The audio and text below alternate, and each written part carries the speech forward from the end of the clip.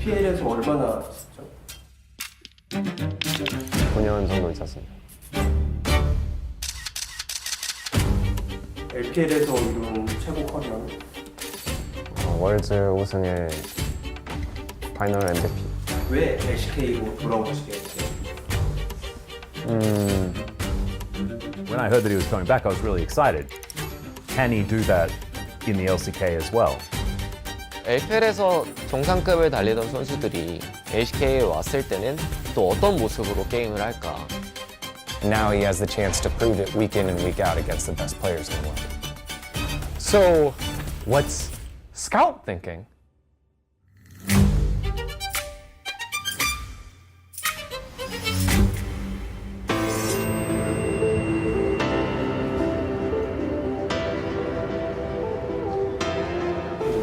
안녕하세요.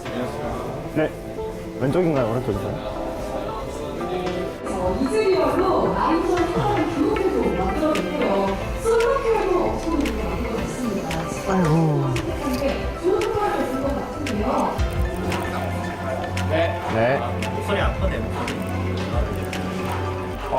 미드가 서포트 넣는 거 10% 늘려주세요. 네, 렌즈 선수 다시 한 번 말씀해 주세요. 태현이 말해봐. 태현이. 근데 쉽지 않은데 이기기가. 집 타임을 잡게 드물네. 좀 늦으셔서 네. 왜 늦으셨는지요? 그냥 뭐 처음이기도 하니까 최대한 시간을 써야 되지 않을까요? 이번 경기 어떠신지? 재밌을 것 같아요. 감사합니다. 사실 첫 경기 하기 전까지도 스트림에서 저희가 좀 소통적인 부분이나 약간 플레이 스타일을 확실하게 맞췄다고도 보기 힘들었고 해서 좀 많이 불안했어요, 사실. 그래서 좀 너네가 최대한 그냥 부딪혀봐라. 하고 싶은 대로 일단 하고 너무 어렵게 팀에 맞춰서 하려고 하지 말고 그렇게 게임에 임했는데 쫓아내고 렉사이가 뒤에서 렉사이 앞에 지켜! 앞에 지켜! 그래서 태현을 뒤쪽으로 빠졌죠? 다시 또 디아블도 그래서 디아블을 디아블을 넣었거든요. 근데 디아블이 안 죽었어요. 지금. 아직까지 살았죠? 그리고 서로 태우고 딜러들이 살았고? 살아있거든요. 서로 딜러들이 살아있는 가운데 갈만한 것 같은데 알이 많아 없어. 이나라 궁도 없고. 아 너틸보다 너틸. 그래서 일단은 래퍼를 한번 노리고 있습니다. 스폰지와 스카우트. 디아블이 허리 쪽에서 근데 배와 빛나 오늘 진짜 날카롭습니다. 스카웃 선수의 화려한 복귀전이 되었으면 좋았겠지만 사실 빅나 선수의 화려한 비상이었다는 생각이 들고 그 경기 내용상 미드 쪽 관련된 부분에서 분명히 2세트가 좀 강렬한 임팩트를 남겨버렸단 말이에요.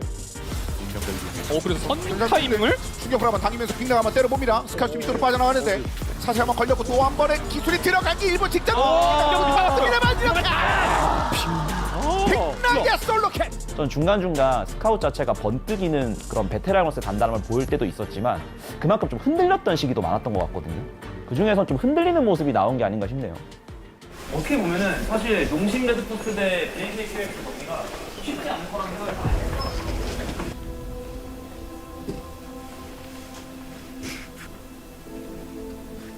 이게 어쨌든 제가 저 스스로 해서 이제 실수가 나오거나 그러면 뭔가 다 해왔던 경험들이라서 어떻게 이제 해결할 줄 알고 얼마나 걸릴지도 좀 바로바로 파악이 돼서 그냥 덤덤했습니다.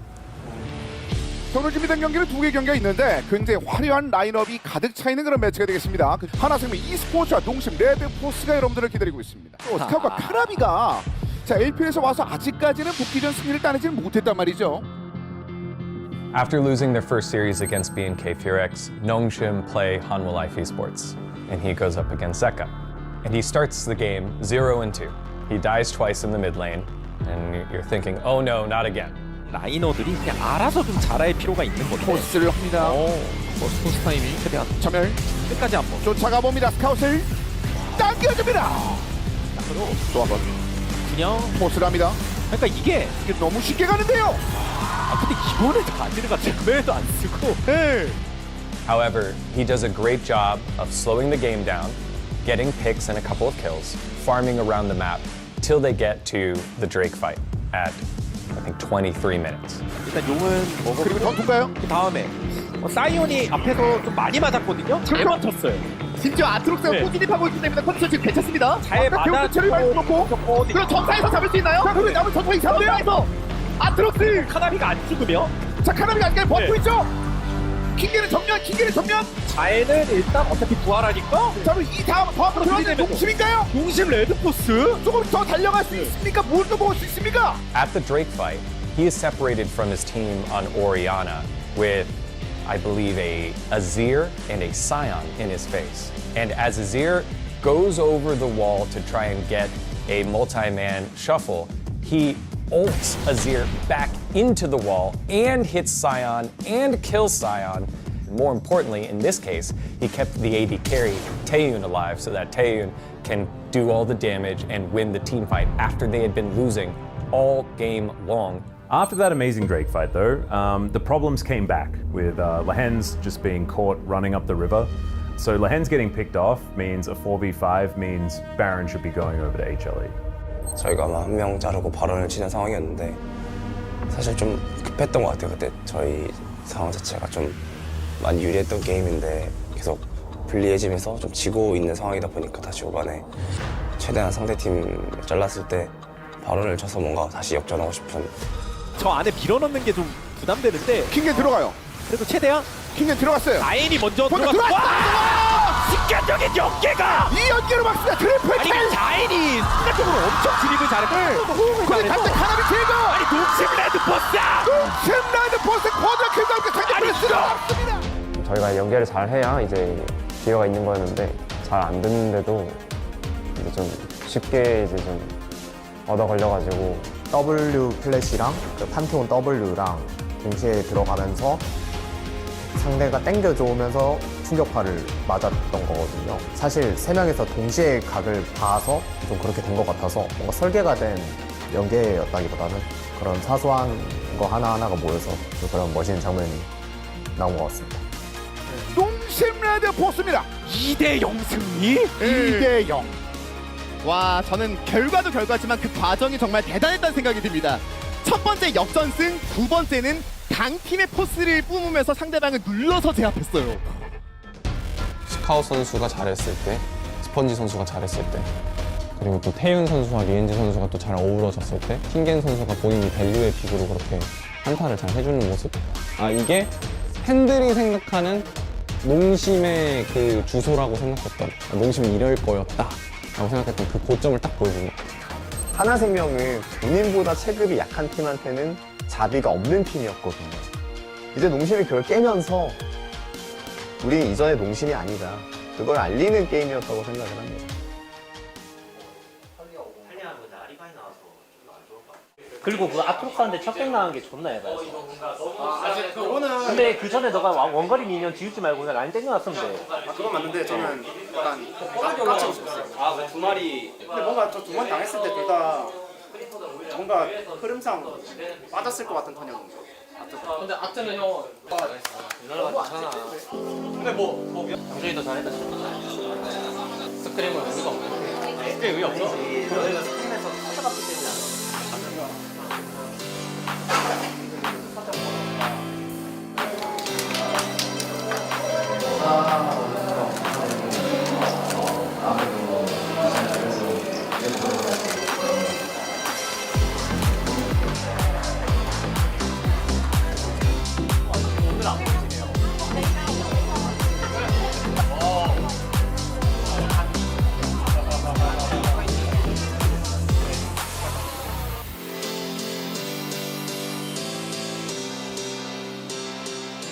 제가 중국에 있었을 때도 한국에 없는데도 좀 한국에 그런 거를 좀 하셨었는데 이제는 좀 제가 한국에서 직접 볼 수 있어서 좀 좋고 항상 이제 응원해 주시니까 정말 감사합니다.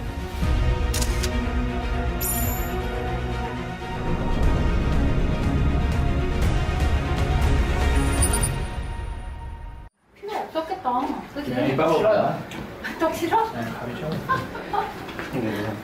싫어. 일부러 가지고 처음. 나도. 옛날에 오션 알아? 오션.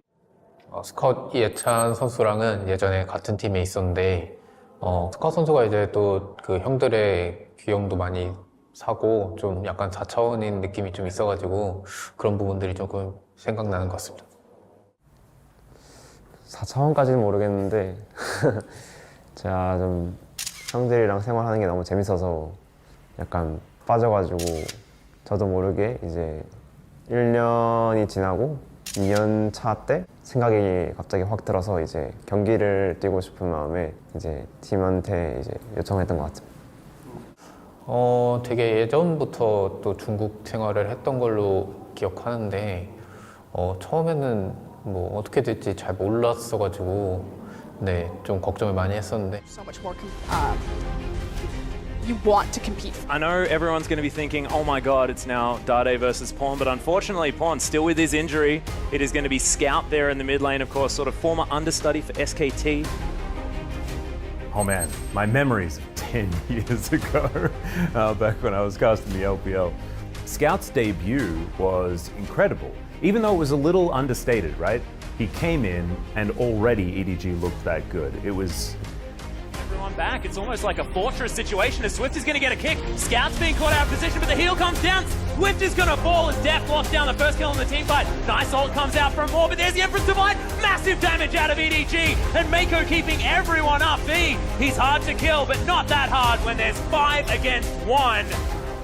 저는 뭐 항상 자신감에 차 있어가지고 어차피 잘하지 못하면 이제 결국 거기서 거기라고 생각해서 큰 부담감 없이 없었던 것 같아요.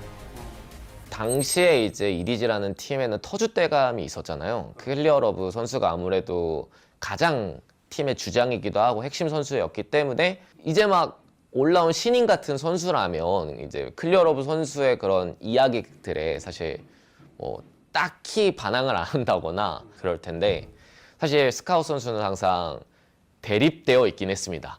그런 것도 참 좋은 추억인데 이제 성격도 저랑 비슷하게 약간 엄청 열정적이고 이제 완벽을 추구하는 그런 선수였는데 제가 굉장히 잘한다고 생각해서 이제 저와 의견이 잘 안 맞는 부분을 이제 서로 설득하려고 대화를 좀 많이 했던 것 같아요. 중재를 하다가도 한 1시간 반 넘어가기 시작하면 이제 그냥 니네 둘이 가서 얘기하고 와. 나도 이제 도저히 안 되겠다. 이랬던 기억이 좀 있습니다. 워낙에 논리적이기도 했고 자신을 중점적으로 풀어나가는 방법에 대해서 이미 공부를 시작했었던 선수고 정말 저도 보면서 많이 영감을 받았던 그런 선수긴 합니다. 네. 자, 농심이 그 지난번에 굉장히 큰 매운맛을 보여줬습니다. 그렇죠. 하나생명을 상대로 2대0 승리를 했다는 거 정말 엄청났고 그 과정에서 또 선수들의 어떤 DNA가 다들 깨어나는 듯한 그런 것들이 정말 화제가 됐다면 So after taking the series against HLE, I think a lot of us assumed Nongshim were back on track. This team's gotta work. 확실히 이번 올해 다크호스는 농심이구나 이렇게 생각을 하긴 했었거든요. 근데 바드가 이거 패치를 얼리면 또 달라집니다. 바드가 얼리다면은 그 다음에 근데 여기 포탄 넘어와요.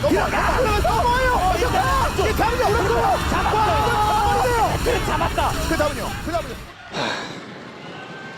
패배하는 과정이라던가 결과를 봤을 때 뭔가 농심이 조금 뭔가 애매하다. 뭔가 라인전도 조금 애매하고 한타도 조금 애매하고 그런 게 계속 나오는 거예요. 그래서 이게 뭐가 문제일까? 전에 여러 가지가 있겠지만 아직 원활한 소통이 되고 있는 것 같지가 않아요. 야 우리 없는데 야 3차 이번에 가보자. 나풀 돌 때까지 기다리자. 한번 해. 우리 없어. 나 타워도 있어서 이거 해도 되겠다. 저는 최소 뭐 3개월, 뭐 많게는 뭐 반년, 어쩔 땐 영원히 안 될 수도 있어요. 근데 그 과정에서 농심이 그 한 방향으로 가는 타이밍이라고 생각을 합니다. 점점 나아져야 되는데 왜 이렇게 우리 다 왔어? 네, 다 왔어. 얘들아 근데 뭐 상대가 잘한 게 아니라 그냥 우리가 그냥 자멸을 했어 라인전을.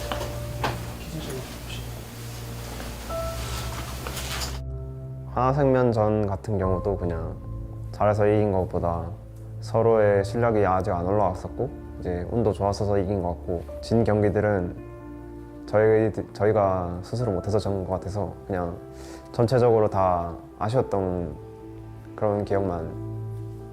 DK나 이제 DRX랑 할 때는 사실 저희가 초중반엔 좀 유리한 구도를 꽤나 많이 만들었다고 기억하고 있거든요. 후에 저희의 실수가 나오면서 좀 유리한 경기들을 지니까 좀 그런 게 많이 아쉬웠던 것 같습니다.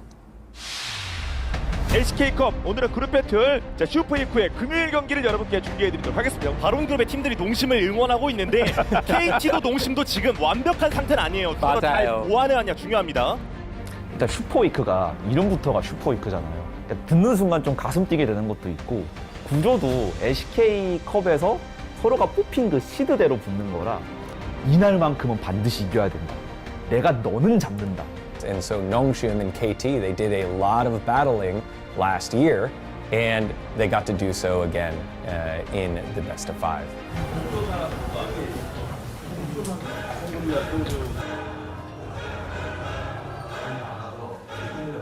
KT도 이제 작년에 준우승을 롤드컵을 했어서 다들 이제 많이 성장했을 거라는 생각을 했습니다. 농심도 그렇고 저희도 그렇고 아직 되게 폼이 끝까지 올라온 느낌은 안 들어서 이길 것 같다 질 것 같다라는 생각보다는 되게 박빙일 것 같다라는 생각을 했었던 것 같아요. BDD 아직 타워 없어요. 일단 BDD BDD 전면 없을 때 잡을 거 잡고 유나라도 붙어서 때리고 있어요. 그러면 빼야 돼요. 무조건 빼야 돼요. KT 미니나를 일 때. 예. 들어가서 오히려 먼저 일단 한 바꿔. 근데 그나마 카라마긴 한데 그리고 위에서 찌르면 좀 때리면 그래도 킬겠죠. 찌르면 마무리됐고 다음 퍼펙트. 이게 아지르랑 이지가 많이 찍혔어요. 태연 쪽. 빅통이 폴짝. 태연 생존. 에이미까지 같이 넘어가면 다 잡기는 힘들어 보이는데. 와 그리고 리에즈 BDD까지 농심 레드포스. 바론의 그룹 스테이지 슈퍼위크 시작은 오늘부터다. 2대0 앞서 나갑니다. 농심 대 KT요? 아니 3세트 제가 지금 다시 생각해도 어이가 없는 게 뱀픽이 망했어요 진짜. 그 뱀픽이 상대방의 요네말파 들어가고 그 제가 기억하기에 상체 플러스 하체까지 해서 밸류부터 사실 진짜 저 레벨만 안 터지면 무조건 이기겠다 이 생각을 하고 있었거든요. BDD 선수가 그 초반에 해야 되는 걸 하더라고요. 고스트가 5점 BDD 자 이렇게 뒤지고 있는 매우 알가 이게 들어갔다. BDD 선을 좀 넘으면서 플레이를 했던 것 같고 제가 알던 구도랑은 좀 다른 느낌이었어가지고 이제 저 말을 들어보니까 1대1을 좀 하면서 새로운 좀 구도를 정리했던 것 같습니다. 3세트에서 스카우트 선수가 좀 요네로 힘들어해서 그래서 이제 4세트로 뱀픽하기 전에 있었는데 칼퇴근은 아니네. 경험치 쌓아줬다. 진짜 노린 거야? 노린 건 아니지 당연히. 너네 경험치 먹여준 거다 이러면서 뻔뻔하게 말을 하더라고요. 그래서 재밌는 사람이다. 경기를 좀 많이 하면 오히려 저희한테 이득이라는 생각도 있었고 뭐 지더라도 뭐 큰 차이 없으니까 그냥 별 부담이 안 됐던 것 같습니다. 타싸움. 네, 커즈 막아줘. 쌍고 정관사. 골이 먹고 그다음에 트런드 잡고 근데 뒤에 빌라인 일단. 올라프가 1대3. 우와, 올라프가. 기계 거기 잡혀들어. 제리 발견하는 아니 방금. 지금 기분이 너무 나빠요. 미드마터 다 밀린 거라. 나 불렸다. 나 괜찮아. 3보다. 일단 살려줘. 근데 데미지는 막창 들어갔어요. 발사. 이번에 태윤이 근접해서 싸워보고 있습니다. 농심 레드포스.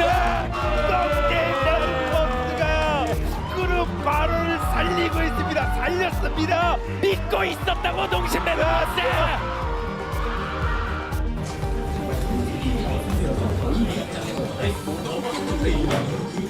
아니요. 누가 불리해 볼래? 나 눈? 아니 나 눈?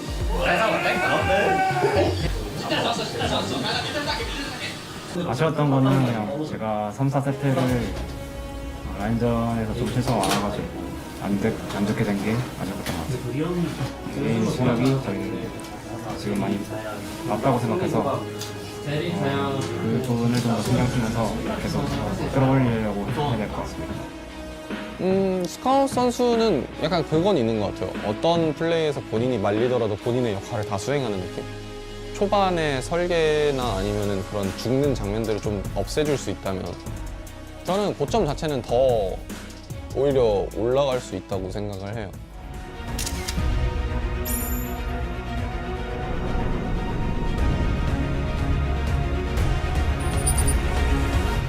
자, 2021 LOL 월드 챔피언십. 자, 이곳은 다시 리가르달 스웨들 실내 스포츠 경기장입니다. This is the #1 LPL seed, #1 LCK seed, and yes, EDG did not have the cleanest run to make it here. 제가 그때 기억하기로는 이제 스카우트 선수가 조별리그부터 계속 올라오는데 이제 강팀들을 많이 꺾었다고 기억하고 있어서 스카우트 선수가 그 중심이었기 때문에 굉장히 잘하는 선수로 기억하고 있었습니다.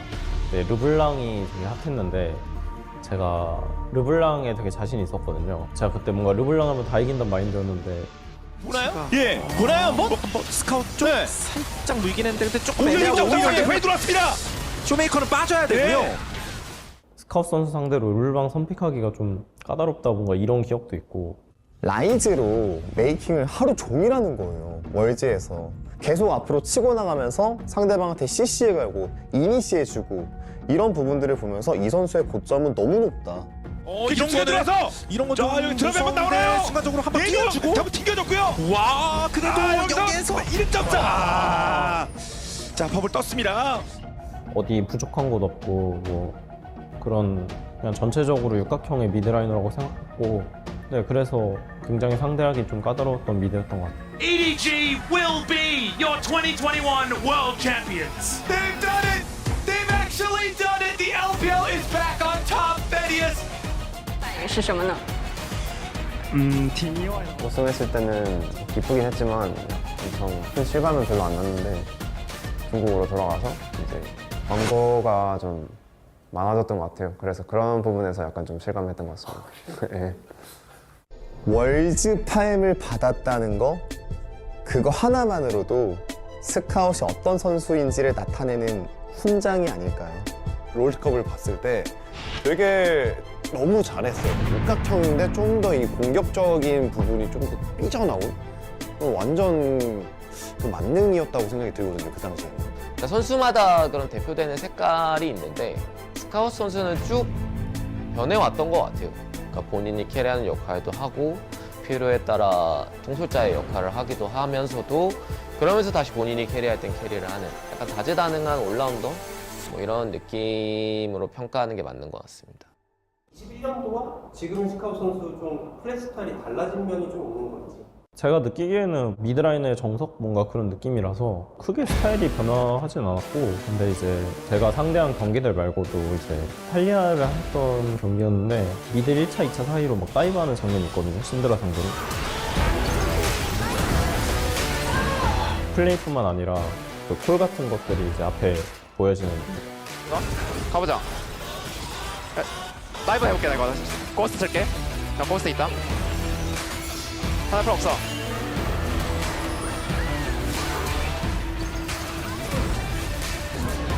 되게 콜을 주도적으로 잘하는 것 같아서 LPL에서 오래 뛰셨음에도 불구하고 LCK 무대에 잘 적응하시는 것 같아서 되게 잘한다고 생각했습니다. 콜도 좀 많이 변했는데 강팀들이 이제 콜하는 것도 좀 자주 나오잖아요. 그런 거를 보면서 차분하고 이제 침착하게 좀 콜하는 게 좀 좋다고 느껴져서 그런 식으로 좀 바꾸려고 노력하고 있습니다.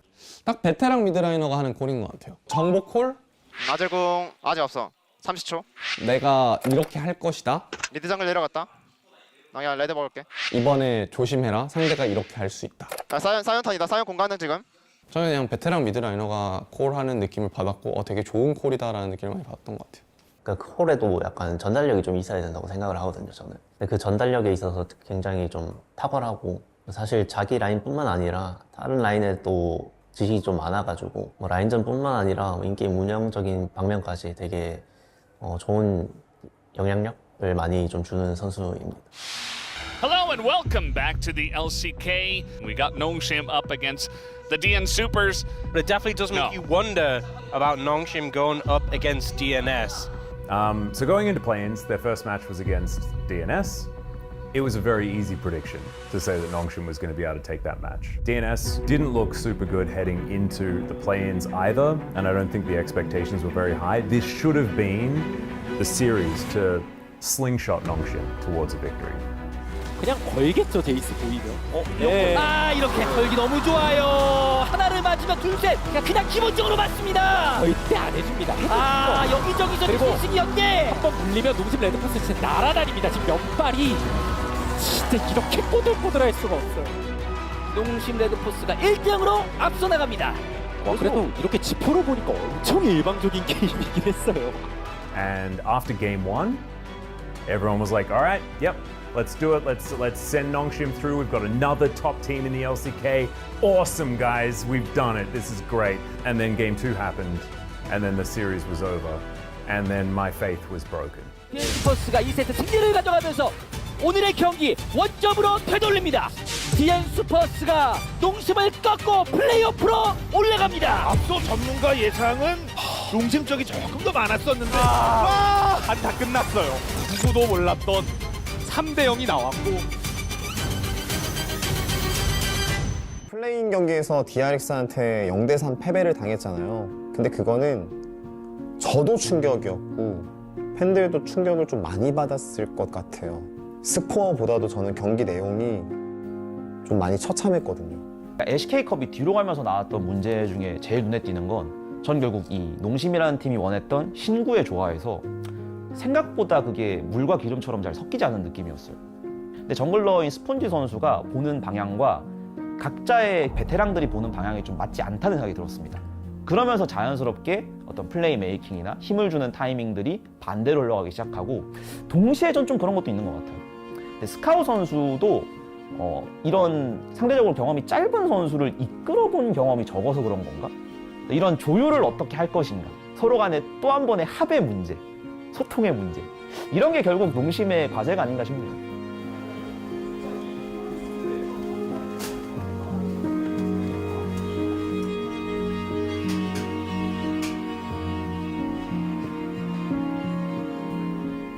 저희가 실수가 없으면 좀 이길 수 있는 상황이었다고 생각했는데 그런 상황에서 좀 진 게 좀 많이 아쉬웠던 것 같고 이제 DRX전은 그냥 확실히 못했고 확실히 져가지고 그냥 예상치 못한 좀 계속 매판 좀 압도적인 좀 패배였다고 생각을 하고 있고 좀 상대 팀에 비해 저희는 좀 약간 제자리 걸음을 했던 그런 기간이 좀 길었던 것 같아서 되게 뼈아픈 패배였던 것 같습니다. 뭔가 필사적이지 않았다. 열심히 못해서 안 해서 졌기 때문에 뭔가 후회가 많이 남는 그런 대회였던 것 같아서 그런 부분이 많이 아쉬웠던 것 같습니다.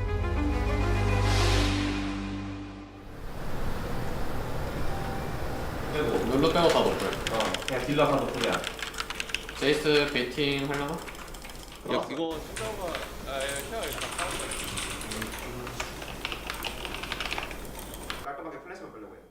스카 선수가 제 스크림 한 거 개인 화면을 보면서 이때는 어떻게 했어야 됐고 뭐뭐를 못했고 이런 거를 막 몇 판 연속으로 계속 봐준 적도 있고 그런 부분이 저한테 진짜 많이 도움됐다고 생각하는데 이미 집 찍었는데요? 여기서 파워 때문에 한번 뺀 거지. 괜찮은데 여기서 한번 뺀 게 있나? 여기서 그래서 나왔어. 그거는 걸어. 여기서 그냥 꽁무니 따라갔어. 말뚝 때문에 하면서 살짝 보면 나을 것 같아. 맞네. 56렙이었던 파워 좀 많이 열심히 해야겠다. 그리고 너무 고맙다. 이렇게 배워나오고 싶다라는 생각이 많이 들었던 것 같습니다. 근데 보면 스카우트 선수는 연차도 되게 많고 그다음에 짬이 많이 찼다고 하죠. 그런 선수들은 보통 이제 자기 시간이 되게 중요하거든요, 대체적으로. 근데 어떻게 보면 그런 시간을 팀원들을 위해서 계속 이렇게 쓸 수 있다라는 것 자체가 되게 대인배적인 마인드라고 생각을 해서 제가 항상 해오던 거라서 그냥 자연스럽게 했었던 것 같고 결국 제가 이기려면 저희 팀원들도 다 잘해야 되니까 이번 정규 시즌 때는 이제 저희가 문제점들도 다 파악을 했으니까 이제 문제점들을 고쳐나가기만 하면 확실히 좋은 모습을 보여줄 수 있을 것 같습니다. 스카웃 선수의 경기를 보니까 아직도 열정이 꺼지지 않은 선수라는 게 좀 보여요. 또 다른 도전을 위해, 목표를 위해 나아가고 있는 건 좀 배울 점이 많은 것 같아요. Scout's play style is like a master key. With Scout, he gets to battle against the best mid laners in the world. So Scout, bouncing off of a individually tougher year in 2025, is looking to prove that he still got it and is one of the best in the world. 와, LPL 시절 때 그런 스카웃을 보고 싶어요. 막 상대방 라인을 엄청 부셔버려가지고 후반까지 좀 끌고 가면서 하드캐리하는 그런 게임을 좀 스카웃 선수한테 보고 싶습니다. 진짜 우리가 알고 있는 그런 스카웃의 모습, 우리가 기대했던 그 스카웃의 단단한 모습, 솔리드한 모습, 이걸 이제 1, 2라운드 때 보여주면서 강력한 미드답게 농심 레드포스를 이끄는 선수가 되면 어떨까? 그걸 기대해봐야죠. 왜 LCK로 돌아오시게 됐어요? SK는 사실 우리나라에서 이제 하는 거잖아요. 그래서 한 번쯤은 좀 정식으로 경기를 해보고 싶은 마음이 항상 있었고, LCK 복귀를 좀 계속 하고 싶었는데 이제 올해 기회가 생긴 것 같아서 이제 오게 된 것 같습니다. 프로게이머는 항상 무조건 우승을 해야 된다고 생각해서 매 순간마다 최선을 다하면서 이제 좀 좋은 결과를 기대해야 될 것 같습니다.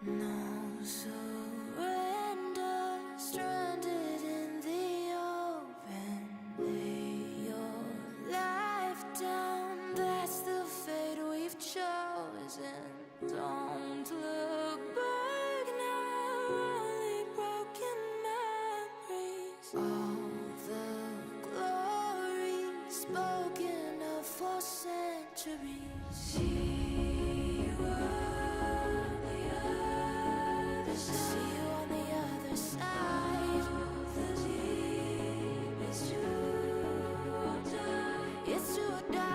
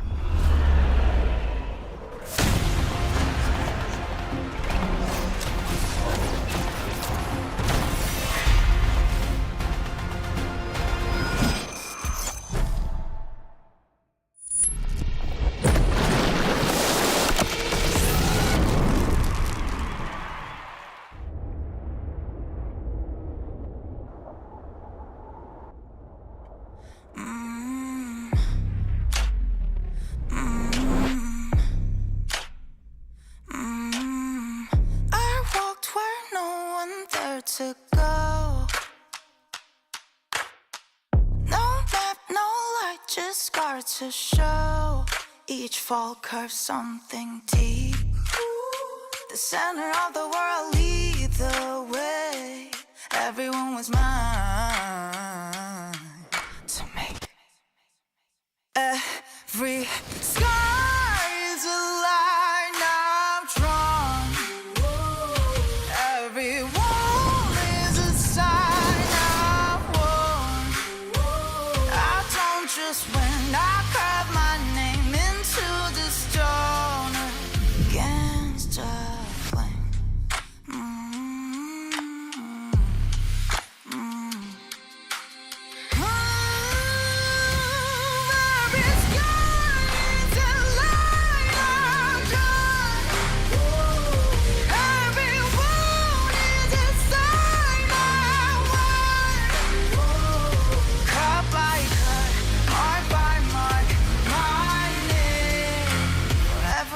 stole.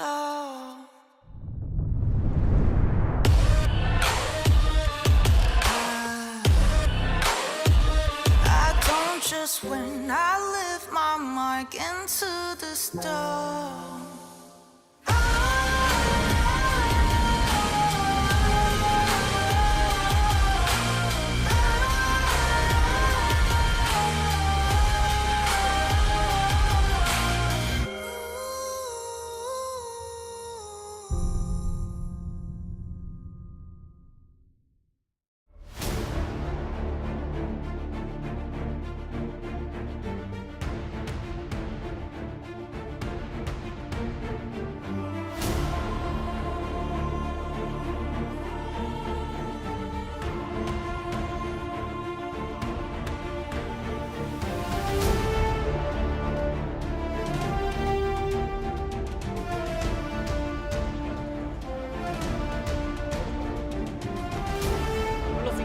화이팅! 오늘도 이기자! 화이팅!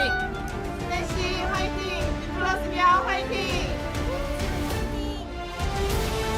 Team, fighting! Hello and welcome back to the LCK. We are here on the second day of the official LCK. We have D plus Kia up against Nongshim Red Force. I am Valdez, with me is Ox. How are you doing today, Ox? I'm doing pretty good. Excited to be back casting the LCK. I did see, unfortunately, I'm casting with you, but you know, it's still a great matchup that I can't wait to get stuck into. You know, it is what it is. It's like 50% of the times you get me, the other times you get Alice. It is what it is, and you know, today we did have some really fun matches yesterday, although they were pretty one-sided. But today, I think we could really go the distance. I mean, yesterday was the day of upsets, right? We had KT coming out big against T1, and then 10th place HLE from the LCK Cup, getting first win of the season. I'm sure no one expected that. So now KT and HLE with first series wins in pocket, and D+ and Nongshim looking to follow. And if you look at the series that we have today, I think, yes, I think D+ Nongshim, it's leaning more towards D+, but I think overall, I expect a closer day. Yeah, I think it should be pretty close. I think this first series would be strange if it didn't go to 3 games, and then the second one, KRX up against DNS. That one, it's kind of hard to call what we're going to... I think it really will come down to the form of the teams. It's certainly going to be a series. We know that much. It's going to be a series. I think, you know, whoever's got better performances and prep, as we're taking a look at Scout from 2016, January 16th. He did debut with, at the time, SK Telecom T1, and he was playing Lulu mid. Wow. What a time it was. And he did not get the win, actually, so still looking for that first victory on the LCK stage. Obviously, he did play at the LCK Cup, if you are a little bit confused. We are now starting the official LCK as of yesterday, so definitely very fun. But guys, we do have the teaser ready. Let's jump into that now.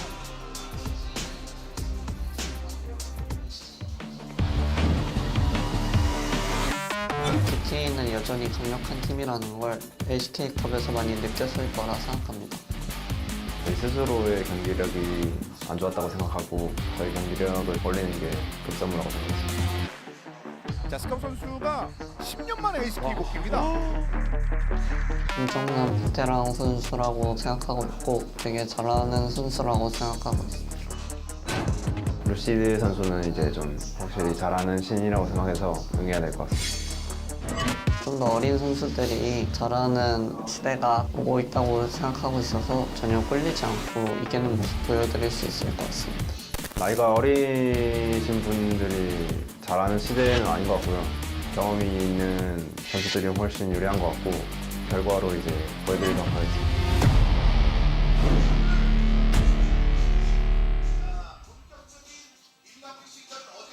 Definitely a lot of respect being shown across the Rift tonight. Pretty interesting that Lucid's still considered a newer player, even though he is in his 3rd year. As now we are going to go ahead and introduce our teams, as D+ Kia will be taking the stage tonight.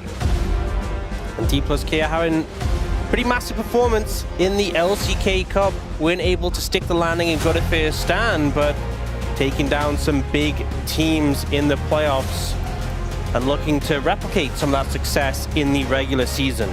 Yeah, I think taking down T1 in the fashion that they did, a very emotional Career was able to turn around his play, and the entire team was able to do it as well as they got the reverse sweep on T1, and that booked them a ticket to, of course, Hong Kong.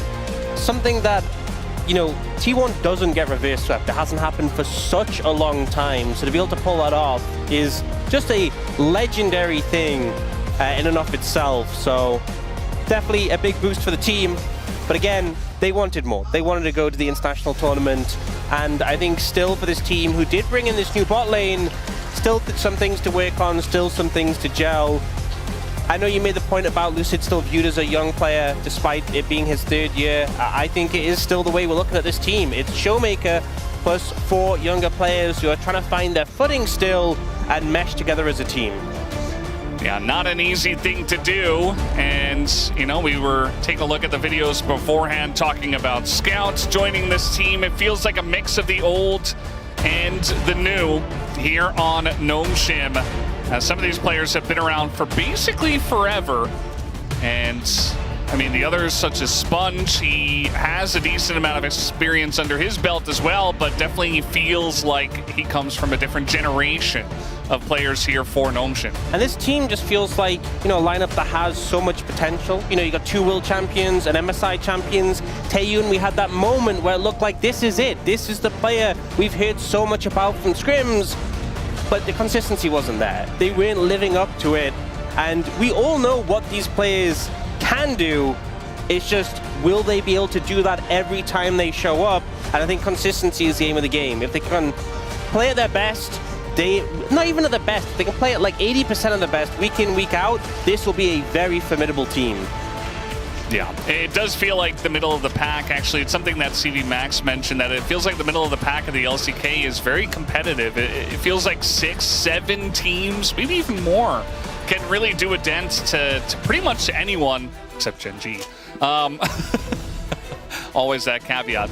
We'll have to wait and see how it does go in the LCK, but it is very competitive in the middle of the pack for sure. And right here we have 2 essentially middle of the pack teams. Now I know DK did get 3rd at LCK Cup, but it does feel like in terms of overall performance, they should still be ranked behind some other teams at the top. I mean, I feel like they had a great performance in LCK Cup, but you're only as good as your most recent performance. You can't hang on to that. It is now the regular season. You need to be performing. This is really a tone setter. You want to come in and win your first match, especially against a team who could end up in similar standing. We saw how things went with Legend and Rise last time. These were 2 teams who were fighting to the last moment to decide who would be in Legend, who would be in Rise last year. It came down to single games. So, you know, this match, you don't want to get later in the season and go, oh man, if we'd only won that day 2 match against Gnomeshim or against D+. And also, I think it's just such a morale boost coming in with that start of the season win. To say all that work we've done between the LCK Cup and now, all that prep we've done, look how good it looks. Look how much better we look. Look how it's all come together. Because if things don't go well, it's back to the drawing board. Yeah, it is pretty cutthroat here at the LCK. You mentioned Legend and Rise, definitely going to be something we talk about as we get a little bit later on in this year. DK ended up being the team that was left down in the Rise group as the 6th place team. They had a lot of success there, but it wasn't up against great opponents, whereas Gnomeshim, kind of the opposite effect, as they were down at the bottom of Legend, just getting beat down every single day.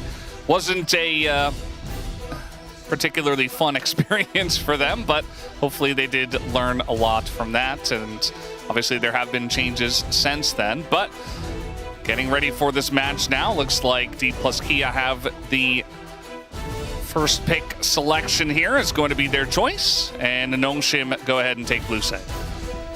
Yeah, and I don't think we've seen the meta altogether change too much. Right, we went into first stand without things being changed a ton, and then with just 1 patch after that. But, you know, it's only been 1 day. We'll see if teams start to shift things up as we move deeper into the season. Still, a lot of the similar power picks have started to come out.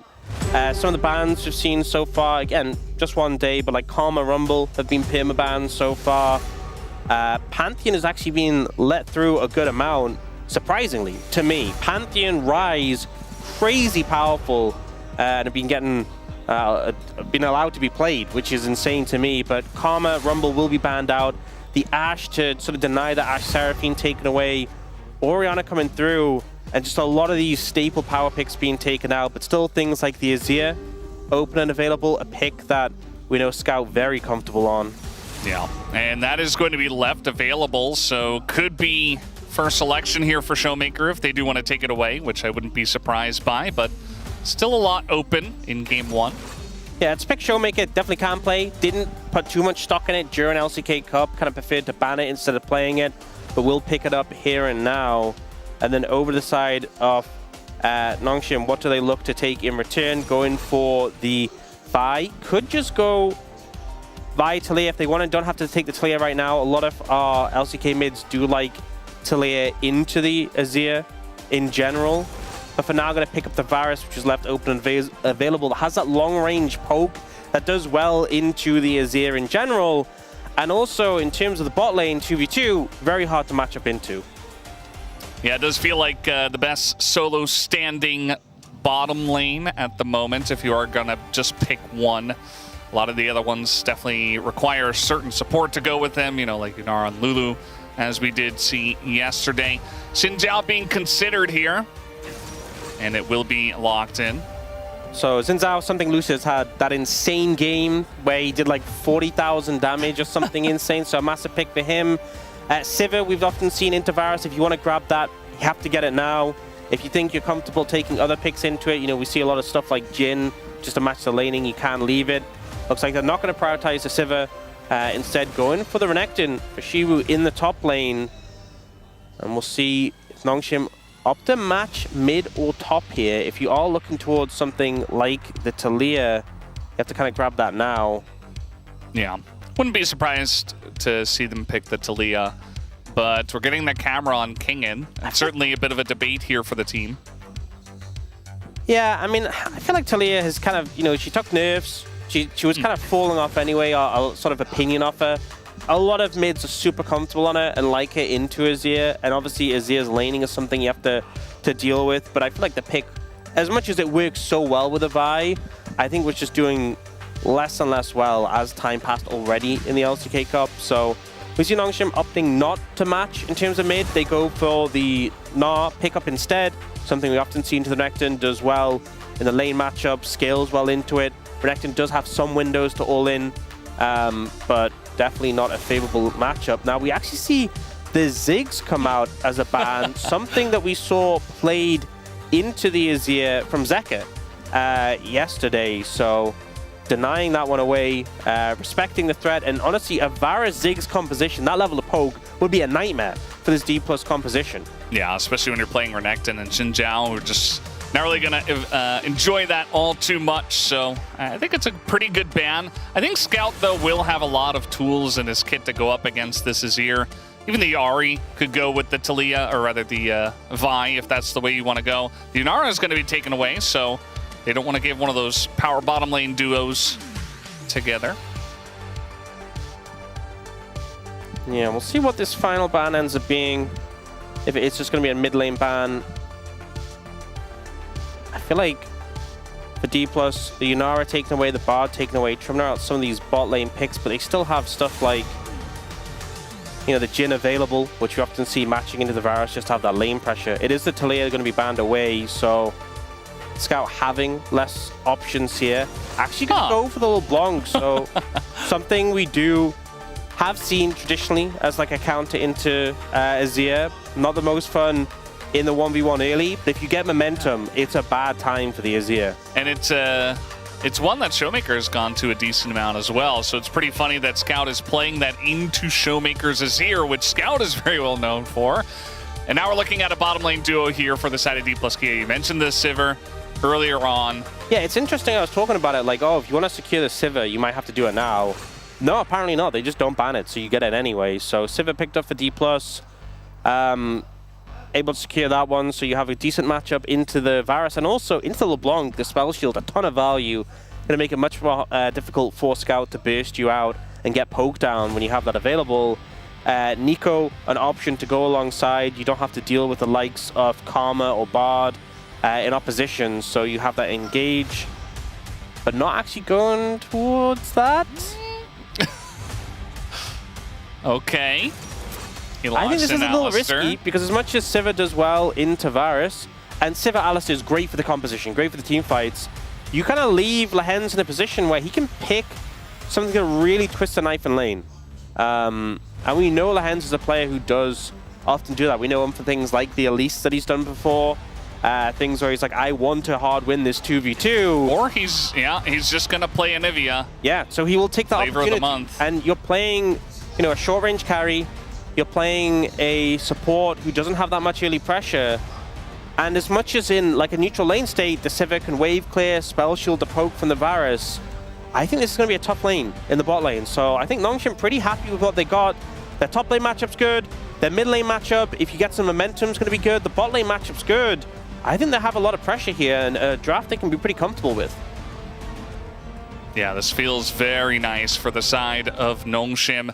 There is a lot of Azir, Sivir synergy as the game does come along for the side of D plus Kiev. It does go very late.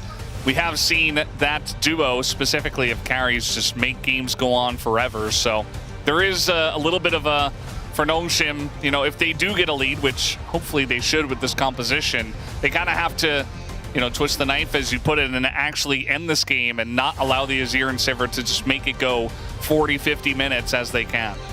Yeah, I think that's kind of the difference between these two compositions. D plus are like, look, we're going to get to the team fights. We don't think you can push the pace fast enough. And when we do, we have a lot of tools available. But I think if they misstep, they're going to be in for a bad time. And Nongshim really are the ones controlling the pace of this game. Yeah, certainly does feel like it as we are ready. Nongshim Red Force up against D plus Kia, game number 1.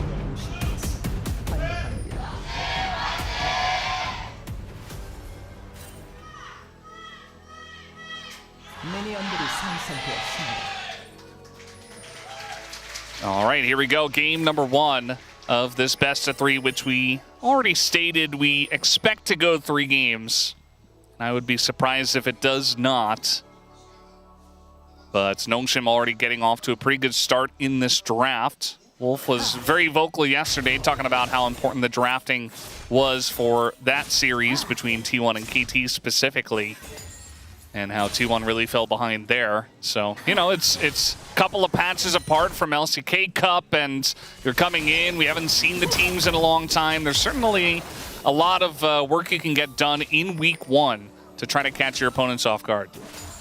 Absolutely. I mean, that's the thing, is that when you're playing in the LCK, you're testing your theories, right? You're putting your drafts to test and seeing what's working and adjusting. I feel like you're constantly getting information. Okay, this draft isn't working. This draft is working. But when you've had these long breaks, you come back, it can be a harsh wake-up call if suddenly the strategy that maybe was working in scrims isn't actually as good as you thought it was when it comes to stage. You can see already the level 1, unsurprisingly, not a fun time for the Alistar Sivir. I think the main thing I'm interested is in the mid lane matchup. How Scout does here into Showmaker. Because I think if Showmaker ends up having a rough time in this mid matchup, maybe if Sponge finds an angle to gank, even though it is hard in his ear, you have decent setup from LeBlanc. That's where the game all falls apart, because, with bot lane already going like this, with the Gnar into Renekton as well, if mid lane starts to fall apart, I think the game's just unplayable. Yeah.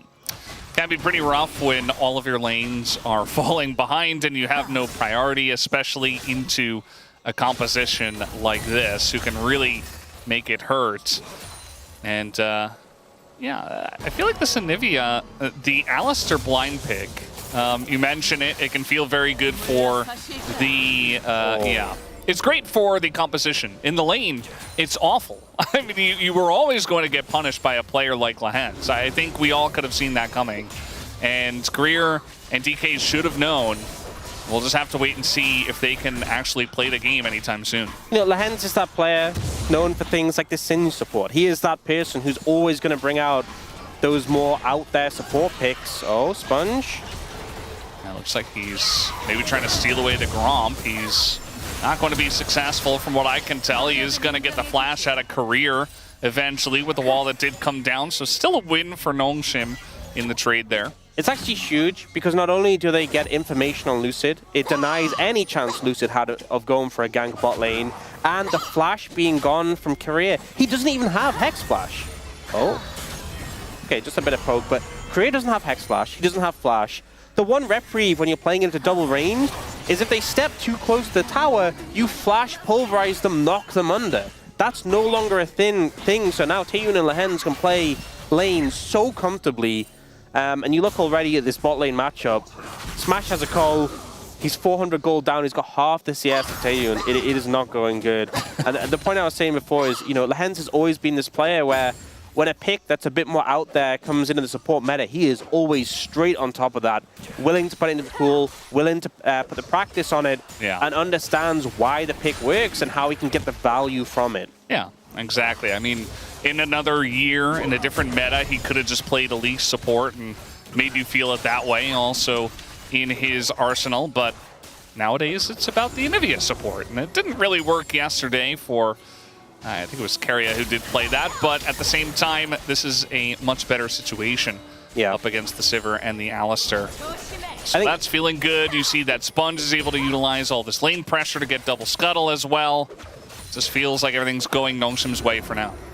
Yeah. Also, I mean, even the Sivir into the Anivia feels really bad because, I mean, one of the things we always talk about is Sivir into Jarvan. Feels terrible because the terrain creation, but that's going to be a similar problem here eventually because we all see it's 3 points in the E for the Anivia for the damage for lane, and then you max W. So that wall is going to be a problem when you're playing a 500 range 80 carry.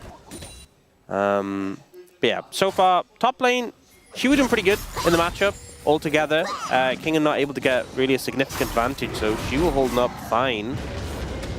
Will get ulted into the wall, but he's doing good there. Mid lane, pretty even altogether. It's just bot lane that is struggling right now.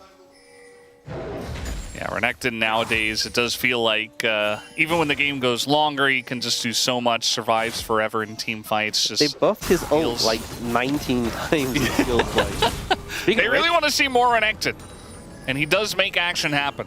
He's definitely one of the best laners at making the jungler's life easy, a la Renekton Italy. Career does not have flash, so he might just die here. Welcome to Anivia support. Goodbye. First blood given over to Taeyun as they tried to run at them for some reason. Yeah, really hard to find an angle in there. There's a lot of burst offered. Did Sponge have his ult already in that situation, or did he get it from the kill? I didn't quite see. But either way, just not a play you really wanted to go for. I think he might have got it from the kill, the level up. But either way, you know, Lehens being Anivia, you can't really focus him down first. He was like the target playing at the forefront of Nongshim. He has the egg for backup. No, Sponge is level 6 as well. Why are you going for this? You're never winning this. I don't know. Well, at least they only lost one member because a quick lesson. But Career taught his team a lesson. He's like, look, guys, this is why we don't want to go in. Like, I'm just going to instantly die here. I was like, surely he wasn't level 6 yet. There's no way they would fight when Sponge is level 6, Luce is level 5. And I was like, well, apparently they did. So, lesson learned. Yeah. It's been a lot of that towards the end of LCK Cup and I guess towards the beginning of LCK, where teams are just like, no, we're just going to flip it here in the bottom river. It's just happening. I don't know. Like, this is just the way we play nowadays. And feels very forced a lot of the time. And Showmaker's not having a fun time in this matchup either. You know, Showmaker had to play blinds, but again, it's Azir. Siu went ahead and picked up the Renekton early, which also got a counter pick. Yeah. And then also they had to blind their support, and then they chose Alistar. And then now Career has to play into Anivia, so nobody's feeling happy. It's one of the things where it's just interesting to see the difference in the matchups. Like bot lane, it was from level 1 that D+ was having a tough time. But in the mid lane, you know, Showmaker was fine level 1, but here, once Scout has ult, this is where the matchup starts to go bad, right? You have the ult available, you have that extra ability cast. Showmaker's ult just really doesn't do anything in the matchup because LeBlanc's never getting close enough. If you dive on her, she's just going to distortion back. And now Showmaker's having a terrible time. You know, both matchups bad, but at different timings. And now D+ just really suffering across the map. Apart from Shiwu. Shiwu's still doing fine in this matchup. So, you know, credit to him. Nah does scale pretty well in the late game in that matchup, but he's doing fine so far. That's just the top lane experience. Yeah, and at the end of the day, like the fact that the Renekton's doing okay in an R, it's like, well, what is Lucid gonna do? Go ahead and gank that? Not really. Not when he has zero control on the map and they know exactly where he is most of the time. It is pretty rough. For now, it's just 1 kill and 1 dragon though. So we'll see. I mean, I mentioned it before. DK do have, you know, trying to make a play. That flash from Taeyeon was beautiful as he's able to get away from Career on the snap engage. Did they have any... I'm trying to look. I don't think they had any vision on Lucid at all. That bush had a control ward. Because in that situation, if you have a hint that, like, you know, Lucid is there, you can be ready. You can be, like, primed to flash. If you're just going off reactions, that's just crazy. I mean, Korea did walk up a little bit, but still, that was an insane flash there from Taeyeon, and it feels so bad for D+. You're trying to look for the play, you commit your Alistar flash, you commit your ult as well. You're so convinced this play is going to work because, I mean, I'm going to be honest, if Taeyeon wasn't that fast on the reactions, he probably was just dead. Yeah. I mean, maybe there's a world where they can get a wall up and get away. Flash on in, this time on a Showmaker. He's not able to react as now flash away from Lucid. And just like that, they pick up a kill.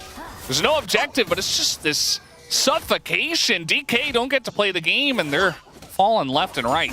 Yeah, and really well played there from Sponge. Showmaker was trying to bait it. He was like, I'm ready. I've got ult. I've got flash. I've got tools to outplay this. And the flash to close the distance, to just shuttle that down. You layer the CC, don't give any outplay potential, and just super clean. Nongshim really on form so far. And we'll see that from the replay. So the Q, and then the flash to buffer the knockup into the follow-up CC just doesn't let Showmaker press any of his buttons. You had to flash his flash, which is just a hard read to have in that moment. Korea now looking for Kingen. I think Kingen's in a bit of trouble. Yeah, trying to maybe get a hop off, but eventually is going to go for it. Has flash as well, and there he goes. He waited. He didn't want to get it interrupted by the Alistar. Very nice patience from Kingen. And, you know, every time DK try to go for something, it feels like Nongshim are reacting perfectly. Yeah, and the thing is, like, getting these flashes in an even game feels nice, but it's not an even game, and they're just falling further and further behind every time these plays backfire, and Smash is so far away from his tower. Lehen's just bothering him. This is such a Lehen's moment, like, okay, on the hunt. Well, he got to the wave. He's on the hunt for the wave. Yeah. He's on the hunt for the minions. I really need to CS right now, says Smash. So I'm just going to press R. Yeah, it's a bit of a desperation moment.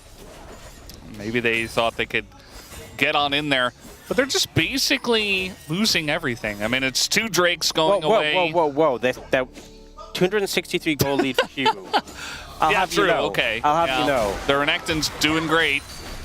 A lot of poke to come down here. And again, they're not trying to get kills or anything. As it's Mountain Soul to come on through. Definitely going to be quite strong, especially with how accelerated they are. They already have 2 Drakes. It's not even 12 minutes. So this could be a very early Soul for Nongshim. And again, no answer for DK. I don't think they're going to be on time to really punish any Drakes anytime soon. What can you even do about Lehen's doing this? Like, it's so annoying. Well, that's the spell shield down. He's just going to flash away. The re-engage comes in from Taeyeon and the rest of the team, rather, as they are going to do a ton of damage to Smash and Career, who are very low, but not dead just yet. Oh, so there's the barrier gone. Oh no, they're trying to leave. And Lehen's is still here, trying to get that wall down when the time is right. He's not quite going to get it, though, so they are able to walk away. Meanwhile, in the mid lane, Showmaker still trying to play the game, still not able to. Sponge is coming, though. If he ults. Yeah, he is level 6. He's just going to go on in, and they just burst him down under the turret. No wave at all necessary. Zoned away on bottom lane. Nongshim are making this look easy.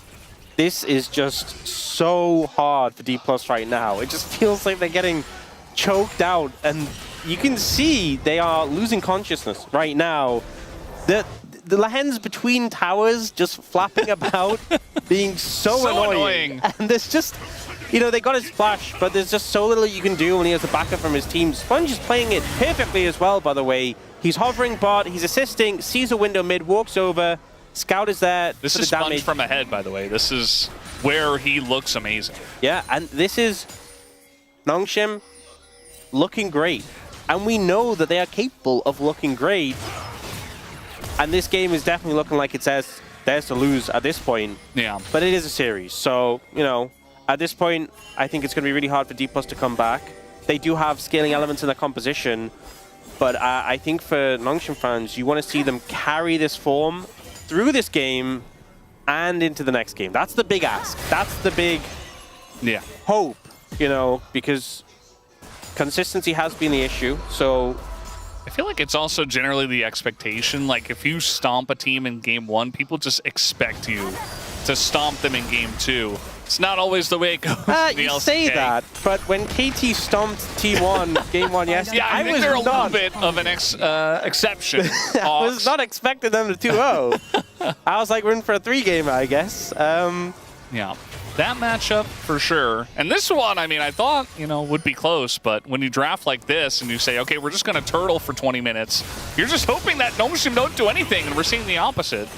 As I love how they're rotating to get more objectives as well. Like, they're not, okay, they're going to trade ults here with Career, but really, importantly, they're just trying to get some more map pressure and more gold into their pockets. More than 5,000 gold ahead here, 15 minutes in. You know, it's nice Career has the Zeeks, so you can just keep ulting to run away off cooldown. Yeah, great. That's what you take the item for, definitely.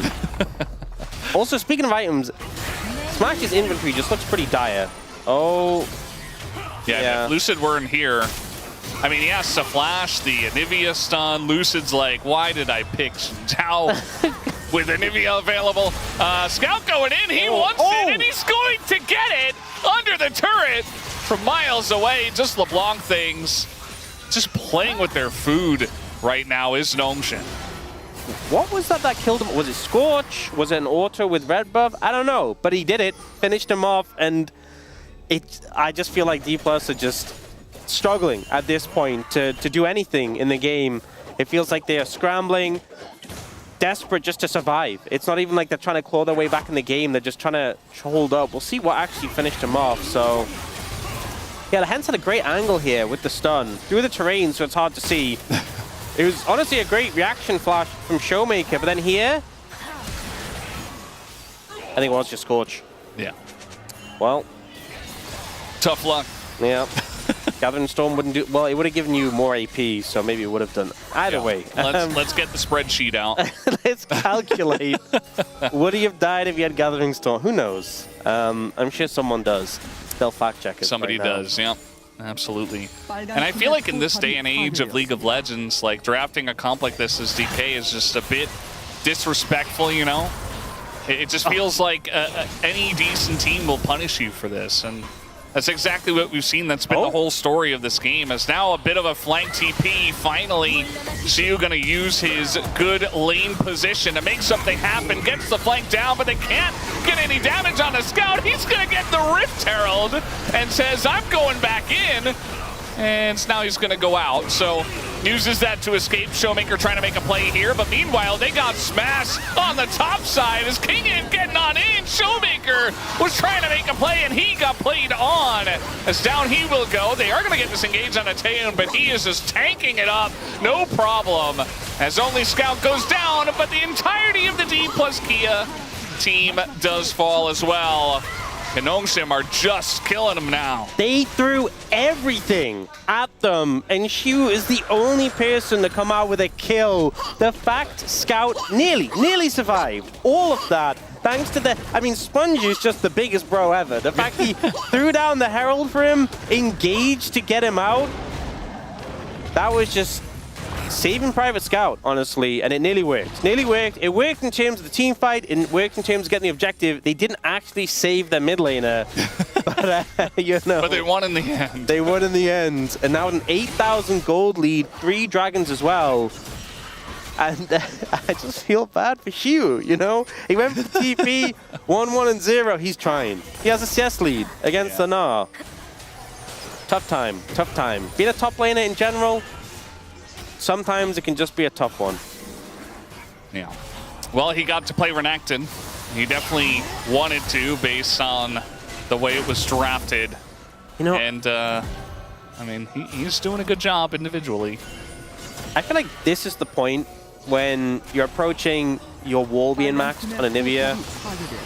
You have the mana as well. This is the point where it just gets a bit ridiculous. The wall spam. Yeah.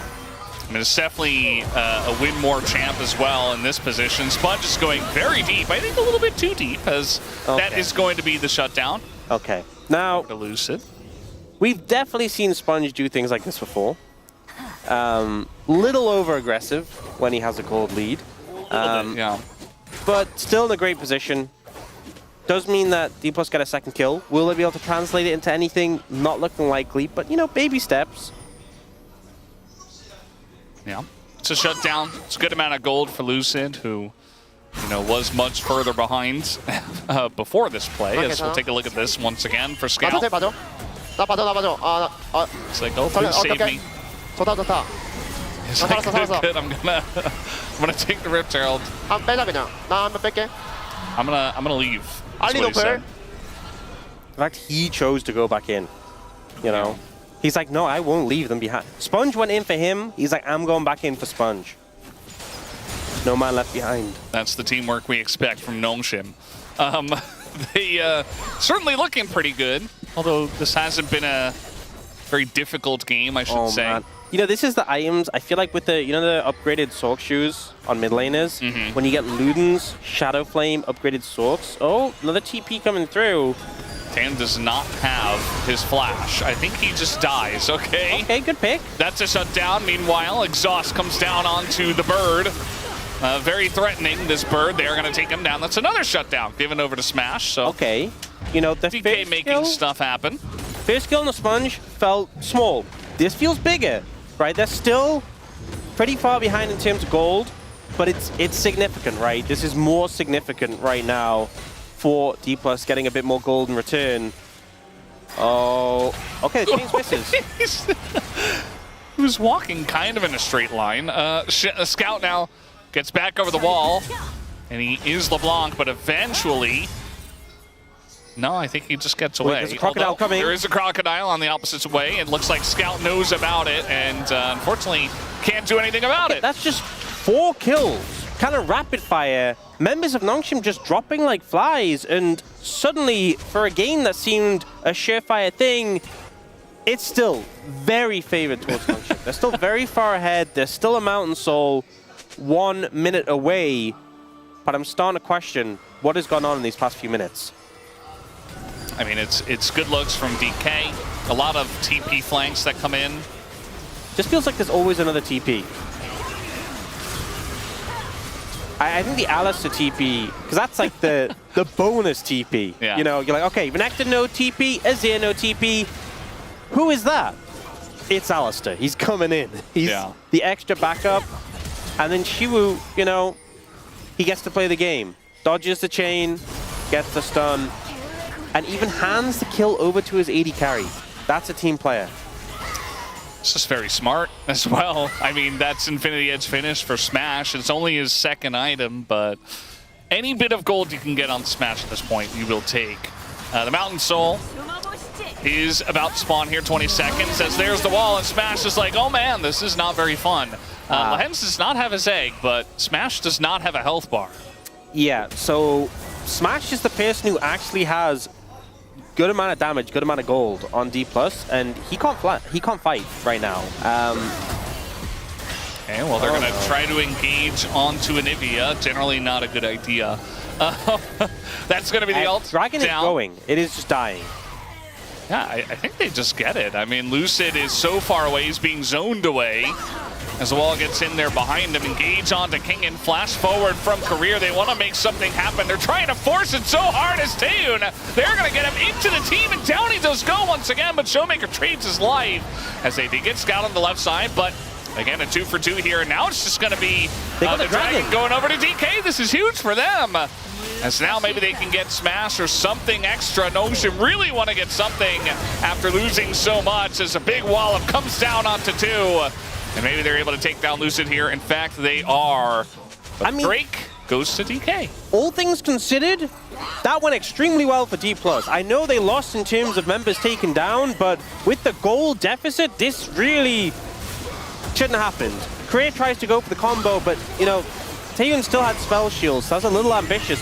Shiwu just jumps on Scout and just solo kills him. A Renekton into LeBlanc. I didn't know that could happen. He finds him. Baron, by the way. Okay, well, yeah. So they have TP and they have their jungler, so. Yeah, I guess maybe it doesn't work out as good. Yeah, after they kill Lucid, I guess they're able to get something pretty big after this. Yeah, that's going to put a dampener on things. Look, things were already pretty wet in terms of dampeners. Yes. But they stopped the soul. I think that's the big takeaway. Denying the soul was a pretty big... And the gold lead is pretty much what it was before we had the dragon fight. You know, I'm thinking real glass... We'll say like 30% full. Maybe like 20% full. Yeah. I'm not ready to say half full. Like glass like 20% full. Yes, they have a big gold lead. They have 3 dragons. They have Baron. But they don't have 4 dragons. That's... It could have been so much worse. It could have The game could have ended already. And actually, Smash nearly has as much gold as Taeyun. Yeah. Shiwu's been having... He's been playing the game on Renekton. He's doing great. He's been doing great. Look, this game could have been over by now. I actually was looking this up. You know, the fastest game in LCK history finished in like 16 minutes. Yeah. You know, way slower than that. Things could have been worse. It could have been so much worse. You know what?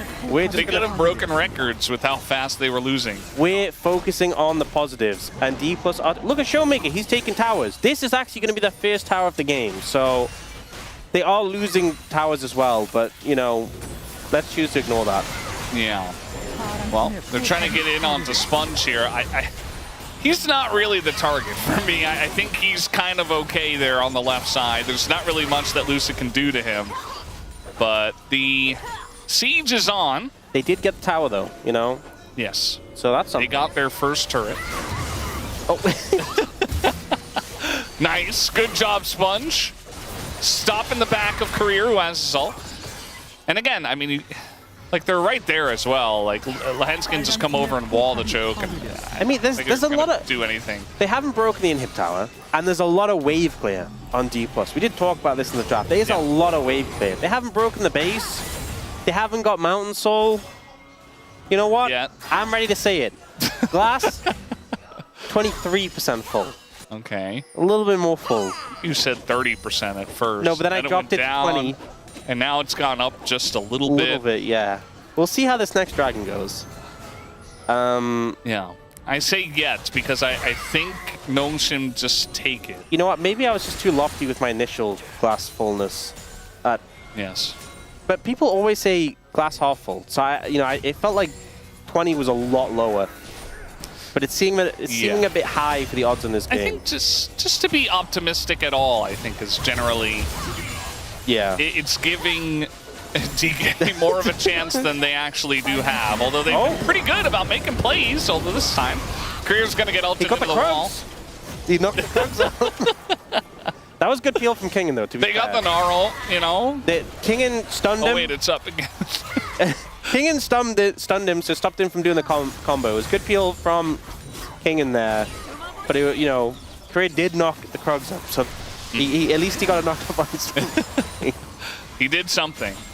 Yeah. All right. Notion, they just want the soul. Yes. This is the problem, though, is that we have 45 seconds for D+ to leave their base and walk all the way over to where Dragon is while dodging Anivia stuns and walls and Varus arrows and LeBlanc. They managed it last time.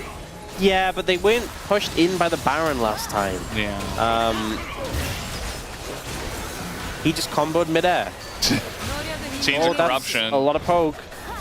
Yeah, no unbreakable will just yet. Although I think, yeah, 7 seconds, he'll have it fight. The will's feeling a little breakable right now. Yeah. That's a wall. Lahenz is like, where is my team? I am just in Anivia. Oh, they got Kingen. They found Kingen. What is going on here? It's free gold. Okay. What? They'll take it. That is exactly what they needed to get into the game. Now they can push in. That is like the definition of orange buff right there. Just a free Gnar. I don't really know what he was doing. He didn't expect the flanking Renekton. Glass 30% full. I'm feeling it. I mean, the way the teams are playing, like DK's been great the last 10 minutes. I don't know. They're making plays happen. And yet 4v5, Noshim still, okay, flash away here from Sponge, so he's not going to have his flash. But they're trying to keep this alive, trying to wait until Kingen comes up. But Kingen doesn't have his TP, so just trying to poke Showmaker. Oh boy!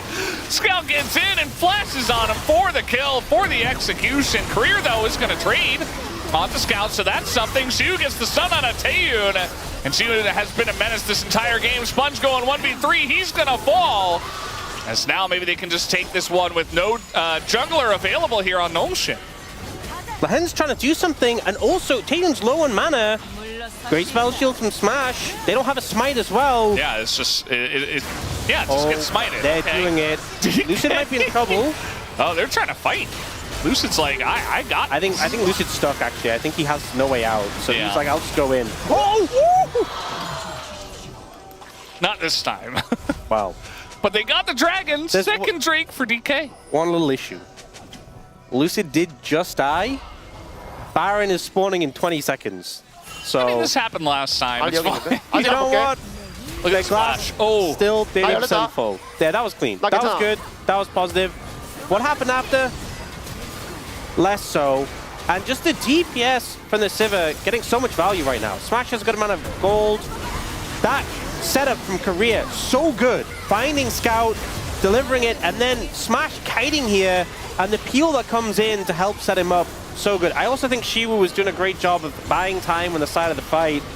And then there's just no gas left in the tank there. They will get Baron, okay? Yeah. But you know what?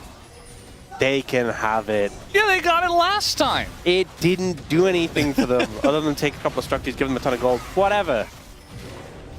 You know what? Gold is closer now than it's ever been, and the game is later now than it has been in the last 30 minutes and 35 seconds. I think I'm ready to say it. The glass. I think it's half full. No. I think it's half full. Not half. 35%. We're approaching half, you know.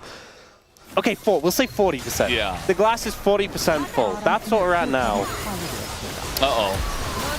The glass is emptying itself. Oh, a little engage here on the Sponge, and they have a decent amount of damage with the Sivir. Sponge will fall, and Noshim are just falling apart here. DK, oh, that is a fantastic ult in the wall, though, from Kingen, making things possible. They get the GA out of Lucid. They will take down the Alistair. And Kingen, he absorbs that engage so well on the Gnar. This is your fault for jumping the gun, Brendan. You said it was half full. Chill out, okay? A little bit of a caster curse there, yeah. Yes. We're going to go for the slow burn. So they lose the Alistair. They lose a lot of their engage. The Baron push coming in. Smash is trying to wave clear, but it's difficult at this point. Yeah. Showmaker had to go back and buy a Zhonya's. He is TPing behind them as they want to get some kind of engage. Chains of Corruption down now. And an angle here for Showmaker. He wants to get over the wall. He gets stunned into the wall again. This time as Kingen will take him down, and now Showmaker has to Promo out of the Anivia. We are getting very scrappy here in the jungle. On the hunt is there. Smash wants to chase, and they do have a lot of chase potential, but it's so hard to chase Anivia. It's so difficult. Yeah. And now Scout getting on in there. He's going to land the chains on a Shiu as he TPs about 3 feet. Oh, that's actually Kingen. Okay. He's going to jump into the fight, it looks like, as Career now down on the bottom side in the jungle. Oh man, the glass is leaking, guys. There's a hole in the glass. Yeah.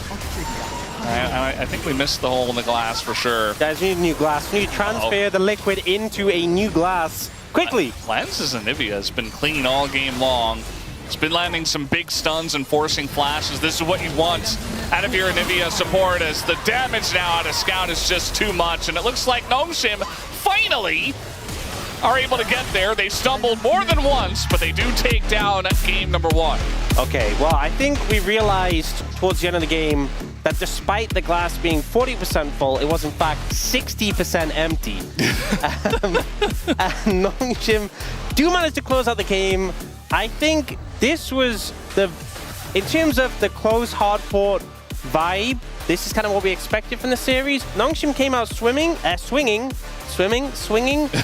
but definitely some question marks still. Yeah. I kind of said, you know, when they were really ahead, and I said, you know, the fans want to see them close this out smoothly. They want to be convinced. And then immediately they weren't for about 15 minutes, but eventually they were convinced. Were they? I think Nongshim won. can be happy with the win, but I think there's definitely some things to work on. And you know what? It's the start of the season. There's a long season ahead of us with stuff to work on, but we do have a series to continue, and you definitely, you know, maybe if the draft was a bit more even, the early game wasn't as good, you could have had some bigger problems there. Definitely could have been a much bigger issue, but at the end of the day, Nongshim, they still get the victory. 1-0 for them, as we'll head to a break.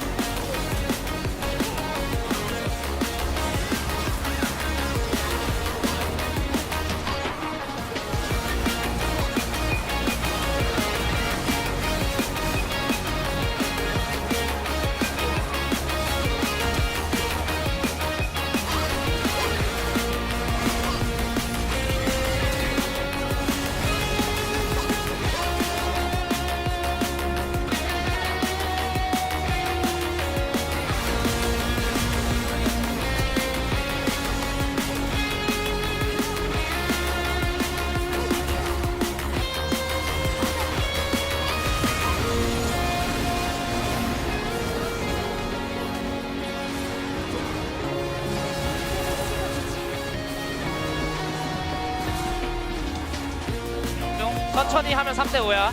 상대가 걸어야 된다. 아지르 스턴. 아지르 했고. 아지르 노플. 아직 전혀 없고. 아지르 노플. 이거 11호 빼고 다 노플. 싸우 노플이야. 3쪽에 조심. 무리하지 마. 싸우 살짝 보면. 싸워 터뜨리자. 싸우. 내가 몸이고. 야 타워 쳐. 네. 트레이 노플. 타워. 야 저기야 그냥. 나이스. 나이스 잘했다. 미치겠다 게임.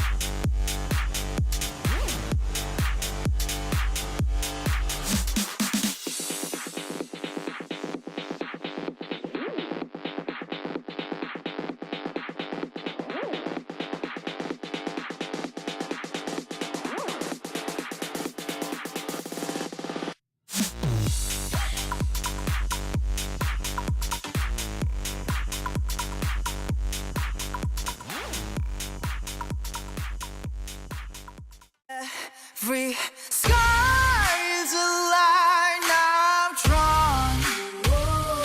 Cut by cut, mark by mark, my name forever in the stone.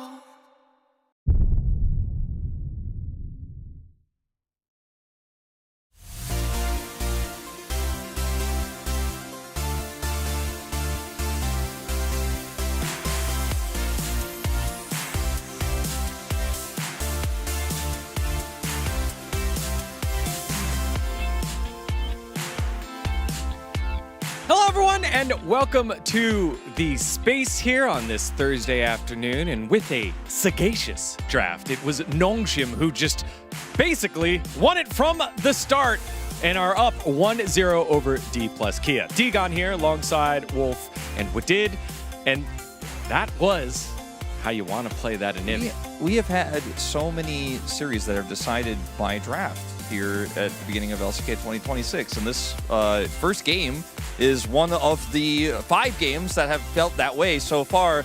Is this Anivia actually makes sense, unlike the Anivia we saw yesterday, especially with the Alistar coming through face-up. You know you're going to have that winning lane, you know you're going to have that bottom side, but you also have a winning lane with the Gnar counter pick, and you also got the LeBlanc counter pick for the Azir, so you have 3 winning lanes. The Anivia makes a ton of sense, and the early game should favor Nongshim here, but they also have a lot of scaling elements as well.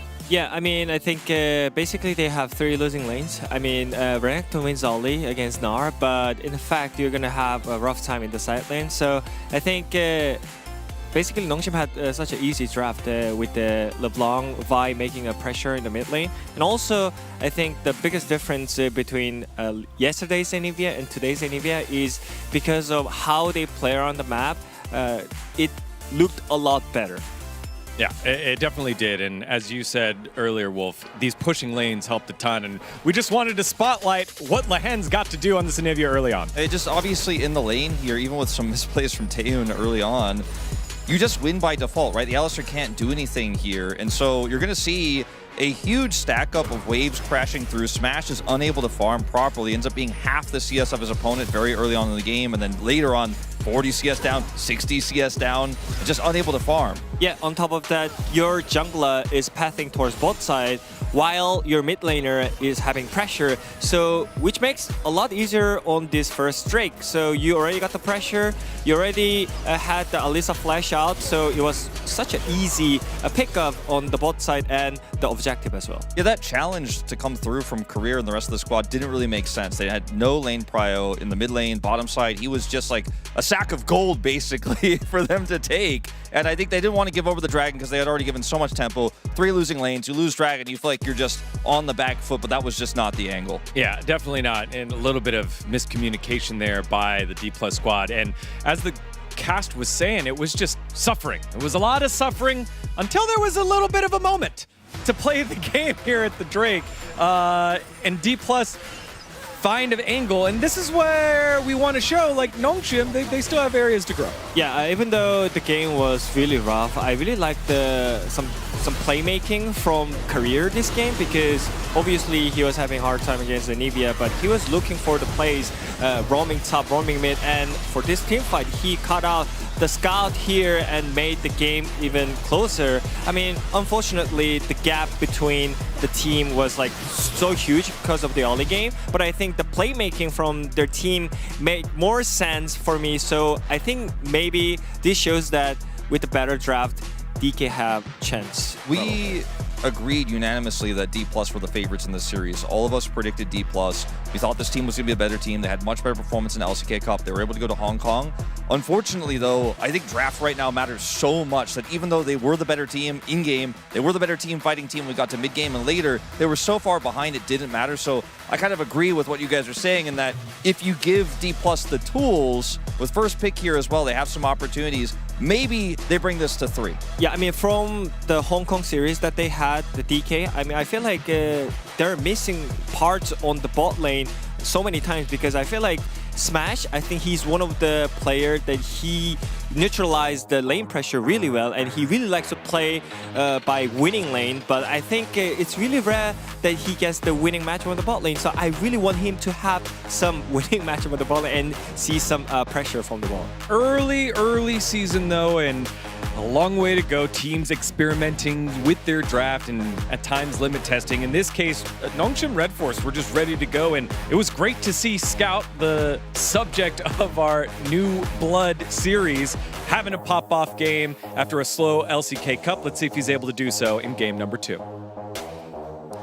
Thank you very much, guys, as I think you all hit the nail on the head there. As DK, they definitely did look very good. Whoa, look that. So many cards. Now that is someone who I could see being president of the Lucid Fan Club. You know. Well, who was it? I mean, we didn't see who was behind Well, there. it definitely wasn't Chronicler. That's all I'm going to say. You know. How do you know? I mean, it could have been. They looked a lot shorter. Maybe. Mao is very tall. They were sitting down. Mao is very tall even when he sits down because he's just that tall. He is really tall, isn't he? All right, game number 2.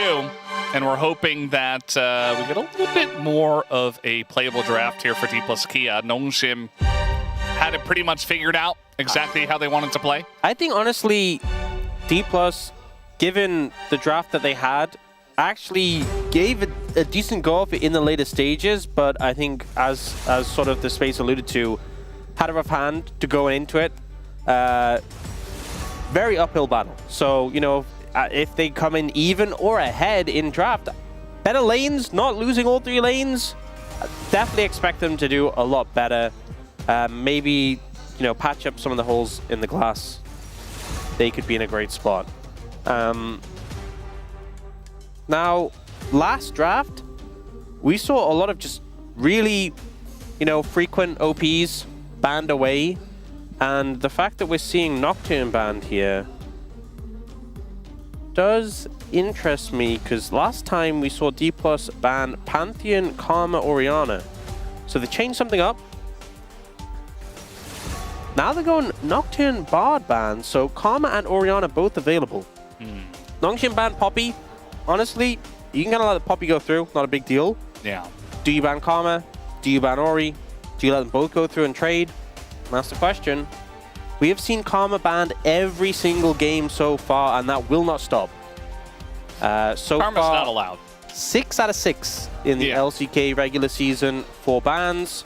Rumble, the only other pick to match that record. And I expect it's going to be Orianna picked up here for D+ on the first pick. Then again, Rise is also available. So they will just take that instead. Yeah, Rise makes a lot of sense for the player. I think Showmaker is fantastic on this pick nowadays, and it is still very strong, so can just go ahead and pick that one up. Scout, though, might just go ahead and pick up the Ori. You could also go for the Talia, which we used to see in the past. We did also or the see Cassiopeia. in the KT T1 series, BDD doing work on the Rise into the Ori matchup, so maybe hoping to replicate some of that. Nocturne Ori is gone. Jarvan Ori, still something that you can run, still a strong combo. So I imagine I'm going to be leaning towards that. Honestly, you could have gone like... You could have gone something like Jarvan Ezreal and like denied Ezreal away and then gone Ori on 3, but maybe didn't want to feel too hamstrung there. Rapid Fire, though, from D+, they're just going to go Ambessa, Jace. Technically, it's double flexes, but we've been seeing a lot more top Jace. So I expect it's going to be jungle Ambessa, top Jace in this situation. Jace jungle did get nerfed a good amount. Yeah, so. also Lucid's played a lot of Ambessa jungle, so I think that's right in his wheelhouse. Looking for the Zahen maybe, or just Cassante, kind of a more classic response. I think, honestly, D+ pretty happy with what they got so far, right? Having the Rise in the situation, then Ambessa, that strong skirmishing jungler. You know, you have the point-and-click setup from the Rise. If you hit level 6 on the Ambessa, root the Orianna, easy follow-up for the Ambessa to set up a kill mid lane. Jace is going to have a pretty fine time into the Cassante top lane to farm up and be strong. And you're matching lane for lane in this early draft. We are going to see that Ezreal banned away. You know, I was talking about maybe they want to pick it as a denial. They are just going to ban it. Take away one of those picks that can easily circumvent the Cataclysm and, in fairness, the Orianna combo as well. That is one thing, is that you have that reliable combo. You want to be finding targets that you can easily connect onto. But you see the Lulu ban come through. Yunara is something that is still available, was banned in second rotation of the last draft. Won't be able to go Yunara Lulu, but that pick still can do a lot of work. And I feel like Nongshim particularly do need DPS with their composition. They have the upfront burst, the engage, the setup. I think they need some throughput in that composition. Yeah, not a bad shout. I think the Lulu makes a lot of sense as well with their front line. Nami going to be taken away. Corki is something that's still out there, but... Corki and Lucian. I mean, yeah. Corki into Jarvan is something you definitely expect to see. Yeah. Another one of those safe 80 carries they can kind of avoid. And also just operate at a distance. You can kind of play with your rockets.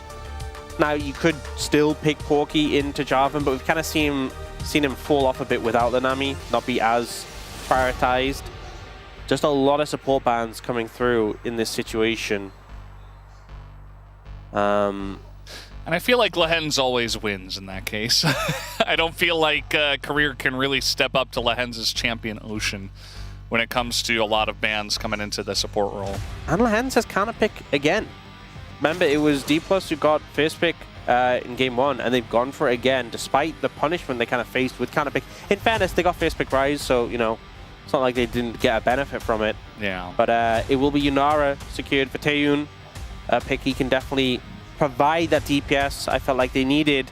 And then they have Lehen's prepped to match whatever comes through here. Looking like it might just be the Corki having that mobility, that safety to avoid the combo, the Cataclysm. But without the Nami, I mean, even we've seen like Corki, Nami into Yunara Lulu have a bad time. It isn't going to be Yunara Lulu, but it's not going to be Corki, Nami. Yeah, now you gotta once again pick blind here for the side of Career. And at least he can't blind pick Alistar again. He is gonna go for Leona, it looks like. Or Poppy. Definitely switching through a lot of different options here, but he eventually does land on Leona. I think they needed some engage, because as much as they have the Ambessa ultimate, it's not super reliable. You want lockdown to come in first, and Rise Room Prison isn't that great to be your only, okay, we Room Prison into a public execution. That's not like a great strategy as your form of engage onto Yunara, so having an engage support makes sense for them. Oh, he's smiling. Oh, just gonna play Nautilus. Maybe he wanted to play something more fun, but they were like, no, play Nautilus. I mean, Nautilus is a classic of Lehen's. Definitely something he has a lot of comfort on. And just wanted to provide that engage for the team. Yeah, I think D+ doing a lot better in this draft than the last one. Top lane matchup's going to be good. We saw BDD having a great time in the Rise into Orianna matchup yesterday, so we'll see if Showmaking can do the same. And the bot lane matchup, honestly, Corki, Leona into Yunara, Nautilus, they should be doing fine there too. So much better lanes so far. And also in the late game, if you blow up the Yunara, if you get on top of it, you don't have the best composition to do that, but you have a good amount of poke, you have some tools to do so. If you explode Yunara, I feel like the Nongshim composition kind of falls flat. And it's not even like you have to kill her, just chunk her out. As long as she's chunked out, she takes a shock blast, maybe a big one for the Corki, that is enough to really just make it very hard for Nongshim to team fight. Yeah, I think it's definitely a good call. Like, there was a bunch of options for Taeyun, but they really needed damage, and that kind of leaves him in a position where he needs to play consistent Yunara without a Lulu. It's not going to be an easy call for him. And so D+Q will see if they can bring back some of that great gameplay from behind, and this time maybe in a more even game state as we head onto the Rift for game number 2.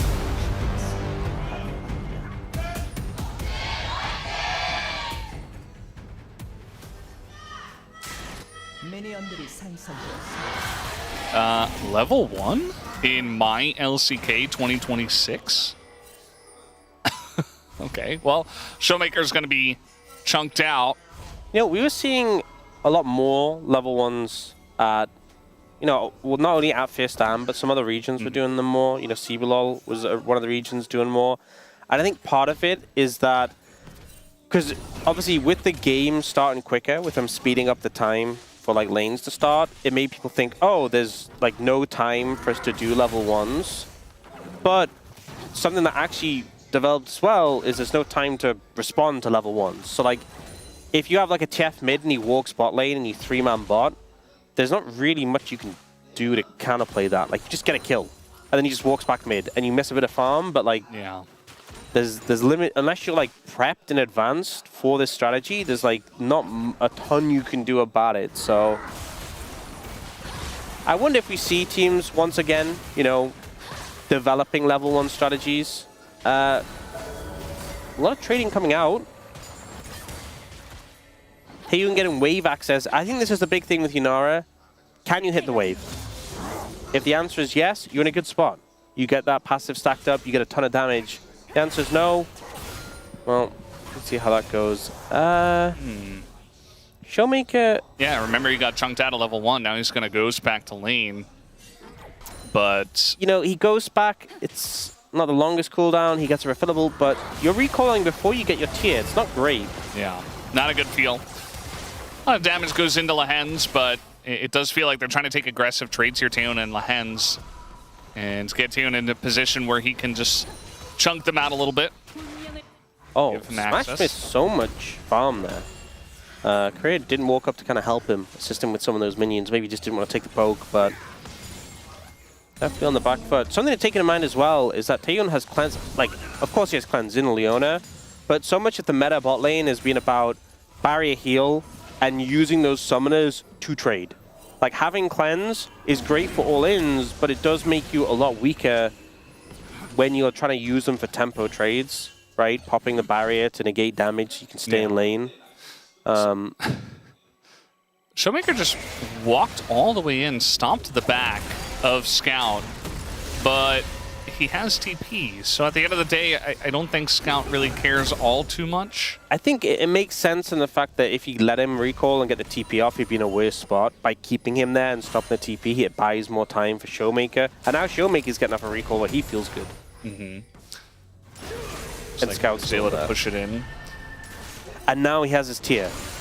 He did it. He got his tier. Yeah. On the rise. Feels good.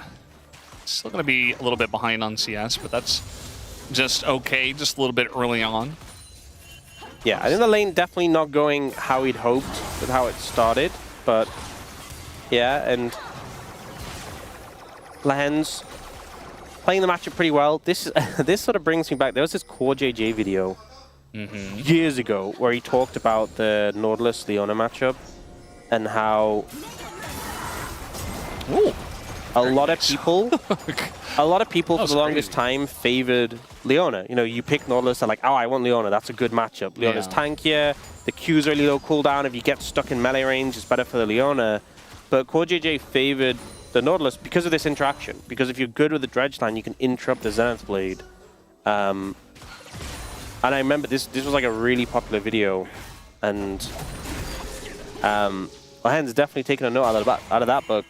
And you know, being confident to bring it out in this matchup and really just playing the matchup well. Also to note, he has Glacial Augment versus Korea's Aftershock, so he is way squishier. So if he gets stuck in melee range, he's paper in comparison. Absolutely. Kingen? Okay. He is going to have to flash that. Speaking of paper, yeah, we also had Career making his way up there. There was a ward.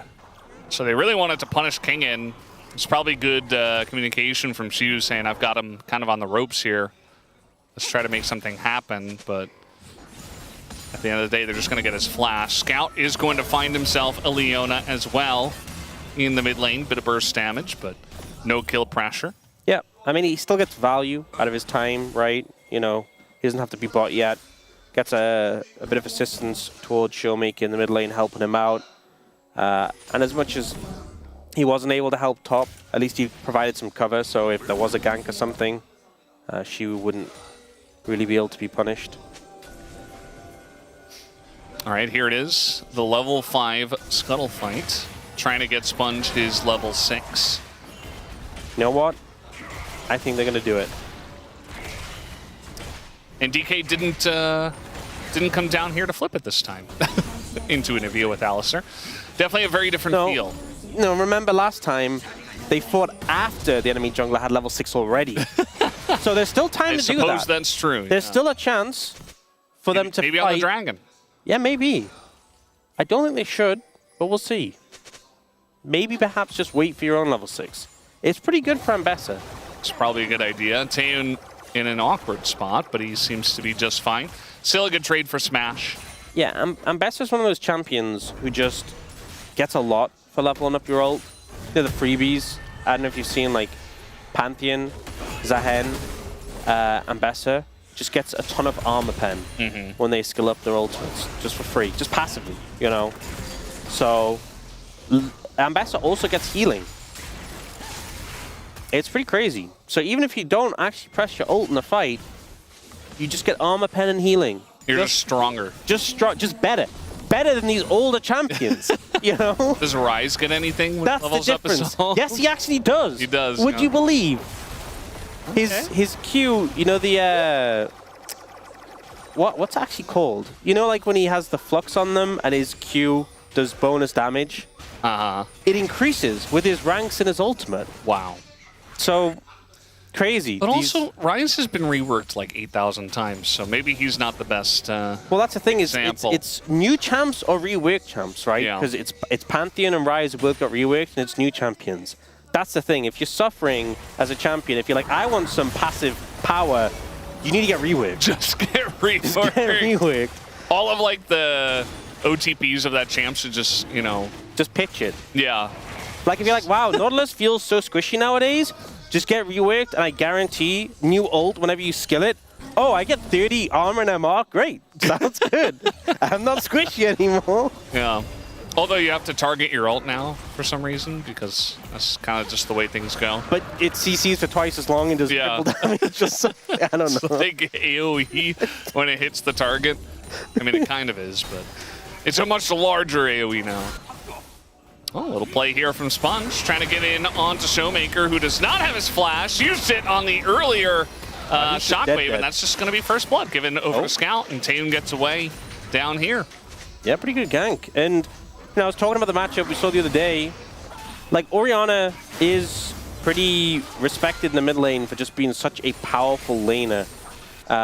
Even after she got the nerfs, we saw, I think it was in the tail end of the LCK Cup. I think it was good in the first stand, actually. She got like a Q nerfed early. Still just such an obnoxious laner. And we saw the other day, BDD doing a great job in the right side of this matchup. And I know Showmaker had a rough start to the lane. But Scout doing great on this side of the matchup. And That's getting an engage cone, by the way. Wow. That is so rare. You were here when when we actually saw an engage cone. Crazy And we got the stuff. replay to confirm it. Wow. Brendan Valdez approved engage cone. That blast cone actually was used for good rather than evil. It's really good to see. But what if he didn't use it? Wouldn't not using it also be evil by your metric? Yes. Kingan's kind of like doing a lot of damage here to see you, but Showmaker gets in, so it's going to force Kingan to flash away and take his solo kill out of this. Shu trying to bait that one.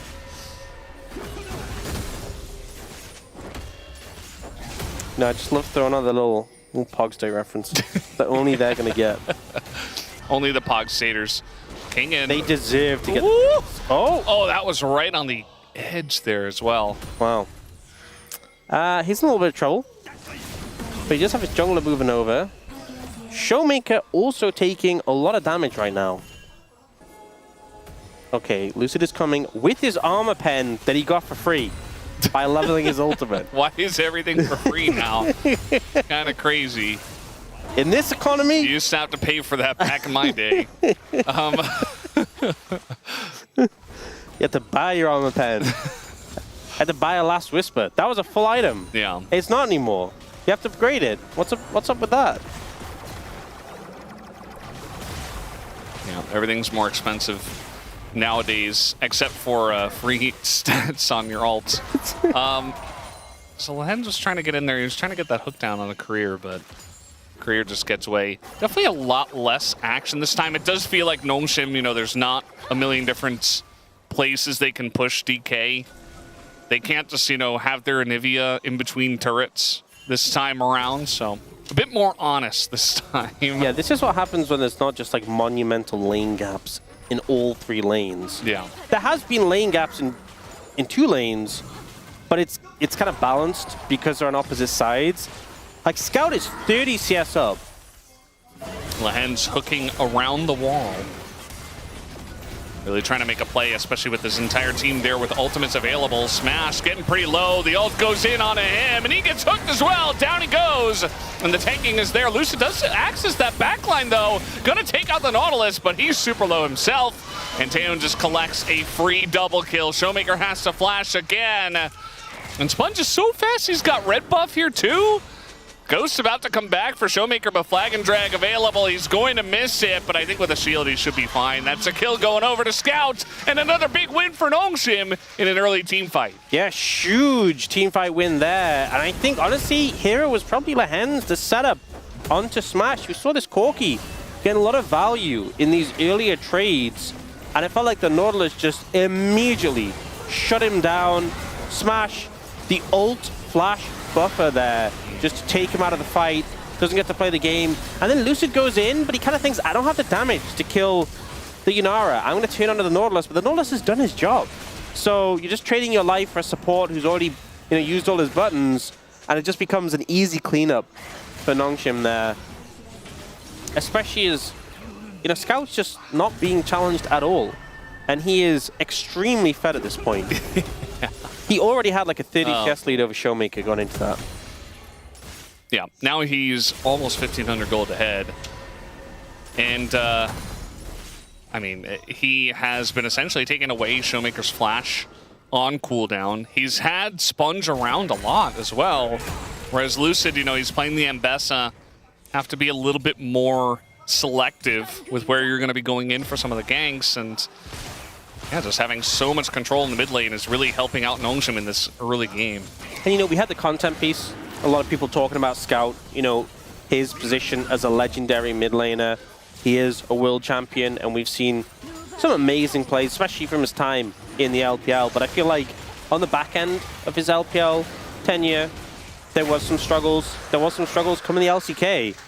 But this level of play, you know, he quite frankly gapped Showmaker last game and is doing it again in this game. So looking for a great start to the season. They're throwing everything into that one as Smash will pick up a solo kill. Meanwhile, in the mid lane, going back to this, Scout getting pretty low, but Lahen's is able to peel for him. Sponge on the Jarvan's able to get back and pick up the kill, does Lahen. So bit of a scrappy one in mid, but a solo kill for Smash down there is pretty good. Yeah, Smash finding some good angles, and he's kind of been the shining light for D+ in this game. He's been having good trades in lane, finding some good opportunities. He did get shut down by Lahen's in that last fight, but it's so hard to play around mid. You have the CC set up from Sponge and Lahen's, and then Scout is just already so strong. And they try and engage onto him. You get Lahen's, the Locket coming through with the peel, and then Lucy just has no way to get out again. Scout is surprisingly tanky already. And, well... yeah, Taeyeon went in for this. And he went back in as well. Well... just a little disrespect to the Corki, it feels like. Yeah. Definitely so. And he picked up plated steel caps after that endeavor, so probably would have helped him if he had it before. Probably. I would assume so. Yeah, I think so. Yeah.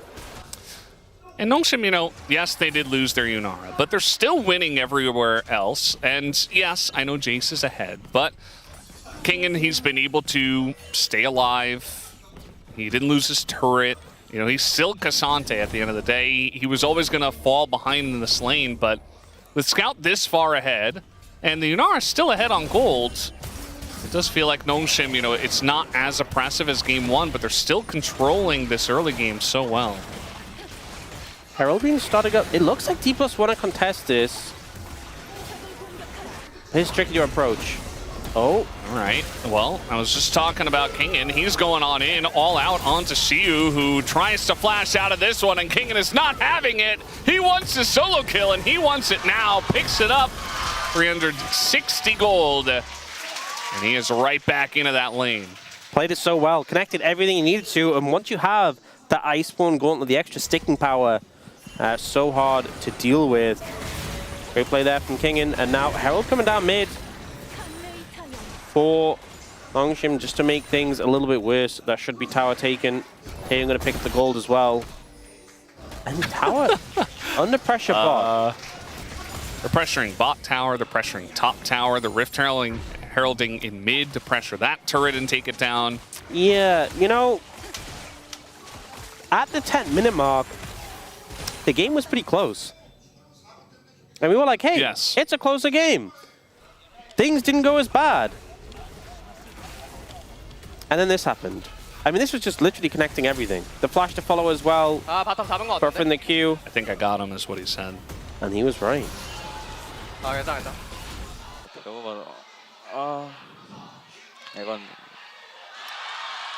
So you not happy after that? Yeah. He needs Showmaker to say something about that champion. We all know the copy pasta.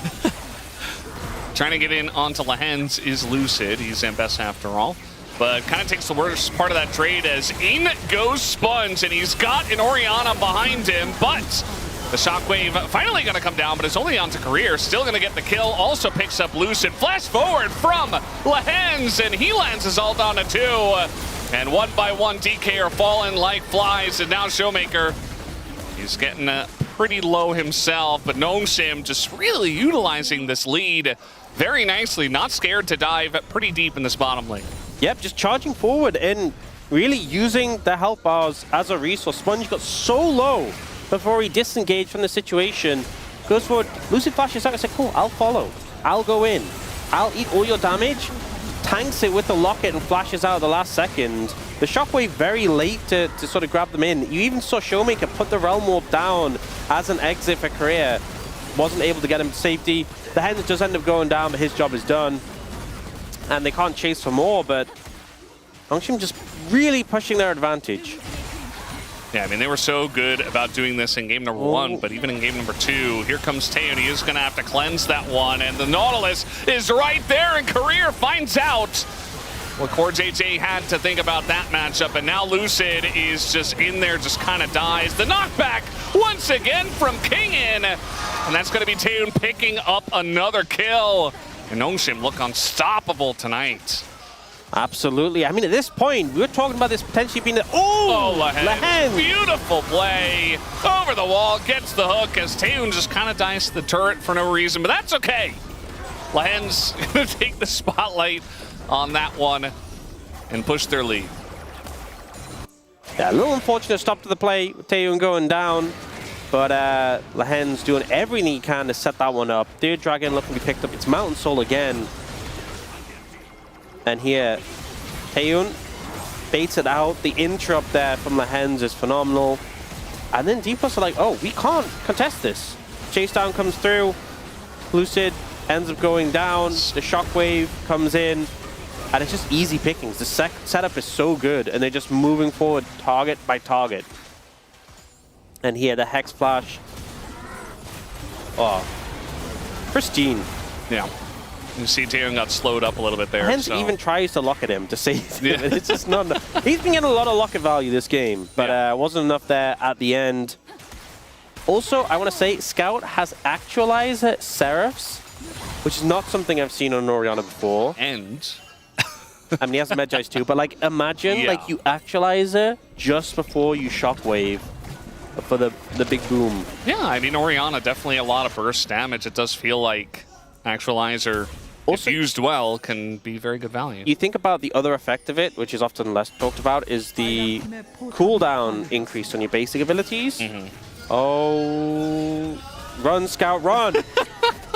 Oh, nice dodge. And now he's got his team. And look at him smash his health bar. He's just going to die to the Orianna just like that. A little bit of help from Lahens. And that'll be the end of this one, I think. Career's going to go down. Double kill for Scouts.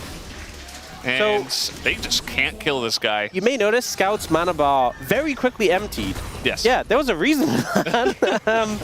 He pressed Actualizer, and he just actualized all over D+ right there. You know, because it's also increasing the shielding he gets. It's also lowering the, like, it gives the cooldown acceleration, and he already has short cooldowns. So yeah, it definitely getting the value on it there. And Nongshim will just pick up the Baron. It's crazy because game one, we came out of it like, okay, triple winning lanes, big draft advantage, but a struggle to close it out. And this game looks even cleaner. This was a great dodge, sidestep there. Actualizer comes in then for the shockwave. This damage is absurd. And like, look at the cooldowns coming through. Yeah. It's like he's playing it. It's actually kind of insane, especially if you're ahead on Orianna. You can just blow people up like this, even with Seraph's first. They went for that play.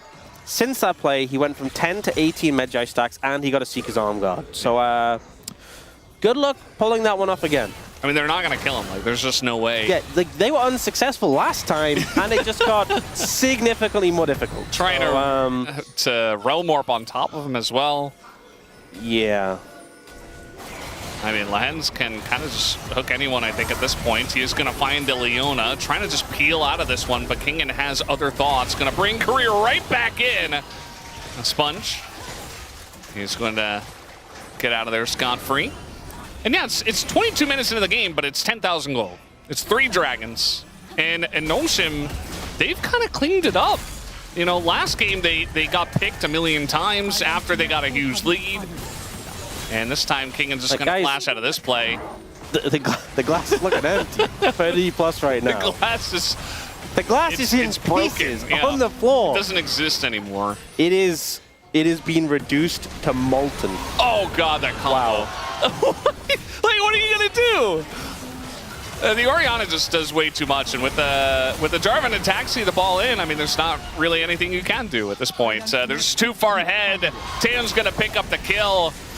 And I believe, yeah, that's a double, so they will look for a little bit more. Not even going to get Lehens as he just laughs his way to the bank here against Siu. And I think that might just be it. 23 minutes. I mean, Nongshim looking to push to end already, just dominating D+ Kia with a 2-0 here in their first match of the LCK.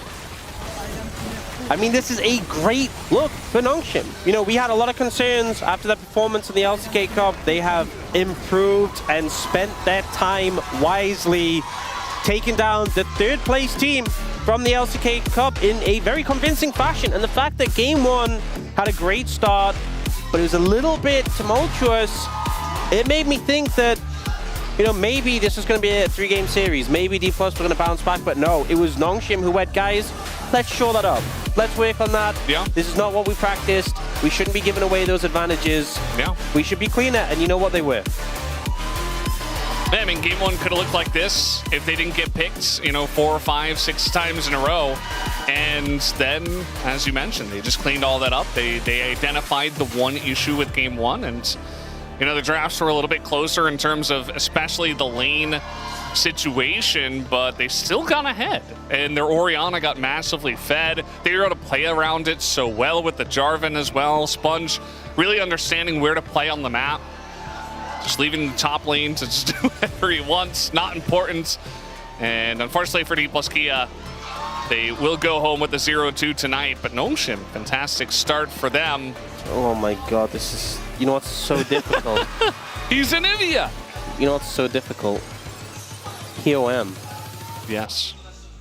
I see you holding the paper over there, so I already knew the answer. I didn't want to say it. I mean, you could just vote for Lehens. I think it's fine. I have 3 who I think are very deserving. I don't think really... I mean, Scout, actually... Scout, Sponge, and Lehens all had a phenomenal series. I think I would vote for all 3 if I could. I think you can cut Sponge from the list. He was great, but I think the other 2 were a little bit flashier, a little bit They were more flashier, carry-oriented. but like so many of these plays were started by Sponge in both the games. Yeah. You know? He was the one setting things up in both these games. Especially in this one. I really do think his Jarvan was excellent. It's so difficult. I didn't answer. It's so difficult. Can you just vote for all 3? No, you actually cannot do that. You're not allowed to. Oh, okay. Like a split vote, that's cheating. Like, look at him. Look at him go. 1/3. I feel like this is one of those series where it's just really one-sided. It's kind of just like pick whoever you thought did the best personally, and it's fine. Like, nobody's going to think it's a big deal. If you vote for Scout and nobody else does, they'll be like, oh yeah, I get it. It's not about what people think, it's what I think. It's being true to myself. We'll figure it out. It's being true to myself, okay? I'm searching my feelings. All right. Okay? Be true to yourself before the staff member that collects the paper gets angry at you. It kills me. Yeah. Okay.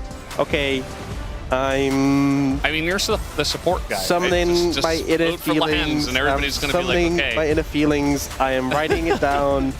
I am okay with He what I voted know. for Teo, didn't he? I did not. Okay.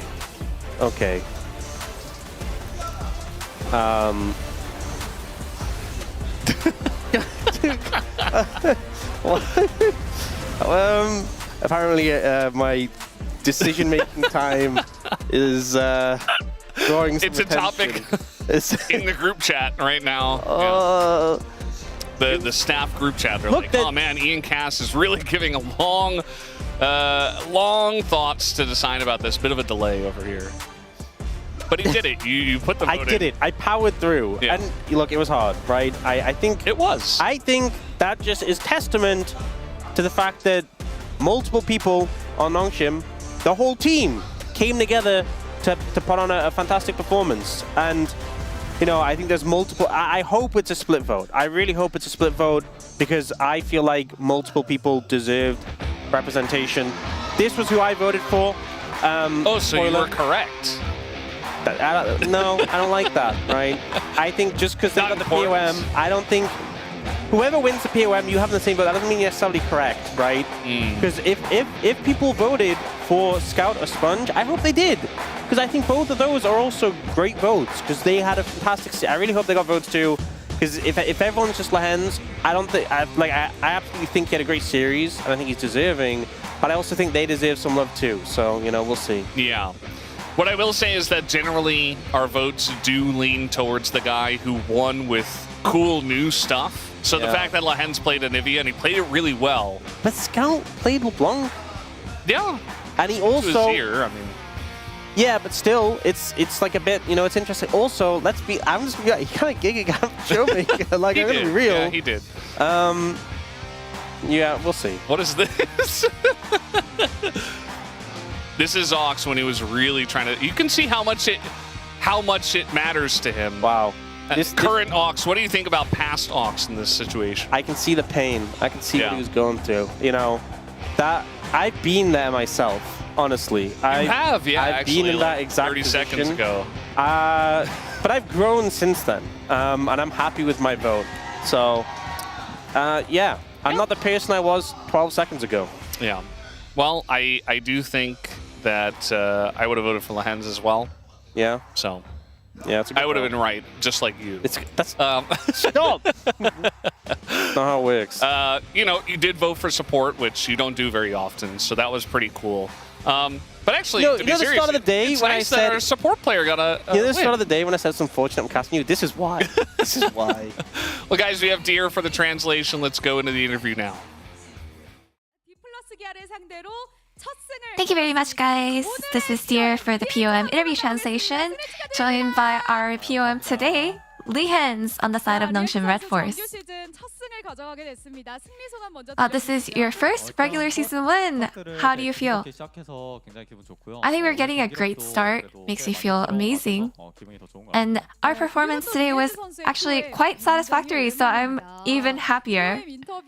Yeah, this is a long-awaited POM. Were you waiting for this moment? Not exactly. But yeah, it just feels like it's been a while since we won. It has been a long time since then. I'm sure fans have been waiting for this moment. So which moment earned you the POM today?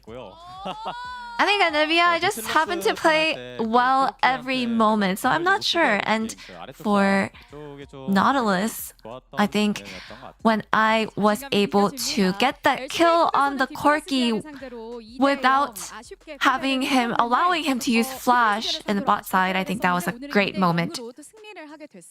And in the LCK Cup, you suffered a tough loss against the Kia, but you got a revenge with a 2-0 victory. So what did you improve to secure today's win? win. Honestly, it's so early during the season that I don't think I'm putting too much meaning into it. But, you know, it's a feel-good win today. I feel like it's going to look a lot different today or from now on. So I think we're just wanting to carry this momentum. And in game 1, you put up a nice performance with Anivia. So how does the team feel about Anivia support? Honestly, it's a trend lately, the Anivia support, and I think Anivia support just looks really fun and it looks pretty good enough for us to actually utilize her. And in game 2, we got your Nautilus in response to Leona, and many consider Leona the counter to Nautilus, but you made it look like that wasn't the case, and the way you interrupted Leona's E with that anchor, so impressive. So what is Nautilus solid into Leona? I feel like I'm actually pretty confident in either matchup. I think I can win as Leona against Nautilus and Nautilus against Leona. And it seems like bot lane still feels like a crucial part of the meta coming out of the LCK Cup. And it seems like you guys have been putting in a lot of work. How far have you guys gotten with Taeyun? Yeah, we had so many discussions. I'm sure we put in a lot of effort. Did you guys ever argue or fight? No, not fight, but we had lots of conversations. Today is a meaningful day. Scout's first LCK win. So how is playing with Scout? You know, it seems like the rookie seems to not have too much respect. So since I am the veteran, I'm sure that he needs to work harder to become a good player. Your next opponent is DN Supers. So here you'll have to get your revenge from the LCK Cup. So what do you have to say? You know, we didn't have great results from the last split, so I hope that we can do even better for better results and better performance. And please keep on supporting us. You know, did you know that a lot of your fans are skipping the cherry blossoms to watch you? Oh my, I'm sure lots of cherry blossoms are blooming, so I'm sure you can see them tomorrow. And that's all from Leehans and back to the desk. Thank you. Thank you very much, dear Ayaya. I love that Heji just doesn't let anything get by, right? She's like, oh, you know, people skip the cherry blossoms. That means this win is even more important for you, Lehans. Oh, thank you. I mean, someone also skipped the class, by the way. Like, I saw the cheerful. Like, yeah. Many people just skipped something to come here. Yeah, we skipped getting it right. I don't know. And we also skipped the predictions as well. We lost out yesterday with the T1 predictions. We lost out here. A lot of off-season going well for some of our teams that did not do as well in LCK Cup. And some of our teams that didn't change a whole lot from their last losses are still struggling. I mean, I think everything kind of got reset after that LCK Cup. Like, I was the one, like, LCK Cup doesn't mean anything that much, but like I didn't really reset myself, so I regret. But I think, yeah, Nongshim definitely like improved so much from last season. I don't think they are the same team right now. They feel like they're just completely different team. Definitely not. Superb victory here, and again, going back to that game one, the Anivia draft coming off huge here, and then everyone firing at all cylinders for the victory. Nongshim 2-0 over D plus Kia. It was a split vote. Pretty close to getting Scout in there with Media and Soup and one of our analysts. But otherwise, the would have analysts, who English did cast, that? I wonder. Yeah. Wow. Agreeing with the Media and Soup. I mean, I can vote whoever I want. So. Yes, you can. That's right. Yeah, that's the right of the voter. So, I mean, I just voted like voted Scout because. Not because he filmed the new blood thingy, but like I just think Showmaker couldn't really manage to play his game, and Scout kind of just didn't really make any like crucial mistakes. I think his LeBlanc played really well against Azir. He was pressuring mid lane all time, and also the second match as well. I think even though Orianna had a favorite matchup into Rise, I think he didn't really make any mistakes on the mid lane again. Like they tried to gank him a lot, but he was solid. But it's okay. We trust your scout vote. You all right? It's okay. What Media did I thought I was going to be a hipster with my vote, actually. I thought, like, okay, look, Scout has an incredible KDA. Like, he had a huge Orianna game after a pop-off game in Game 1. But for me, it's a lot simpler. It was a big support gap in this series, I think. And obviously, the bottom lane matchups really determined a lot of how the early game went. Lehens is career young, and it was really felt here. Yeah, and he's known for picking out those weird champs like the Elise, but then showing off, hey, if we got to play standard, can do that better than you as well today. This one, maybe when you saw earlier, we had some interesting pictures on there. Oh, Helios first.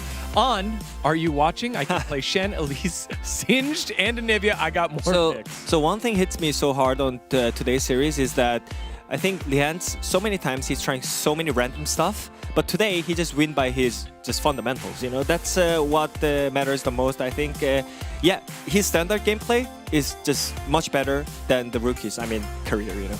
All right, from Helios, let's move on over to Pony, I believe.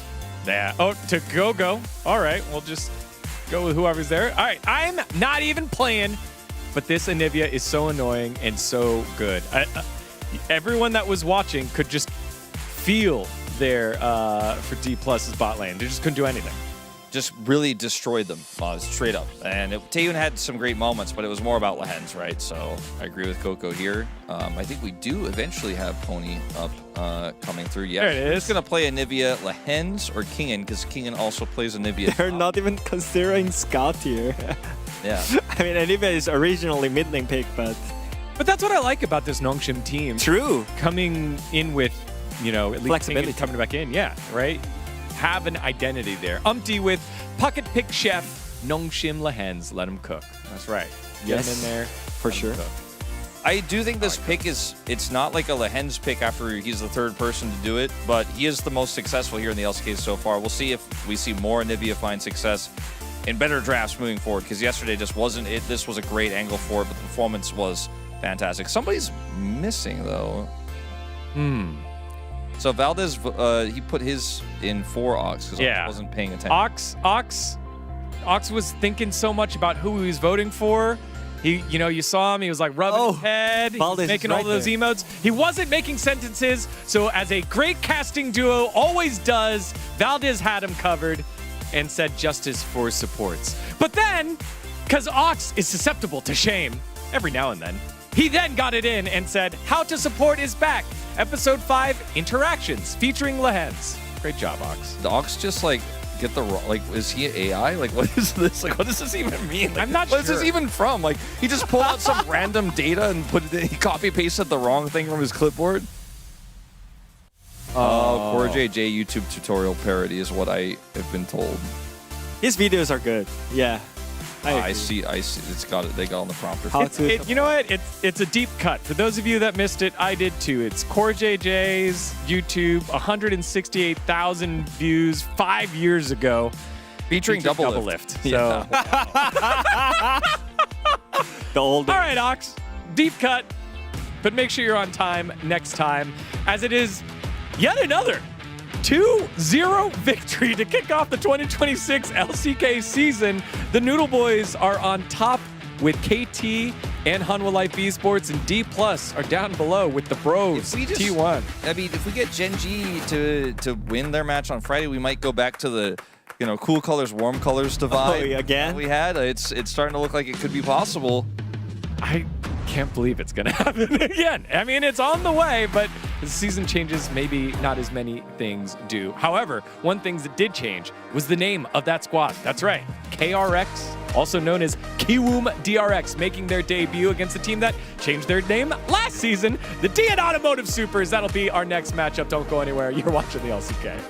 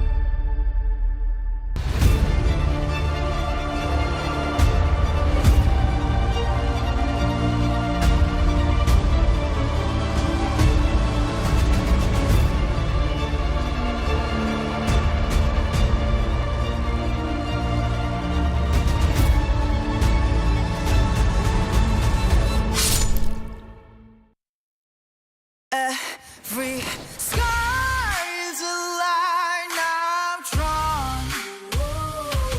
Every wound is a sign I've worn. I don't just win, I carve my name into the stone against us.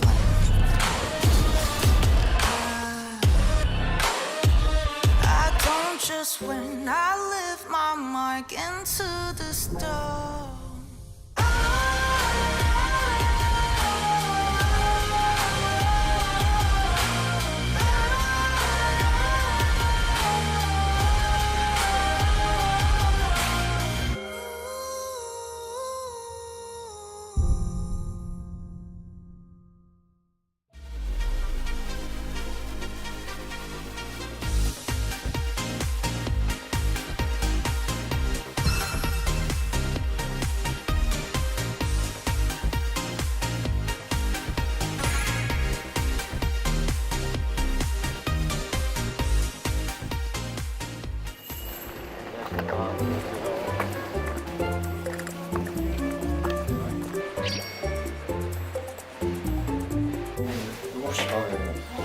몇 시간 주무신 거예요? 한 5-6시간.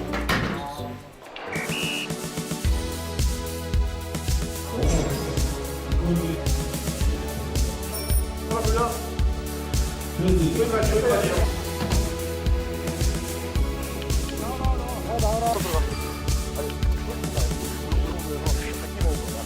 처음 경험한 건 그 사다리차를 이용해서 하는 게 좀 많이 인상이 깊었던 것 같아요. 그냥 놀이기구 타면 더 높은 것도 타고 그러는데 저게 무서우면 안 되죠.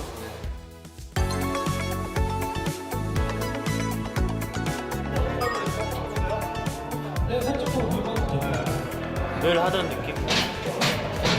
아니 뭐 설명은 들었는데 무슨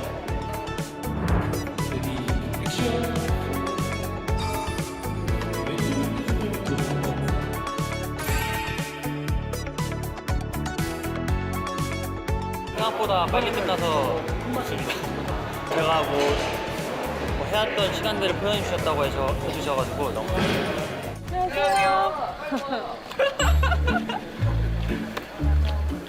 지훈아, 너 동네 아파트. 뭐야? 너 동네 아파트 친구 아니야, 친구? 어색해. 연두름하고 촬영하는 혹시 내려와서 살이 쏙 빠져서 이게 매력이야. 이게 상현이야. 왜 이렇게 촌스러워? 저희 날씨 풀렸다 간다. 야, 빨리 타. 뒤에 차 있어. 아빠는 아팠을걸요? 아, 진짜? 대박. 아, 글쎄요. 아직 뭘 할지 몰라가지고 저도. 뒤에 뭔가 화려하지 않나요? 흰색. 흰색? 아, 뭘까?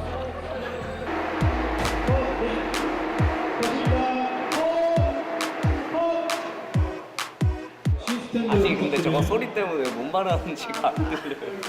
비닐을 만드는 게 신기한 느낌이었어요. 하는데 모르겠어요. 제가 했던 타깃들 중에 제일 어려웠던 것 같은데 잘 나왔으면 좋겠습니다.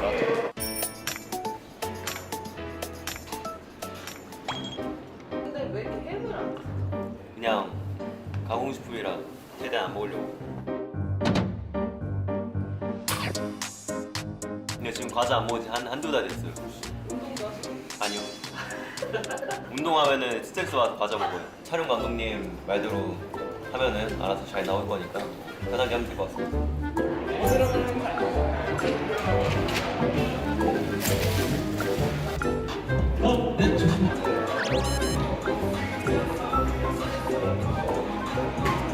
뒤에서 베테랑 형 촬영한다고. 근데 베테랑답지 않던데요. 실수를 많이 하는 것 같아서 좀 다음에 원샷으로 끝내줬으면 좋겠습니다. 재밌게 하고 있는 테디 선수 틀리는 거 보고 재밌었던 것 같아요.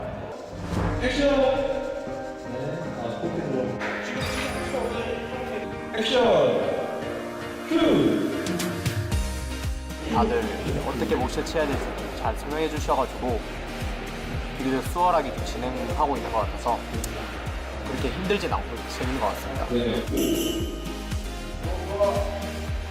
촬영 컨셉 자체는 괜찮은 것 같고 그냥 하면서 신기했던 거는 드론? 공중 드론인데 완전 신기했어요. 눈앞에서 보니까 소리도 좀 크고 바람도 세고 해가지고 촬영이 기억에 남아야 되는데 그게 좀 기억에 남습니다.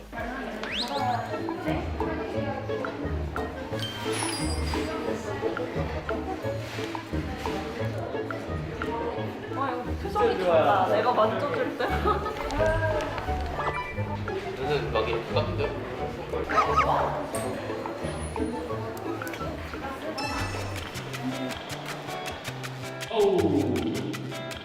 아까 뭐 앉아서 진자 같은 걸 보고 있었어요. 앉아서 멍 때리는 걸 제일 좋아해서 좋아하는 것 같아요. 평소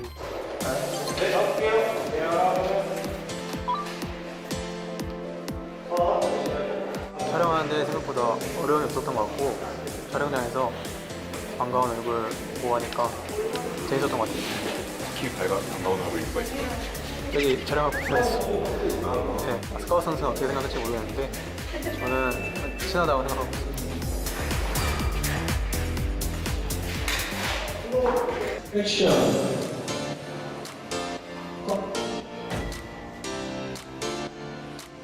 네, 뭐 이렇게까지 많이 쳐다볼 일이 없어가지고 많이 쳐다보니 보다가 알게 된 점이 생각보다 이목구비가 작구나. 확실히 마주보고 있는 시간이 길어가지고 좀 웃음을 참는 게 어려운 것 같습니다. 선생님이 보게 됐대요. 아 그래요? 그래서 어떻게 됐는데요? 이렇게 이목구비가 작았나? 네? 확실히 저도 유심히 보니까는 예전에 비해서 좀 거대해질 것 같습니다.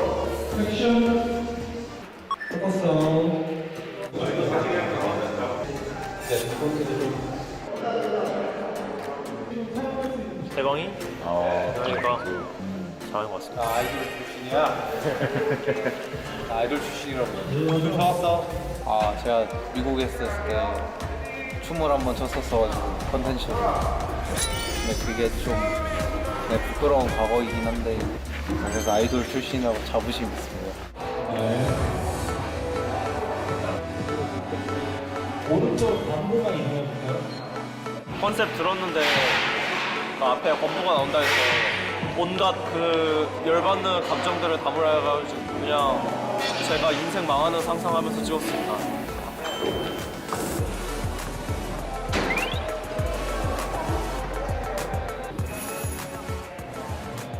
이거 난간 올라가는데 밑에가 뚫려있길래 떨어지면 예상해주나 생각했어요. 저도 같은 생각했습니다. 저 고소공포증 있어서 무서웠거든요. 근데 촬영에 또 집중하니까 괜찮았던 것 같습니다. 너무 맛있대. 아,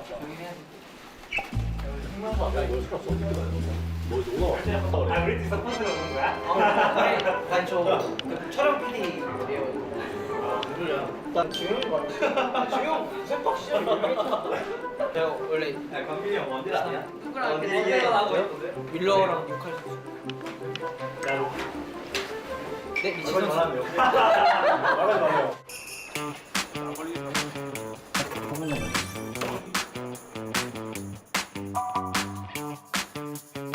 오늘 컨셉 자체가 멋있는 컨셉이에요. 밤에 찍어야만 되는.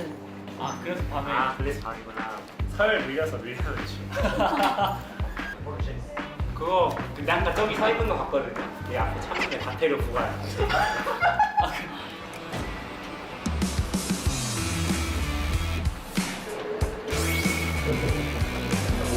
멀리 줄게 멀리 저쪽 왼쪽.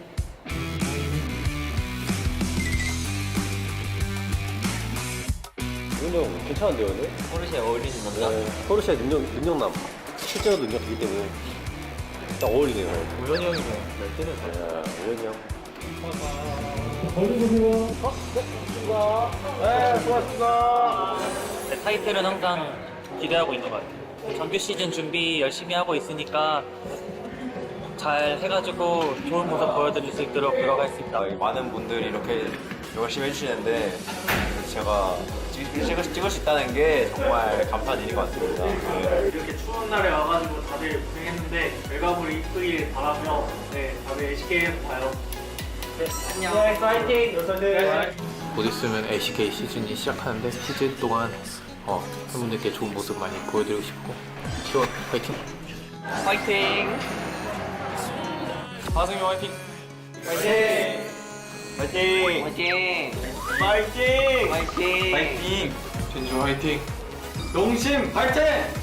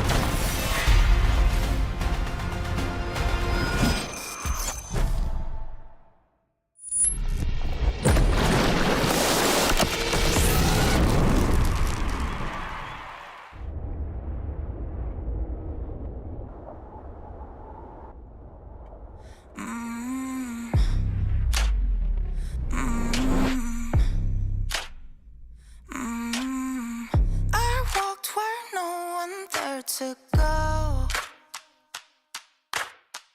No map, no light, just scars to show.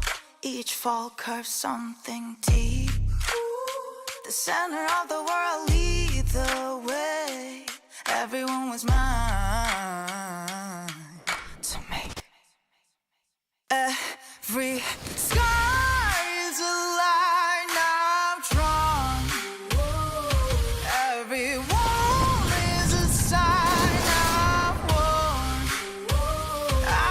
just when I carve my name into the stone against a flame.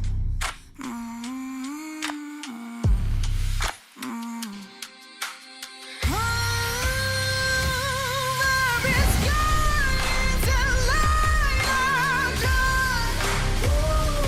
Every wound is a sign I won. Cut by cut, mark by mark, my name forever in the stone.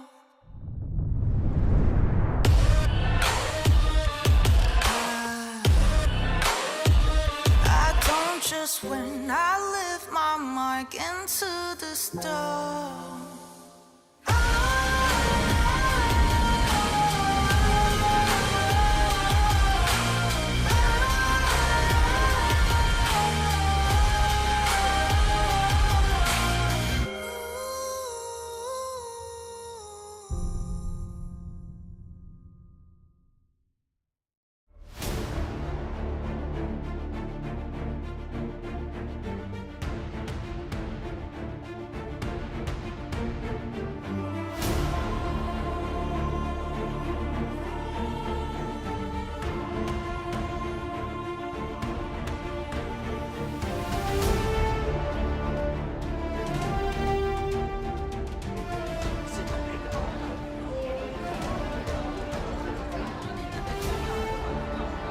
KRX 화이팅!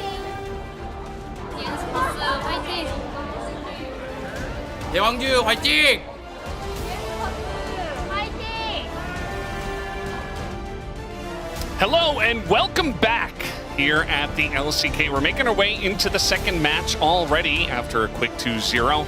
In the first one, we got DRX up against the DN Supers.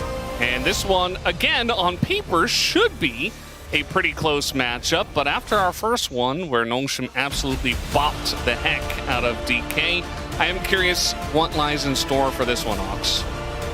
We haven't had a game 3 yet. It is day 2. When's it going to come? Yeah, it's but... day 2, and we've played 3 matches so far. So, Brendan? It's a very small sample size. I'm looking for a game 3. Okay. We'll see. We'll see when we get it. And actually, Kawoom DRX has never played a game 3 under that name.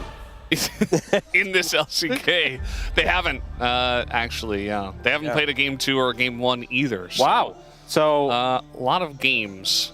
Yeah, that's a lot of firsts is going to happen for them under this name specifically. Yes. Obviously, still the organization formerly known as DRX, now Kawoom DRX. So long legacy. Now going up against the N Supers, and I feel like both of these teams exceeded expectations in the LCK Cup. You know, I think a lot of people ranked them below Nongshim and KT, and they exceeded expectations over Nongshim and KT. Nongshim and KT now both doing pretty great in terms of standings. Early days still, but Nongshim is in first. Yeah, I mean, if they have one win. But they both got some pretty nice upsets. Definitely readjusted since LCK Cup. Question is, can DNS and Kawoom DRX continue their momentum that they kind of had from the LCK Cup? It was the DN Supers who had the edge during the LCK Cup in this matchup. Yeah. Well, guys, we do have the teaser ready to go. Let's hop into that and take a look.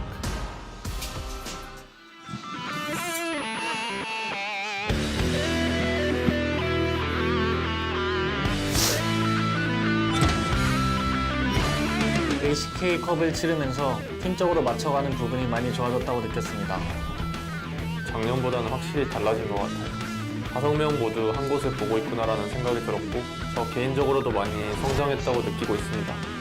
DN 스퍼스에게 지고 탈락했었는데 제가 해야 할 역할을 충분히 잘 못했었던 것 같아요. 이번에는 180도 달라진 경기로 보여드리겠습니다. 저희가 이겼었기 때문에 그만큼 더 철저하게 준비해 올 거라고 생각합니다. 그래도 결과는 바뀌지 않을 것 같아요. 제 캐리로 DN 스퍼스 잡아보도록 하겠습니다. 저를 막을 수 있을까요? 2대0으로 이기고 정규 시즌 기분 좋게 출발하겠습니다. 꺾이지 않는 마음으로 LCK 첫 승 꼭 가져오겠습니다.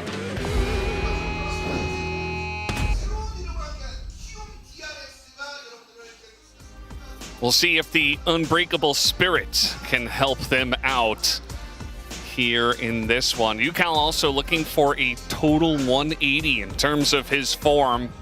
Definitely has always been a guy that has been very vocal about the way he's playing and stuff like that. So we'll see what kind of form he does have here, as he will be in the mid lane for Team DRX.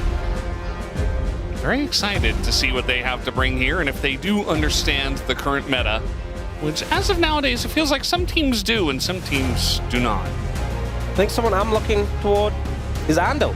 Andal did have one rough Bard performance in the LCK Cup, but other than that, his Bard was an absolute tear. In general, he was playing really well and was a big factor in their success. So I hope he's able to continue that form into the LCK regular season.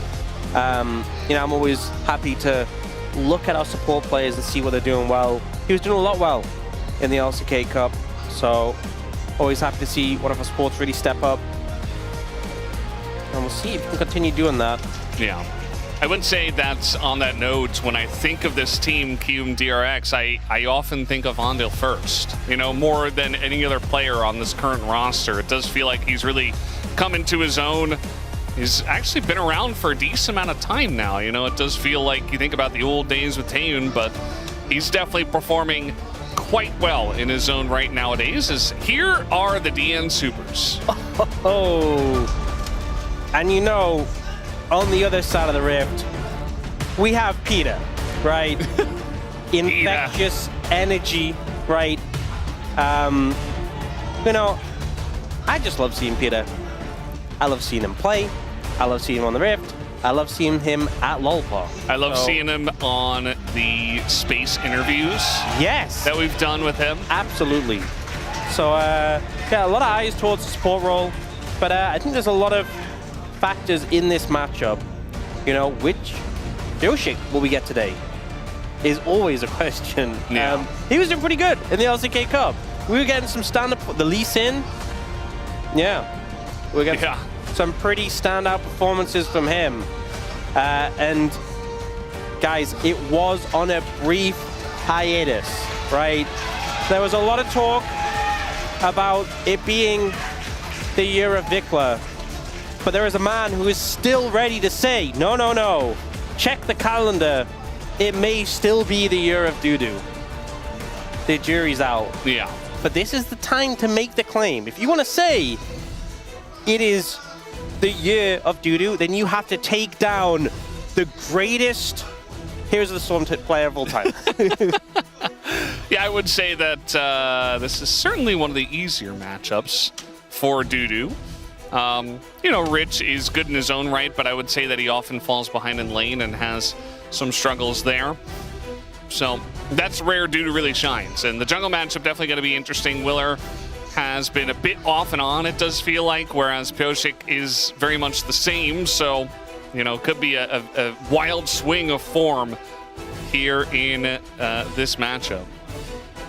I think another one to look at is Jiwoo, who I think in the past years has struggled, really. I think last year was a rough one in particular. LCK Cup was better. I'm hoping for more. You know, I miss those days where we saw Jiwoo be like the last bastion.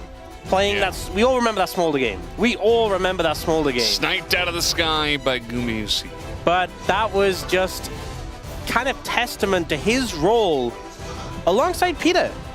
But his role on that Nongshim roster is, I am the guy, if we're going to win games, it's because of me.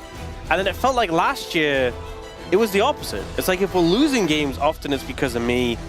And it was not that in the LCK Cup. He looked a lot better, but I still think there's some stuff to sort out, still some issues to rectify. I think the pairing has looked solid, but I'm hoping for more from Jiwoo. I'm hoping we see him reach higher highs. I'm interested in the bot lane matchup in general. I already talked about the supports, but I think Jiwoo against Dokdam, two players, a lot of potential, but definitely inconsistency is something that has plagued them. So last pick has been feeling pretty good today, especially when you have lands on your team for Nongshim. But here in this matchup, I am curious to see how it is going to work, because blue side selected by Hume, and then on the other side, DN Super's actually selected red side. So this is kind of an old-fashioned, you know, blue side has first pick kind of situation. And Yeah, first pick on blue side. Wow, that's don't see that very often anymore. Yeah. Okay, so rapid fire, getting out some of those power picks off the equation. Some things to note: Azir, Karma, Varus, Bard. Those are the ones I'm thinking. Bard, more specific to Andal. A pick that he was drawing bans on in the LCK Cup and has been getting a solid amount of bans in the LCK regular season. Karma's getting taken out. We are continuing the streak. Karma and Rumble perma-banned every single game so far in the LCK regular season. Now, there's the Azir, there's the Varus, there's the Bard. What are you taking out? Or do you just say, you know what? We are going second. Let's ban something else. I think you can just give UCal Azir if he wants to play it. You have to take away the Bard from Ondil, so that's a good shout. A closer can play, it feels like 4 or 5 different champions into Azir, and UCal has looked pretty, you know, I wanted to say hit or miss, but it's mostly been miss or miss in the LCK Cup on the Azir. So hopefully he shows us that 180 in this first game. Are they just going to secure Varus here? They're going to go for the Ziggs. We've seen this from Zeka, and we saw bans from it last series. There's Ziggs into Azir. And they're going to go Ziggs, Jarvan, not securing the Varus. And also note, Kiwoom DRX, if they wanted to, could just lock in Ash Seraphine here in theory, but maybe the Jarvan was there to kind of say, yeah, maybe don't do that. Please don't. We don't want to see that anymore. Guys, if you pick Ash Seraphine, we will Cataclysm you and we will Mega Inferno Bomb you. I promise. So maybe that's the threat, and that's made Kiwoom DRX rethink their approach. Instead, they're going to pick up the Xin Zhao, solid pick, and the Jace. Now, this is a little bit of a mix-up. So going for the Ziggs in the bot lane, instead it appears, and going for the Yone in the mid. Now, these could be flexed. It could, in theory, be a Yone in the top, but I don't know why you do that. I don't know why you would ever do that. You should do that. I think the logical thing is to match it into the Azir, which is a great matchup. You are weathering the storm a bit early, but you get to the point where you pose a constant threat and have kill pressure, and then you have the ult follow-up from the Ziggs, so you kind of form this dive composition. And right now, you have dive that can actually reach Azir. You have a Jace on the enemy team, which dive is going to be great into. This is looking good for the DN Supers. You just kind of need to round out the composition. Yeah. Also, nameplates on. I was talking about, Closer has so many different picks he can play into Azir. He's playing his Yone, and Duckdom loves Ziggs as well. So, this is pure comfort for them. Yeah, they end up banning away the Scion, not wanting Dudu to play that in the top lane, but I think Dudu has plenty of picks he can play in the top lane. Yeah, are you also banning Cassante here? I'm a little worried about what's going to come in through in the support role. Leona is something we often see pairing with Ziggs, very solid as a 2v2 duo. They are banning Cassante as well, so that's something they're going to take out. So I think you just pick for Dudu in this situation, and you save that support last pick to really make sure you get exactly the matchup you want in the bot lane. But also, it maybe means you can be a bit greedier. The one concern I have is you didn't even give a look into the Ash Seraphine. So that could be a bit of a trickier lane. It does look like maybe the concern of the dive potential from the Yone Jarvan is too much for that. Because that would kind of put the, it's like you would have a rough time in lane with the Ziggs, but you would have a rough time out of lane playing that. So they're going to go for the Yunara. Are they just going to go for the Lulu? No, they're looking at the Nautilus. I think if you're playing Ziggs into this, you can kind of just go anything you want. You really can. Duckdom's going to have a field day in this one. So Leona's the thing that generally people pair with Ziggs most commonly. You could pick Alistar if you want. You could pick Rakan if you want a bit more mobility to match up with the Yone. But I think Leona's probably the one that makes the most sense just in terms of the 2v2 pairing, 2v2 power. And you're not even worried about tenacity stacking because you have knockups from Jarvan and Yone. And we didn't even talk about Yorick. Yorick picked in a Jace matchup. I see a lot of people favor. You get him with a Ghoulie Wall, and also you get the power from the ult. Gives you so much power on the side lane. I think DN Supers very happy with their draft. Yeah. And another Azir first pick into Xin Zhao draft that's, I don't think it's bad. I think also they're not in the same position that we saw earlier where DK did this, but they had felt like 4 losing lanes. 3 losing lanes. This one definitely, comparable in the bottom side. They have a Jace as well. There are ways for them to win out early as well. So hoping they don't fall too far behind. I like these banners. DNS win. Our superstar. Wow. Well, which players? All the fans in sync. The superstar. All of them. Yes. Okay, so, things like the Azir, the Yunara can be scary if they get unchecked, but I think they have answers. I'm feeling good about the DN Supers in this one. All those fans with the banners, feeling pretty good too. Yes, me too. Kiwoom DRX up against the DN Supers. Let's hop into the rift for game 1.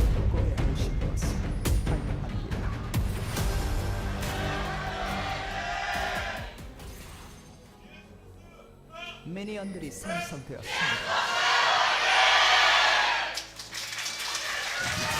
All right, game number 1, and that is the ward already down in favor of DNS. They're waiting for that one. +1. Yeah. Already a big advantage. GG.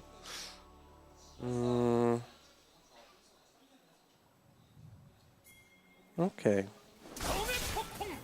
Yeah, well, I think we do see Andal again going for the Glacial Augment into Aftershock. We did just see this matchup last series. And the Hens did a great job of demonstrating the interaction. Where if you're good with the Dredge line, you can interrupt the Zenith Blade. So we'll see if Andal is able to do it against Peter here and keep him at bay. I think one of the issues here is that, you know, Ziggs early doesn't have that much pressure. Yeah. So Yunara will have wave access, will be stacked up pretty much constantly. Once you get a few points in your queue, and once you get some mana behind you, it feels much better for the Ziggs.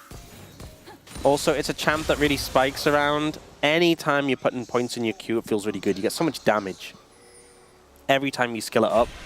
So, like, you know, level 2 doesn't actually feel that amazing. Level 3, though, because you double level your queue at level 3, that feels good, you know? How about if you max your satchel? How does that feel? Don't do that. Level 4, not so good. Level 4, you have to take your mine, and mines are so useless early. Not very good. Level 5, great. Ooh! Nice little dodge. That feels good. Ziggs pretty small. Yeah. Hitbox difference. Able to dodge the lollipop. And I think dude is just going to be just fine up here. The Jace here for Rich, definitely a comfort pick for him. As the satchel, very nice. And Andal's going to take 2 turret shots. Oh, man. And now this Nautilus is just so low that he kind of just has to back. He's backing on a ward. That's going to be interrupted by a bomb, or maybe just an engage. Nope, actually going for Jiu. So pretty interesting here. A little bit of discourse between Duckdom and Peter. Jiu does push forward and does a bunch of damage to Peter. Although at the end of the day, Duckdom healthy is a little bit low on mana, though. So this should have been a lane where KRX had all the pressure early. And a mistake from Andal ends up giving over so much to the DN Supers. Even though Peter's pretty chunked and have to back off. Look how low Jiu is. Yeah, Piozik, he's got 4 seconds on his flag and drag, but still, I think the damage is just there. Yeah, first blood goes to Duckdom. A little bit of help. I think he hit him with the shield or something. Closer here, in a little bit of trouble himself, is going to have to flash as Willer gets something done elsewhere. But first blood for DNS down there. Yeah, I would have thought that like it would have been the flag attack speed. We didn't even flag yet. That's the normal way you get assist on Jarvan. It's on cooldown still. Yeah, so good gank, but it just kind of shows Andal overplaying your hand. This is not how you need to play the matchup. If you go in a melee range of the Leona, you're going to get mangled. That's how the matchup goes. You know, you should have watched the series before. Or the Core JJ. The Core Episode JJ 5 video interactions. featuring double lift. Yeah. That tells you exactly how you do it. You just gotta, you know, break the wrist, walk away. You just gotta disengage. Don't overcommit to it. Don't try and get stuck in up close. Because now you end up down summoners. You know, you don't have the cleanse. You're down HP. Jiu is chunked. Duckdom basically does it himself, and it was the shield, the AoE, the slow that came in. Good call, Brendan Valdez. Well, I was looking at his cooldowns because he got over the wall after the Scuttle Crab with his flag drag, so that's how he was able to get behind them. So was on cooldown, and yeah, just picked up some assist gold there. Didn't necessarily need him. Jiu just holds on to his flash. He's like, well, you got me. And they did. And now Duckdom comes back to lane with a lost chapter. And he's feeling great. He's feeling really good. So, not ideal. KRX in the bot lane. The solo lane it's the weathering the storm portion of the matchups a little bit. Dudu is close to having the ult. That's when the matchup starts to feel way better because Jace gets like, oh, I have a little bit more armor shred or whatever. Yeah. when I switch form. Yes. And then Yari gets a whole wife, which is a lot more meaningful. That is pretty meaningful. Yeah. Getting a whole wife. You know, Jace just develops his relationship with his hammer. He had it anyway. It doesn't really change things. Yes. And also, I mean, the mid matchup too. Now, Closer has his ult, a lot of threat there. Oh, that's not good. Yeah, Rich kind of just back in the bush. He's okay. With phase rushing. He procced the melee phase rush, which didn't get nerfed. So, he's out of there. Yeah. But it does stall his recall a little bit. He doesn't have TP either. So he's going to be a little bit late back. God, Yone is such an uninteractive champion. He's like trading up in your face. You're Azir. Your jungler is right there, and it just means nothing. It doesn't mean anything. It's very sad. Also, he's ahead on CS, so you know, the Yone, yes, he was taking a little bit of damage early on, but you have a Doran shield. This is how it goes. You go resolve second. You really do not care. No. That's just the Yone life. Must be nice. Gonna get a hook down onto Peter once again. And yeah, the Satchel's really doing a number here to the Nautilus. Yeah, Dr. kind of burning through his mana a little bit too fast. The mines are expensive, and the rank 1 mines don't do that much. He did want to kind of dissuade Jiru, but he's kind of low. He needs a level up so he can get the free Lost Chapter mana. He also hasn't stacked his mana flow band fully yet. Well, he used his Satchel offensively to get a little proc of that. Yeah. You thought you could get away from Yone. You can't. No. Right next to tower as well. That's what he does. But to be fair, are we really complaining about any champion putting Azir through the ringer? You know? No. If there's any champion who deserves it, it's Azir. And they buffed Azir. Like, why did they do that? They nerfed Azir for first stand. And they brought him back. Brought him straight back. They're like, well, the LCK is coming back, so, you know. It's like when, when in comics they would kill off Superman and be like, you know what, we can't have, he has to, immediately, he has to come back. Next comic. Not even like late in the comic, like 3 guys, don't worry, open it, 2 pages in, he's back. Please buy the comic. Superman's not dead. Don't worry. Nobody's going to believe the next nerfs either. They're just going to be like, well, he's just going to come back anyway. Like, he can't die, so... He always comes back. Don't even bother nerfing him. Just, just buff him so we can permaban him and not have to see him first picked every game. I think that would be a nice little compromise. Well, at least he was a little bit less present at first stand. Yes. And then he got buffed. Yeah. And here he is again. He's back. Did you miss him? No. Well, at least he's not playing into Corki. I cast enough of that. And, honestly, can we, you know, I think we've been a little critical. Can we just say how nice it is that we don't have Corki mid anymore? Yeah. That's, you know what? That was a dub. We can give praise for that. The removal of Corki mid. Especially the poke Corki. No one likes seeing that. The poke Corki with the giant package. That was just not... You know what? I'm not sure which bothered me more. Seeing it and how OP it was, or seeing people misuse it. Yeah. I'm not sure which was worse. Because there was, you know that period where people would like pick up the package like 2 minutes before Dragon? Yeah. When it was synced up with Dragon. It's like, guys, you just pick it up.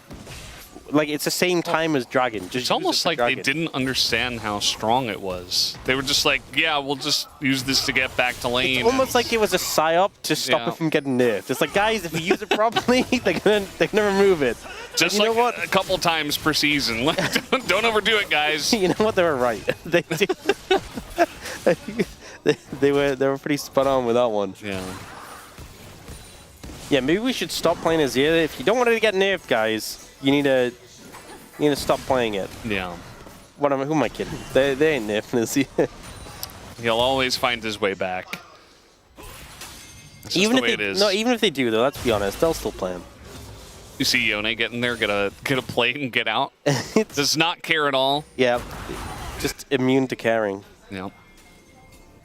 I mean, Closer could have played any sort of champion here. Like, he's played Akali a million times into this. He could even play Tristana. He even could have played the Ziggs. I'm glad that we do have kind of another answer nowadays with the Ziggs. So that's another good kind of anti-Azir I want to see more policy. Of it, to be honest. We don't have that much data on the matchup in the LCK, so it would be cool to see more. But I like the flex they did here. Dr. Am does have the tier, which I'm not a huge fan of, but the Ludens is good. You know, he was maybe a bit frivolously using mana, so maybe he was like, I need a tier. Maybe he could have just not spammed abilities as much, but you know, it's fine. He has the Ludens. Well, now he can spam abilities a little bit more. True. But the game is pretty even right now. Dragon did go over to DNS. There's a second Dragon coming up in a couple of minutes, so that should be the focus right now. Rich does do the little triple order to get out of the cage, but he's not having fun time. He was, then the Maiden came back up, now he's not. Yeah, the chip damage is just a little bit too much for the Jace. Like, he can go for big burst trades, but then eventually Yorick just heals it up, sustains through it, as Closer is looking for the trade 7 miles under UCal's turret. Yeah. Yeah. You have to travel quite a distance to get there. Oh, no. Rich? Okay, knockback is good. Okay. He's holding on, just about. He's just about Oh, he's coming. He's holding on, and might not be holding on for all too much longer. As the accelerated shock blast doesn't do a whole lot through the shield, and actually Pyosik just decides not to use his ult on it. Yeah, I think if he did ult, you just get his flash for free. So I think it would have been a good. I think it would have been an okay play. Maybe he was a little bit unsure. Like if I ult and he flashes, does he actually just kill me? Because he started to do a good amount of damage. Is Willer there? But either way, he slowed his recall down. He got.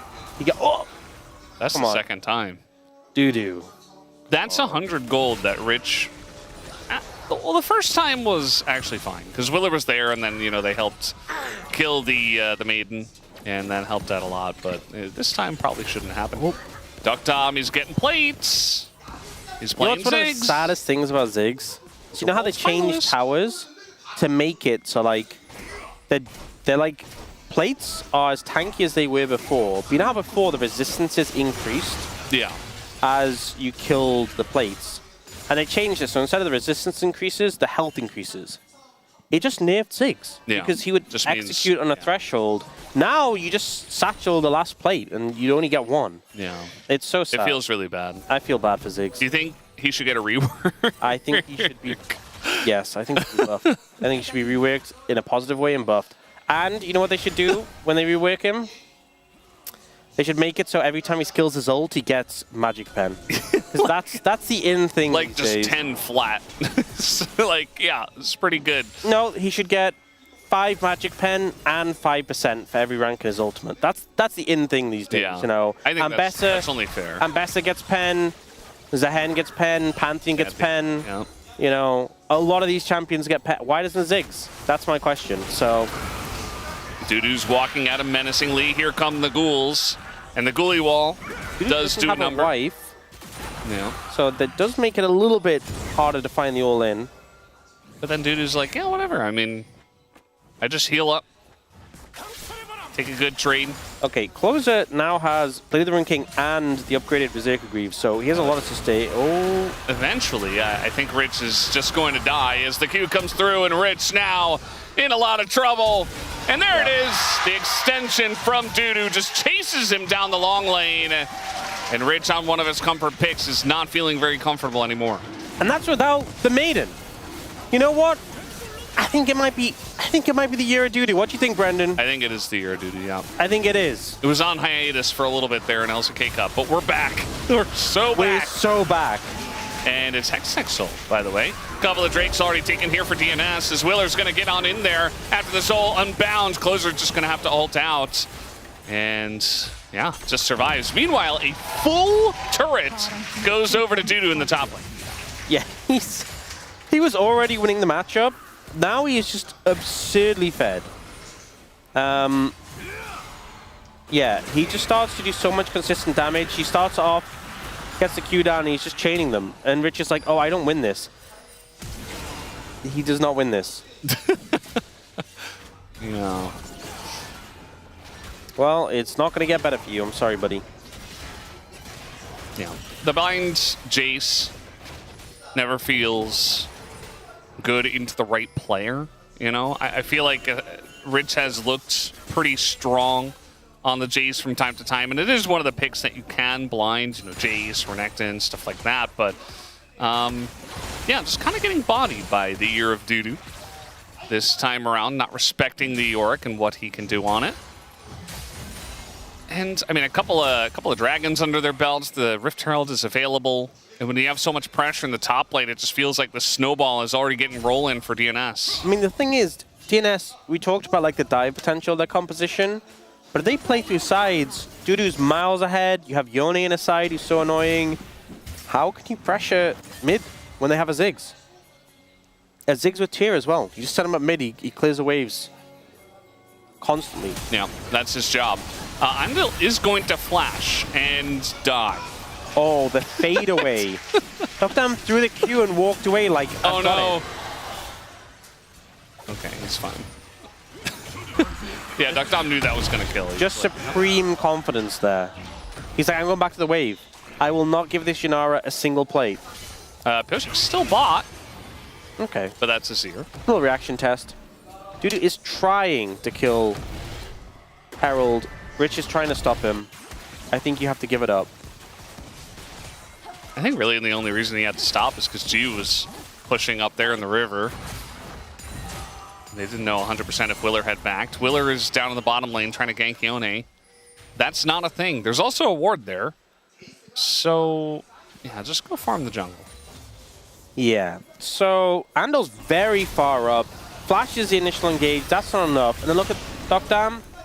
He's walking away. He's like, I got it. I know. Yeah. He's not using the right skin, though, so. He's using the brand new skin. Yeah.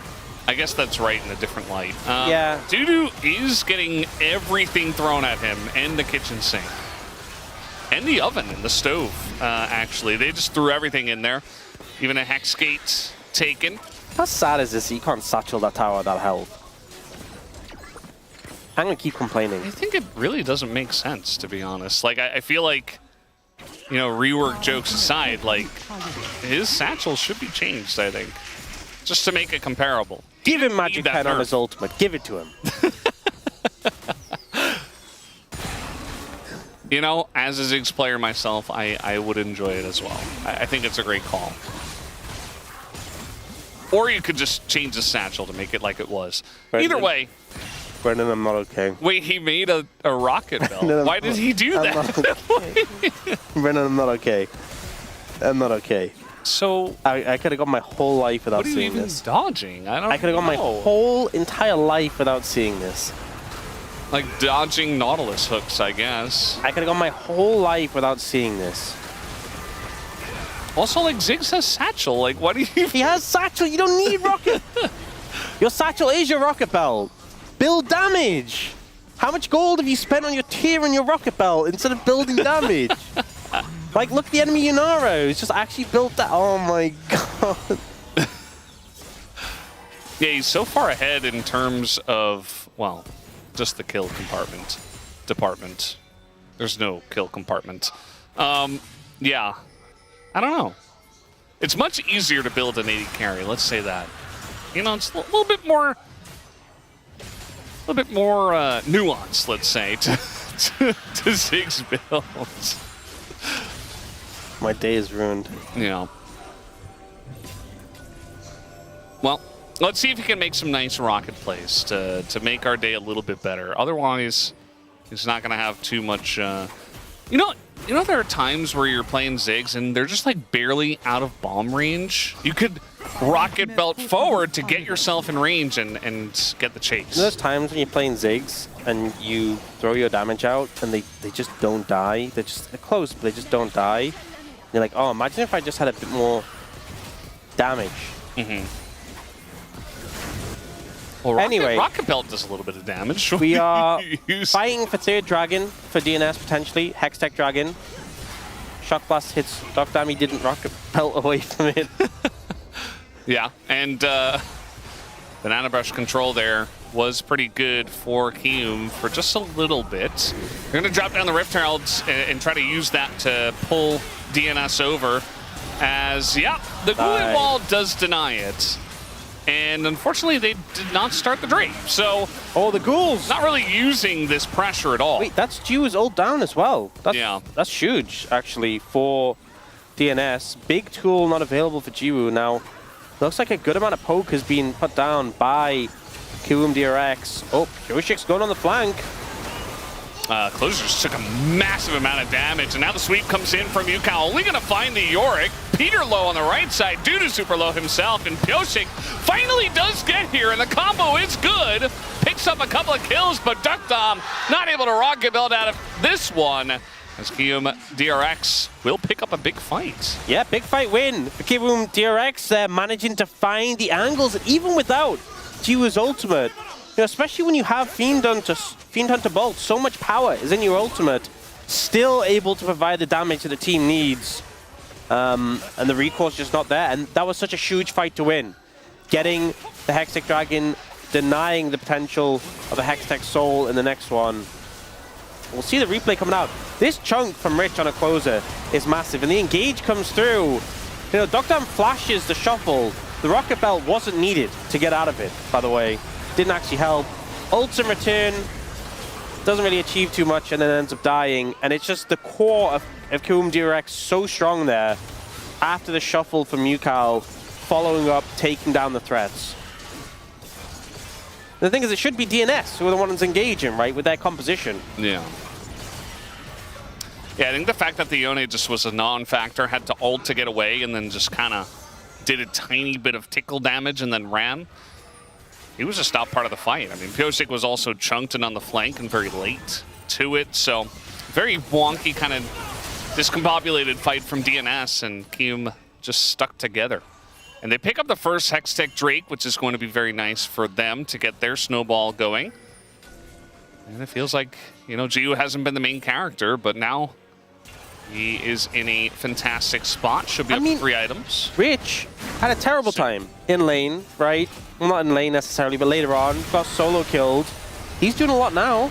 Peter baiting them in and will be successful. They do go in onto the Xinjiao, though. We got TPs traded at the end of the day. Duckdom gets in. Immediately, Rocket Belt's out.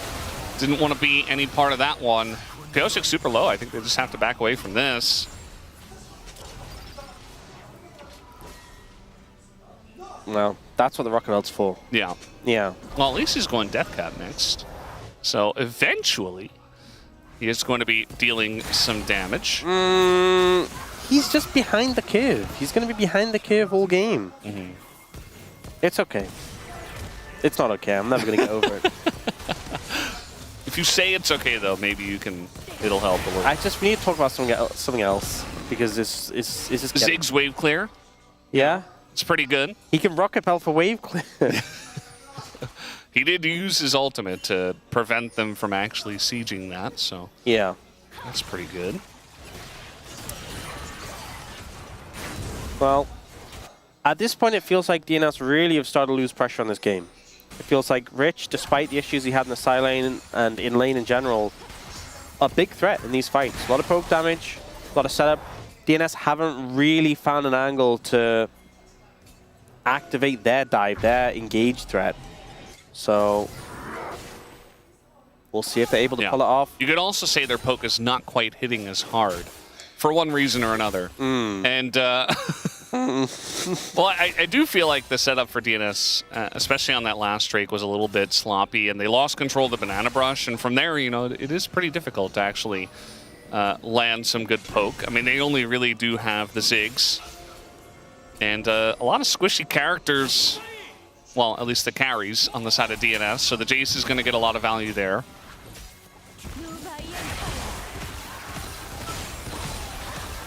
And yeah, exactly like that.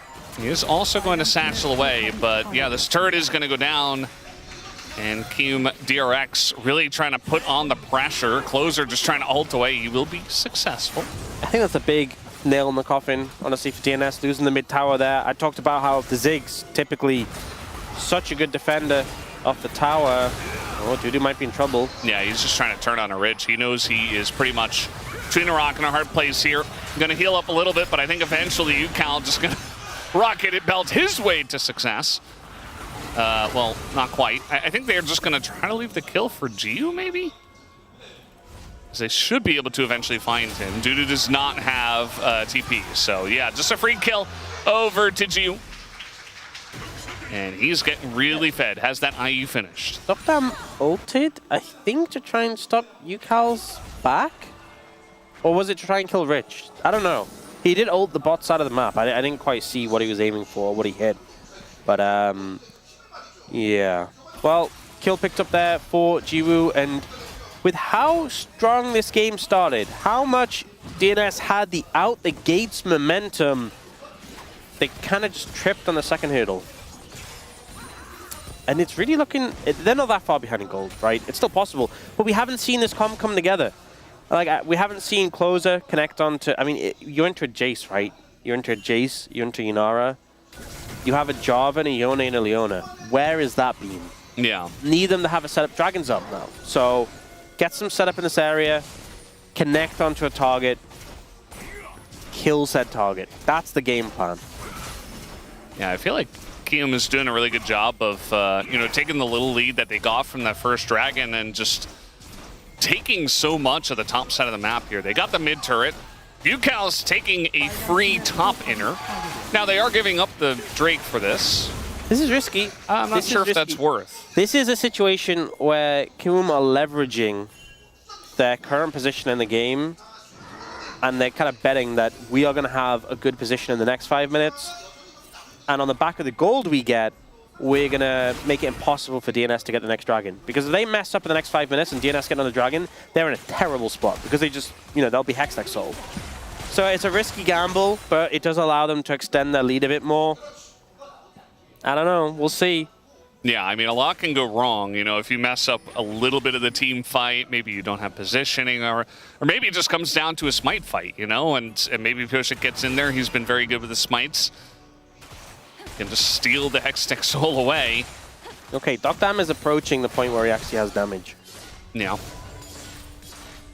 Has the Blighting Jewel. And, yeah, they're just going to start this up. I think with the Yunara in their position and no vision on this, okay, the ult's going to come through, so they know this is actually happening. Ondil is here, finds Duckdom, just going to hold him in place for a long period of time. Jiu, though, ulting over the wall, and now he's going to be taken down super low, finished off by the Jarvan. Although Jarvan does fall, so now there's no jungler here for the side of DNS, but I think it's still too early. Are they going to consider this? I think without the Yunara is very risky. Never mind, they're just going to do it anyway. It's just the poke is the threat. Duckdam's coming over, but Duckdam used everything, by the way. He flashed, satchel, rocket belted. And he will have the satchel back up. Rocket belt maybe soon. Yeah, I mean, it's not a smite fight, obviously, but I think this fight is pretty good for the side of DNS, as the Baron is going to go the way of Kium. And unfortunately, Closer pretty chunked out on the top side of this one. Also, Duckdom had to satchel out as the range was in there. The hook goes down on a Peter, and even though he tries to flash, eventually he will just die. And so the follow-up fight was not there for DNS. Although now kiting this one out, the ult comes through. Gonna take down Ondil. Closer wants a little bit more, and he just dies himself. Trying to extend the play and trying to get something after giving up the Baron. Yeah. Karoom, DRX getting the Baron, and honestly getting everything they really wanted from that play. Yes, we see Andal go down, but they get so much more. They go for the engage here, and Duckdam, like, flash, rocket belt, satchels. Bit overkill to get out. Jiwoo steps up so far, though, to try and make the play and gets punished. And then this is kind of awkward situation where it's like, okay, Jarvan traded for the AD carry. In terms of the fight, it feels good. In terms of the Baron, it feels bad. Well, I don't know what happened. I don't know. He's just dead in the bot lane. Yeah. Close is still down, so they did that without him. You're in Azir, and he used Zhonya's, it appears.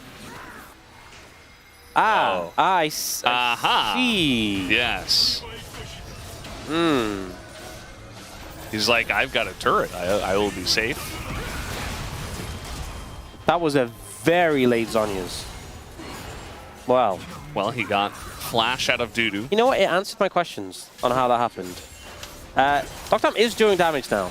Actually doing damage. Just Void Staff, and you're kind of seeing he's doing a good amount of damage at this point. IE picked up for closer as well. The threat is there. There is damage on the other side, though. You know, you see Jiwoo with the Morph Mortius and his core items completed. He has the IE as well. I think it just really comes down to execution. There's a lot of threat on both sides. Now, KRX have a big lead, but it's a minute until a potential soul for the DN Supers. That is something that KRX leverage. It's like, okay, we're going to give you the dragon. We're going to try and get a bigger gold lead. The risk is, if they mess up the next couple of minutes, they are facing Hextech Soul. Yeah, this Baron push, after all, it was good to get, but at the end of the day, well, they are going to get this mid turret at least. Meanwhile, we got Dudu in the top lane, looking to get some value there. Does have his TP up in just a moment, so we'll be ready to join the fight if necessary. Bro, you made him. He just forgot about it. He just forgot about it. He just left it be. Dragons in 15 seconds. You needed that. Yeah. Well. And they don't have any flanking wards, so this is just going to be straight up a Yorick running in a straight line at them. And they have a lot of engage, so hopefully he can just kind of get in there and do a bunch of damage. But yeah, no Maiden feels kind of bad. And he's also mid, so no vision on this one. Kiyum is doing a great job of holding the river and holding the choke. Andal gonna go through the Leona and just kind of die. And meanwhile, Dudu doing a good job of tanking up in the front line, but Pyoshik as well gets pretty low, but Closer doing so much work on that back line. Accesses it, takes out the Yunara, and this will be the Hextech Soul for DNS on top of a massive fight to boot. And that should just be enough to take the game, right? They have a Ziggs. It's all down to Yukal to try and defend. I think they might honestly just be able to push in an end. We'll see. We'll see. There's a lot of structures up, but they have so much tower taking potential between the Ziggs and the Yorick. Yukal has to make the hero play, but I think this might just be it. Yeah, I don't think it's going to happen. He does have Emperor's Divide, but I mean, maybe he can put up a wall and just say, don't come in here. I'm not really sure when he's going to go for that, though. Obviously, all sights are on Yukal. Andil also here. Yukal goes in, sweeps up 3, goes golden, but the structures are still falling, and they kill both of them after the fact. So, cool sweep, bro, they say. And DN Supers will take the Nexus down for game 1. A very back and forth game. It feels like Kiwoom took a risk, right? Letting it go to Soul Point. And honestly, them getting the soul wasn't even the major factor. Winning the fight was enough for them to close out the game. When the DN Supers executed on their dive composition, they were able to win on the back of that. But there is one unfortunate thing that came from this game. Rocket Belt Ziggs now has a 100% win rate in the LCK. Yeah. And that, Brendan, that hit... And we saw how much value it got, so I'm sure we're going to be seeing more of... my soul. All I'm going to say, guys, if you're playing Ziggs and you get out-damaged by, you know, anyone... something's going wrong. Yukal actually did quite a lot of damage in this game. Didn't end up mattering at the end of the day, as DNS were the better team, especially in that last team fight, which is really what it came down to.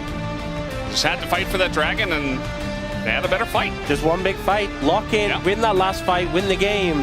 That's all you need to do. No Maiden, no problem. 1-0 here for the DN Supers. We'll be right back.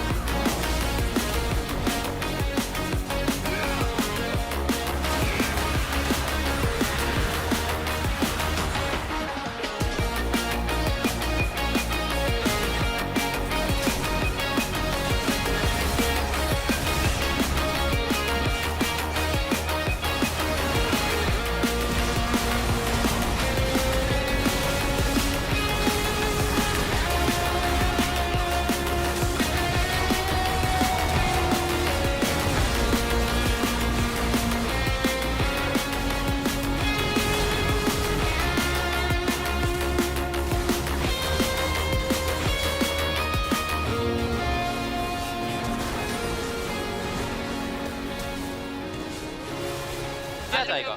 유지해봐 일단 라인. 회오리 치면 회오리 쏴봐. 시커니까 이제 쳤어. 나 가보자. 나갈게. 땀 보자. 나갈게. 나가봐. 앞에부터 볼게 일단.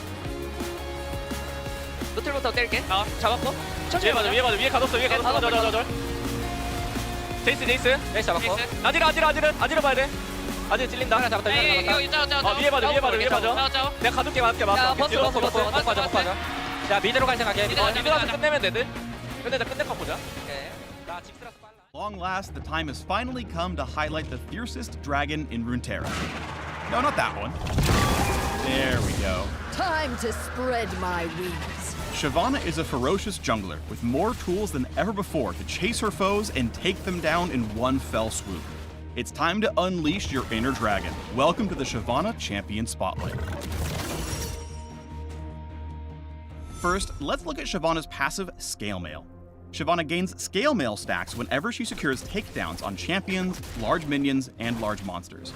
Each stack grants her armor and magic resist and strengthens her other abilities. Shyvana's ultimate, Dragon's Descent, will feel very similar to what her mains know and love. She earns Dragon Fury whenever she strikes enemies with attacks and abilities. When the Fury bar is full, she can activate Dragon's Descent to enter her dragon form, flying to a target location, damaging enemies below, and causing them to flee for a short time. Shyvana's dragon form also grants bonus health based on her Scale Mail stacks, increases her attack range and size, and empowers her other abilities. Speaking of other abilities, let's talk about her Q, Ember Strike, which empowers her next attack, dealing AoE damage. It can be recast for another strike after a short delay, giving you a little more control over how you focus your firepower. In dragon form, Shyvana gets an additional recast that deals a burst of true damage, making it a great finisher in teamfights. Basic attacks reduce Ember Strike's cooldown, so if you want to keep the devastation going, be sure to stay in the fight. Her W, Inferno Aegis, gives Shyvana a shield that increases based on the number of nearby enemy champions and Scale Mail stacks. It also grants bonus move speed to help her pursue her enemies. When the effect ends, or upon recast, the Aegis detonates, damaging enemies in the surrounding area. When cast during Dragon's Descent, Shyvana also gets a substantial heal if the detonation hits an enemy champion. Finally, Shyvana's E is Molten Burst. Molten Burst launches a fireball that explodes upon hitting enemies or reaching its max distance in an AoE blast. While in Dragon form, Molten Burst deals more damage, travels faster and farther, and pierces through enemies, pulsing to deal damage each time the fireball strikes a champion or large monster. It also leaves a trail of fire that roasts enemies in its wake, dealing additional damage over time. For Shyvana, stringing the right abilities together is everything. Molten Burst slows enemies down, while Inferno Aegis speeds you up. Using both successfully makes it easier to stick to your opponents and keep the attacks coming. And those attacks lower your Ember Strike cooldown in turn to maximize your damage output. Make sure you stock up your Dragon Fury ahead of important objectives as well, so you can descend into the fight in a blaze of glory. Try casting Inferno Aegis before you transform, then use Dragon's Descent to jump right into the back lines and recast W to hit foes with a burst of damage they never saw coming. If you don't plan ahead, or if you don't time your recast properly, you'll quickly discover that your roar is bigger than your bite. The best way to counter an enemy Shyvana is to maintain some distance with good kiting and strong disengage tools. Shyvana wants to stay in the fight and maximize the value of her dragon form, so if you can stall her out, you'll have a much easier time turning the encounter in your favor. We wanted this update to empower Shyvana mains with more ways to leap into the fight and become their best dragon selves. And for those of you who haven't tried the half dragon yet, if you enjoy divers with high skirmishing potential like Hecarim and Set, you might like bringing the heat to your enemies as well. Unleash the Inferno within and wreak righteous devastation upon your adversaries with Shyvana the half dragon. Triumph draws nearer with every kill.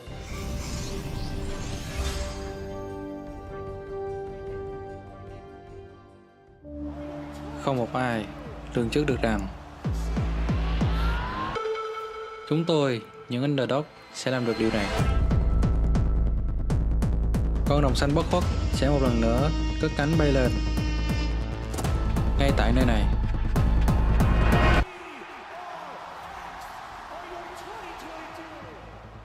Thăng Long, Hà Nội.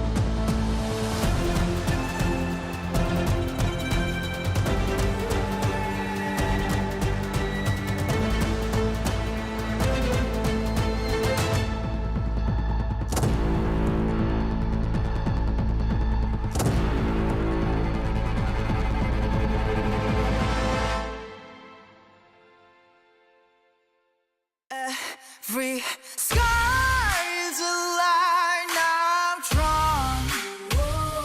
Cut by cut, mark by mark, my name forever in the stone.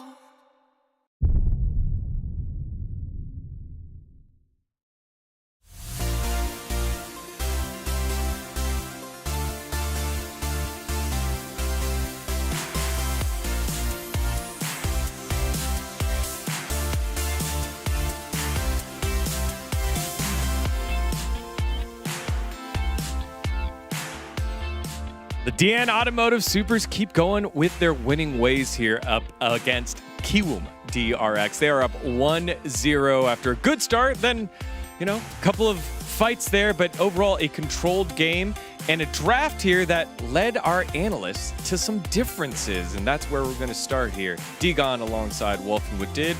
Yeah, we had different opinions about this draft. I thought that it was going to be really difficult to kill the Unara, and I thought when we came to team fights, this composition for DRX had so many different tools. You got a good front line, you have the peel of the Azir, you have the Jace poke, and then the really clear damage dealer in the Unara. Jiu's performances on those late game team fights left a lot to be desired, though. You know, he didn't get caught by anybody. He kind of caught himself on that Baron fight. So I think that's part of the issue, but what did was a little bit more lane focused with his assessment. Yeah, I mean, I love to play AP bot lane when I was player. Shout out to Yarnan. For example, like I think it's really good to play against those crit champions. I think you don't have the sustain in lane, and I think it's really easy for Ziggs to just hit the target in the back line because you have no threat, I feel like. So that's why I felt great about this draft. Yeah, and again, Ox not loving the proto belt usage, so we'll dive into that bit. Our first fight here, 20 minutes and 24 seconds into it. What did take us through it? So DNS had such a good early lead, but I think they kind of misunderstood like how to get the control back. So here KRX, they actually knew that they have the control first, so they got the really great poke. But I think one thing that DNS didn't do well is that how to get the control back. So here, I think they should take the one path.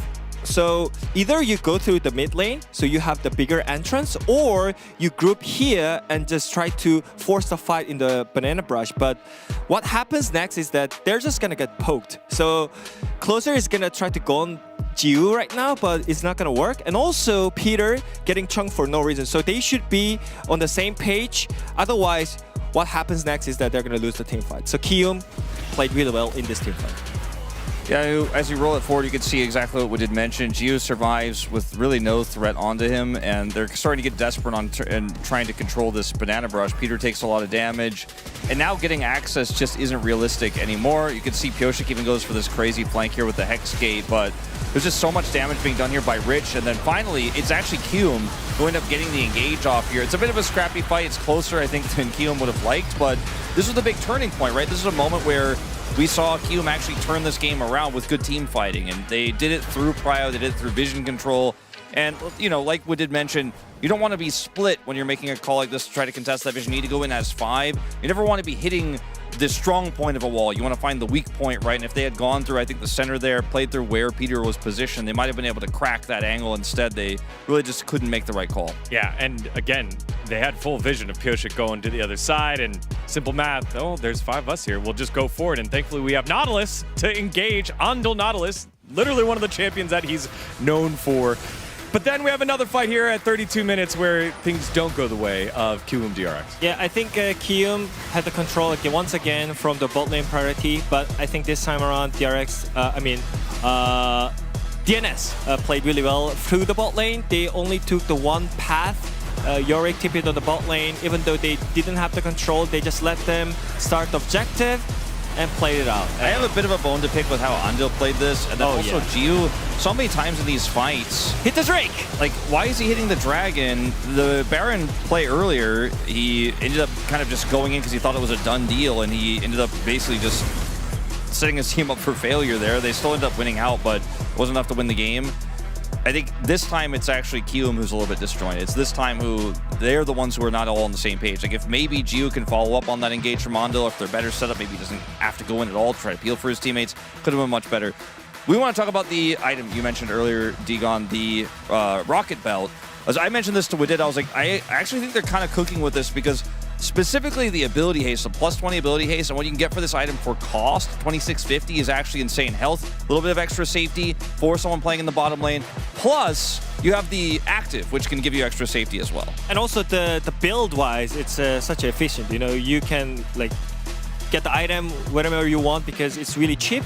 And also, on top of that, you have the ability to dodge some skill shots. So I think this item is really good. So everyone is cooking on it. Yeah, a lot of AP champions building this one. However, we do have one Ziggs expert, and he's standing by right now to give us his thoughts on the build. Let's send it back on over to Valdez and Ox for game number 2. Yes, thank you, Degon. It's me here, the expert on Ziggs, to give you the lowdown on this. Also, Ox is here. Ox, any thoughts? It's not okay. It's not okay. Want to talk about it? I wanted to move on, you know, it's fearless. Thankfully, so we didn't have to see, you know, sometimes it's good when we don't see Ziggs again. They can't hit me anymore. But yeah, I mean, we've seen a lot of Rocket Belt. I think there's times where Rocket Belt makes sense. It's a gold efficient item. You know, the dash has a lot of value, especially if you're in situations where you're going to get challenged. But the beauty of Ziggs is you have your satchel for safety, and you can play like 3 screens away. Like all the times you saw Dogdam, he would like flash, then satchel, and he'd be like 3 miles away from any threat, and then he'd like rocket battle next to 5 meters, and I'd be like, brother, come on. Positioning. Okay, also, look at the timeline. Better angle. They won early. He finished Rocket Belt. They started losing, and then when he finally finished Rabadon's Void Staff, they won the game. There's a lesson there. That is There's the only reason. takeaway from that. Okay, guys, there are champions where Rocket Belt is great on, right? Ziggs isn't one of them. I don't believe it. I don't condone it. It's not okay. Right. Until next time. Not okay. Or we see it again. And you know because it won. You know whose fault it is? You know who we're blaming for this? It's Chovy. He's the one who spread this. And you know what he did? He built Roa on Ziggs, and he even apologized for that. So, you know what? That's the lesson here. But it's Chovy, so, you know, we just have to copy everything he does. Right? Let's move on. I've said my piece. That's kind of what a lot of our players do. We do have to move into this draft, though. Nocturne once again banned away here in game number 2, even with the Orianna gone. Just gonna take that away from Pyosik. And certainly a decent amount gone. You know, no Yunara, Lulu to worry about. The Azir is taken away. Big one is Ando's Bard is available. That was banned last time. So, opportunity for him to get his hands on that. I don't know if it's like something you got to first pick. Like, is Peter going to deny it? Maybe not. Varus or, you know, Ashe Seraphine is something that you could potentially lean into. We'll see.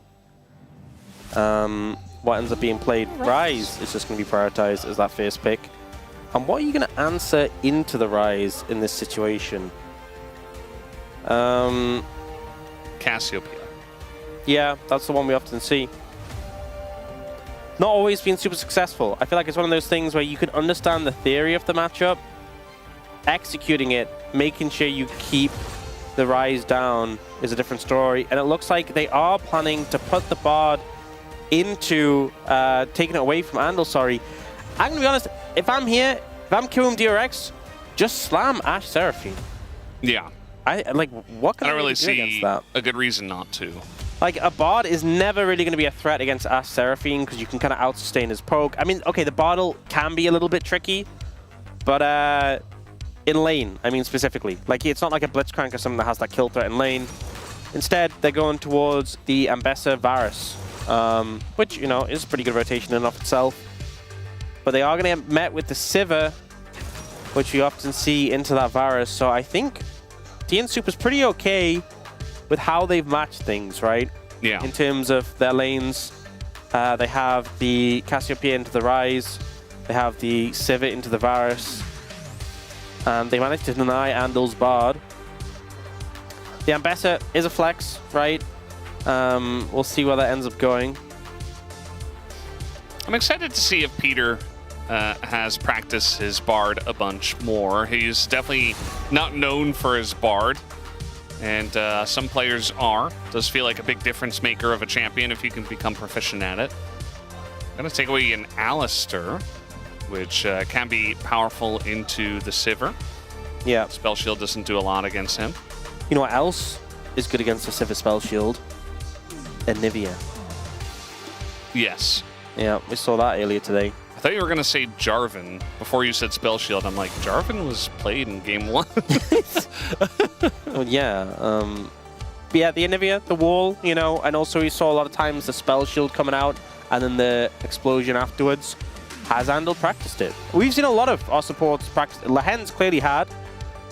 Carrier, we saw the solo queue record had, but wasn't able to pull it off on stage. Will it come out here? It's definitely not the giga value we saw into the blind pick Alistair, but... No, it's not going to stomp lane as hard. Yeah. Nico going to get banned out, trimming some of the power in the 2v2 where possible. Kind of like the Wukong ban as well. Definitely something in Pyosic's arsenal alongside of the Lee Sin. See, I understand the respect for Pyosic's Lee Sin, but I don't think this is a great Lee Sin angle because he doesn't really have the consistent setup for it.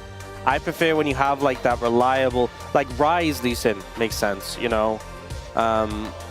Be able to prep that. I don't even want to talk about it because I feel like he's just flashing the phase, right? They're just flashing. We'll see what he locks in. He is doing a little round trip of all the phase. Okay. Getting a little bit of the big dog coming out. Yes. We typically mostly saw Neferi into Vi. That was where we saw it most of all. Because obviously you can just... she can't ult you, ever. A lot of skirmishing power. Seeing it into the Ambessa, similarly you can kind of just... If she tries to ult on you, you can disengage in it, but it's not as, you know, a surefire thing. We do get the Anivia coming out, which I don't think was too big of a surprise. We'll see how Andal pilots it, because it isn't as much of a free lane. But I think there's a lot of value for it here into both the Sivir and the Cassiopeia. Not so much into the Neferi. Yeah, Neferi, I mean, it is what it is. Jungle is. It's not going to be like a Xin Zhao that you can just wall off and be happy about, but yeah, definitely does have value. Also, the blind Gnar to come through for Rich. We'll see. I mean, Dudu's definitely a guy who is willing to punish, but could also just play, you know, a tanky frontliner. They already have a lot of damage, but instead, he wants to punish because it is Dudu.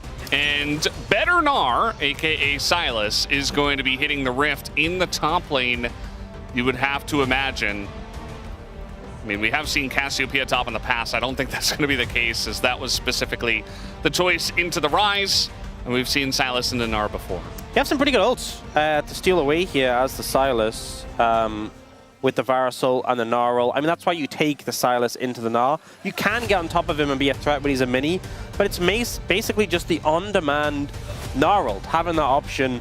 Like, Gnar is gated by having to be mega to ult. And you know what's the crazy thing is that I remember there was a patch, it was a while ago now, but they buffed the AP ratio on Gnar's ultimate. Yeah, I wonder why. And it was just like, that's not for Gnar. Yeah. That's not for him. That's for someone else. Imagine banning one champ for a different champ. Yeah. That's how it goes. So, the Neferi also is a bit of a callback to the last time these two teams met, when it was Pyosik who played it in that final game against DRX at the time, and he went 9-0 and 10 on it and got MVP. So, looking for a performance like that again. A mental pick into this team. Cume DRX up against the DN Supers. Game 2 starts now.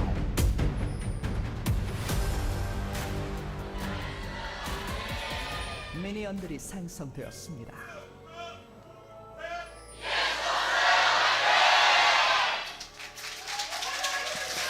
Alrighty. Here we go, game number 2. The fans really getting into it. Hoping for our first third game in a series. Might happen. You know, I think DRX definitely have some tools here. I do worry about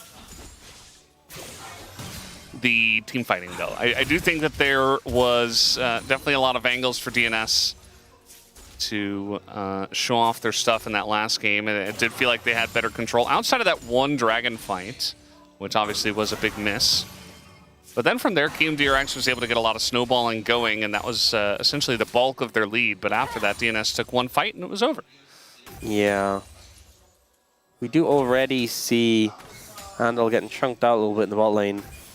Not playing into an Alistair, a little bit different. Electrocute on both sides. Not going to be Spellbook Bard here. Peter's like, I want that damage. You're going heavy in the trades. Does miss the stun, unfortunately. He was aiming for Jiwoo against the minions.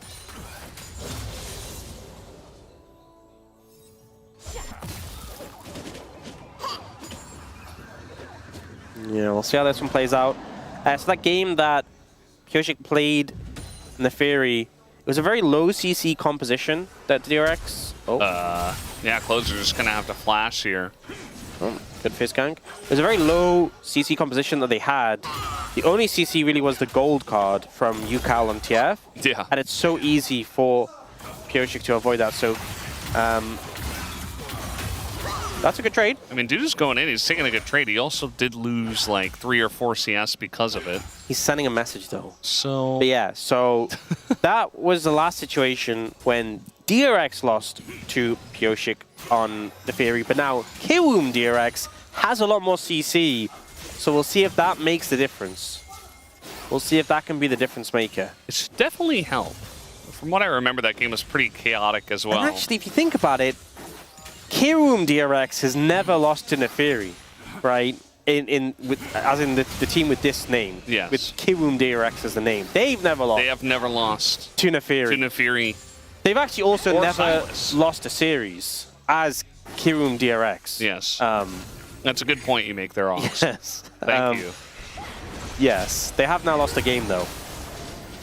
Really trying to put the hurt here on a Closer, but actually, Kyoshik was lurking behind them all. They don't know exactly where Willer is, so it's not like they can make a play on the UCal or anything, but maybe onto Ondil. You know what? You know what? He's got camps to clear. Yeah. And he's got places to be. Andal had... Okay, we're going to... Things to do. Andal had egg. He didn't know where Willow was. He had camps to clear. It was the thinking man's recall. Yeah. He thought... Very LCK of him. He thought, could I have stayed there and gotten Andal's egg and spent the next 25 seconds playing the Ackley Sax as I try to chase him down? Yes, I could have. Or could I just kill my Krugs? And you know what he did? He killed his Krugs. He killed his Krugs. On spawn. Yeah. Well, so guess what he's going to do next? He's going to kill his Raptors on spawn? There's a lesson in that. I feel like I'm learning a lot from this conversation specifically. So yeah, there's a lesson in that. I feel like I'm learning a lot today. Some things I didn't want to learn. Yeah. Some things not by choice. Build paths and certain champions. Certain AP ball laners. Mel? No. Oh. No, definitely not. I do wonder if we're going to see any more Mel in the bot lane. Yeah, I mean, that Mel Pike was interesting into the Ashe Seraphine. We've kind of seen Ashe Seraphine glossed over today a little bit. Yeah, I'm not really sure why. I do feel like a lot of our teams really love to index into... Maybe Ashe Seraphine's been popping off in scrims. I mean, the Mel Pike's been popping off in scrims against it, you know? Maybe. Oh, Dudu just hit level 6 there and was ready to ult if he connected the stun, I think, potentially. Yeah, he was ready to party. Yeah. He's been doing a good job of being very threatening, especially whenever Rich is in this mini form, so... By the way, I don't actually 100% think that, like, Mel Pike is running scrims against Seraphine. I just would like to see more of it, because it was interesting, even though it didn't win the game. An interesting theory of what you could run against what seemed like a bit of a very hard, if not unbeatable, bot lane duo. And it just feels like whenever we have a duo or even a pick that's that dominant, it just gets permabanned or picked And yet today, we have not seen it. Yeah. We saw the Ashe banned in a couple of the games in the first series, so that's a good part of the reason. As the Ambessa comes in, Close are going to ult the opposite way. But, yeah, the Ambessa doesn't go quite that direction. Either way, just going to get out alive, even without his flash, so that's pretty nice. That's the setup of the combo, right? The point-and-click CC of the Rise into the ult of the Ambessa. It's very reliable, but you're a bit too close to tower. You know, not really able to chase a Cassiopeia under, especially with the Miasma. It's just not feasible, so a bit of an ambitious play. Wow, slick. Yeah, very nicely done here by Peter as, ooh, the max range chain's not going to land. And Dudu does use that hijack. Dr. Tom is getting in there. Even down a level, does not care. Knows that Jude doesn't have his ult, so doesn't really matter for him. Nice speed boost with the heal comes through there. Pyosik just going to press his R button on a Rich, who does have his flash. Tons of damage coming out here from the Nefiri. Oh, you know, so when we're thinking about broken Sylas ultimates, right? You know what? Some of the most broken ones are like, I mean, obviously Nars really good, Alistar's really good. Do you know which champion just cannot play against Sylas? Is the reworked Shyvana. Yeah. So apparently, reworked Shyvana, Sylas has a 68% win rate against it. Yeah. Because when you steal Shyvana's ult, you get the full dragon form, but you keep your passive as Sylas. So you get like the Petrosite procs, and you get Shyvana's dragon form. So you're just unbeatable. You're just actually unstoppable. Yeah. So, you know, currently Shyvana, new reworked Shyvana is disabled, but even when she's back, I don't think we're going to see play if Sylas is available because... Yeah. This is the next level of Sylas versus Malphite. It's Sylas versus Shyvana. Yeah. It's not a good feel for one side of the matchup. Yeah. We did highlight, you know, there's not a whole lot of action in this one. Dudu has been doing a great job of just winning the top lane matchup. Yeah, he's been very getting some hard. good trades. It is, as you said, the year of Dudu. You know. It is, yeah. It's confirmed. Confirmed, for sure. You know, he won last game. That's what we needed to see. Yeah. Right. Ignore all the stuff that happened. Anything else The fact that that has he occurred. let his maiden die like 3 times for no reason. You know, Yeah, not relevant. Trying to gnar into the Ambessa ult over the wall. The burst damage is there. Dudu with the Kingslayer, not enough. First blood does go over to Willer. So as I was saying, it's obviously the year of Vikla. And anyone who's saying otherwise... Personally, I think it's the year of Raptor. Yeah? No, that's a good year. Yeah. Yeah. But probably not a year if anyone... No, No. definitely not. Not in this game, at least. Oh, yeah.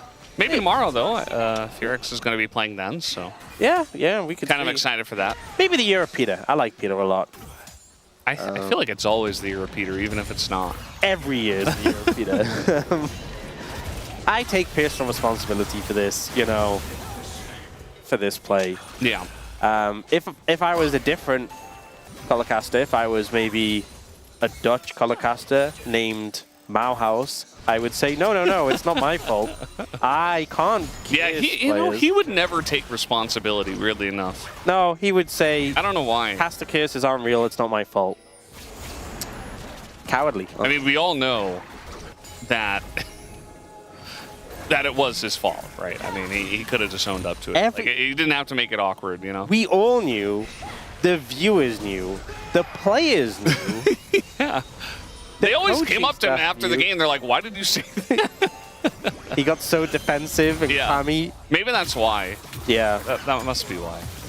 Yeah, everyone else is just like, oh yeah, sorry, my bad. You know?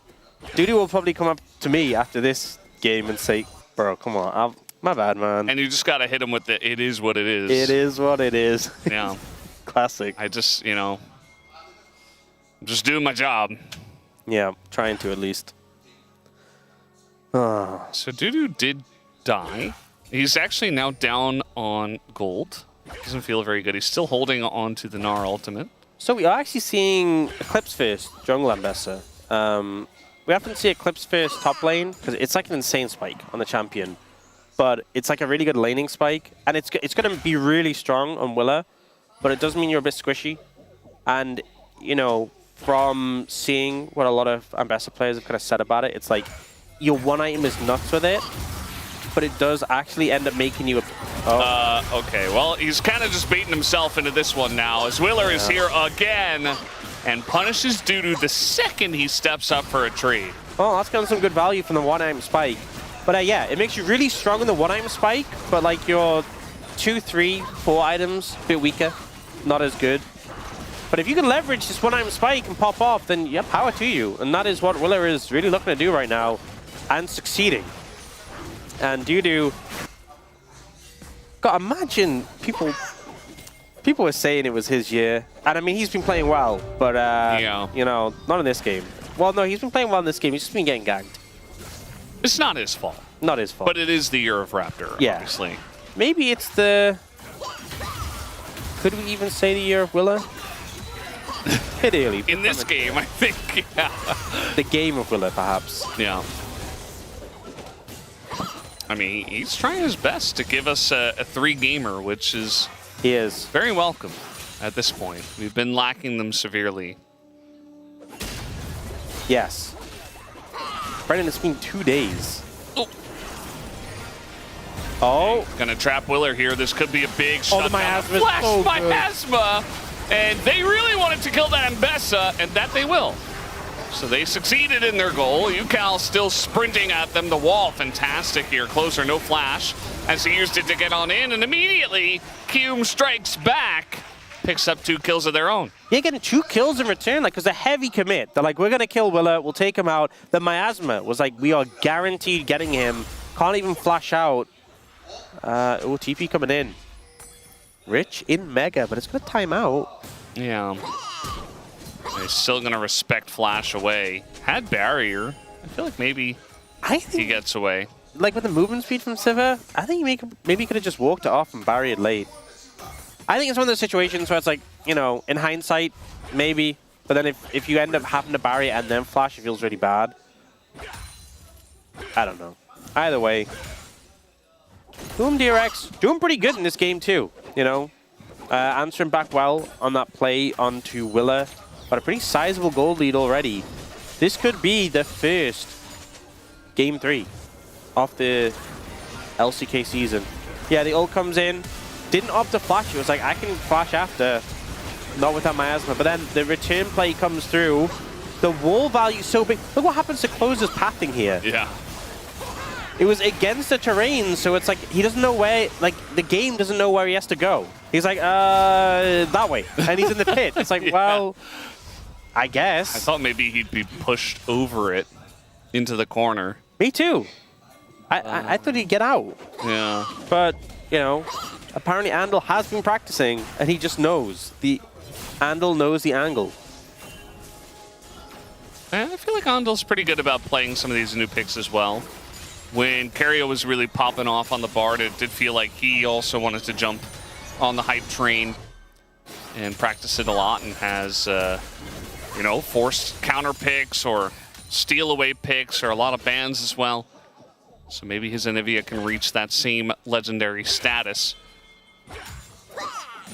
Interesting to see what is going to happen here on this next Drake. Already 2 Drakes over to the side of DNS, but they have definitely lost control of this game. Yeah. And they've lost the year of Dudu. For now. Oh, they're looking bot. He's got the Mega ult. I mean, they're all just walking over a control ward. Okay. TP also utilized. So that's a heavy commit. Rich is turning Mega. I mean, if they get Rich and the turret and they trade turrets, it's not bad. Although Rich is, they're really struggling to take him out. You know, eventually they will take him down. Not before he gets some CS. Meanwhile, they're taking mid lane as well. So this is very worth for KRX. As meanwhile, even trying to take down Duckdown under the turret. In the egg, though, will go on, Dill.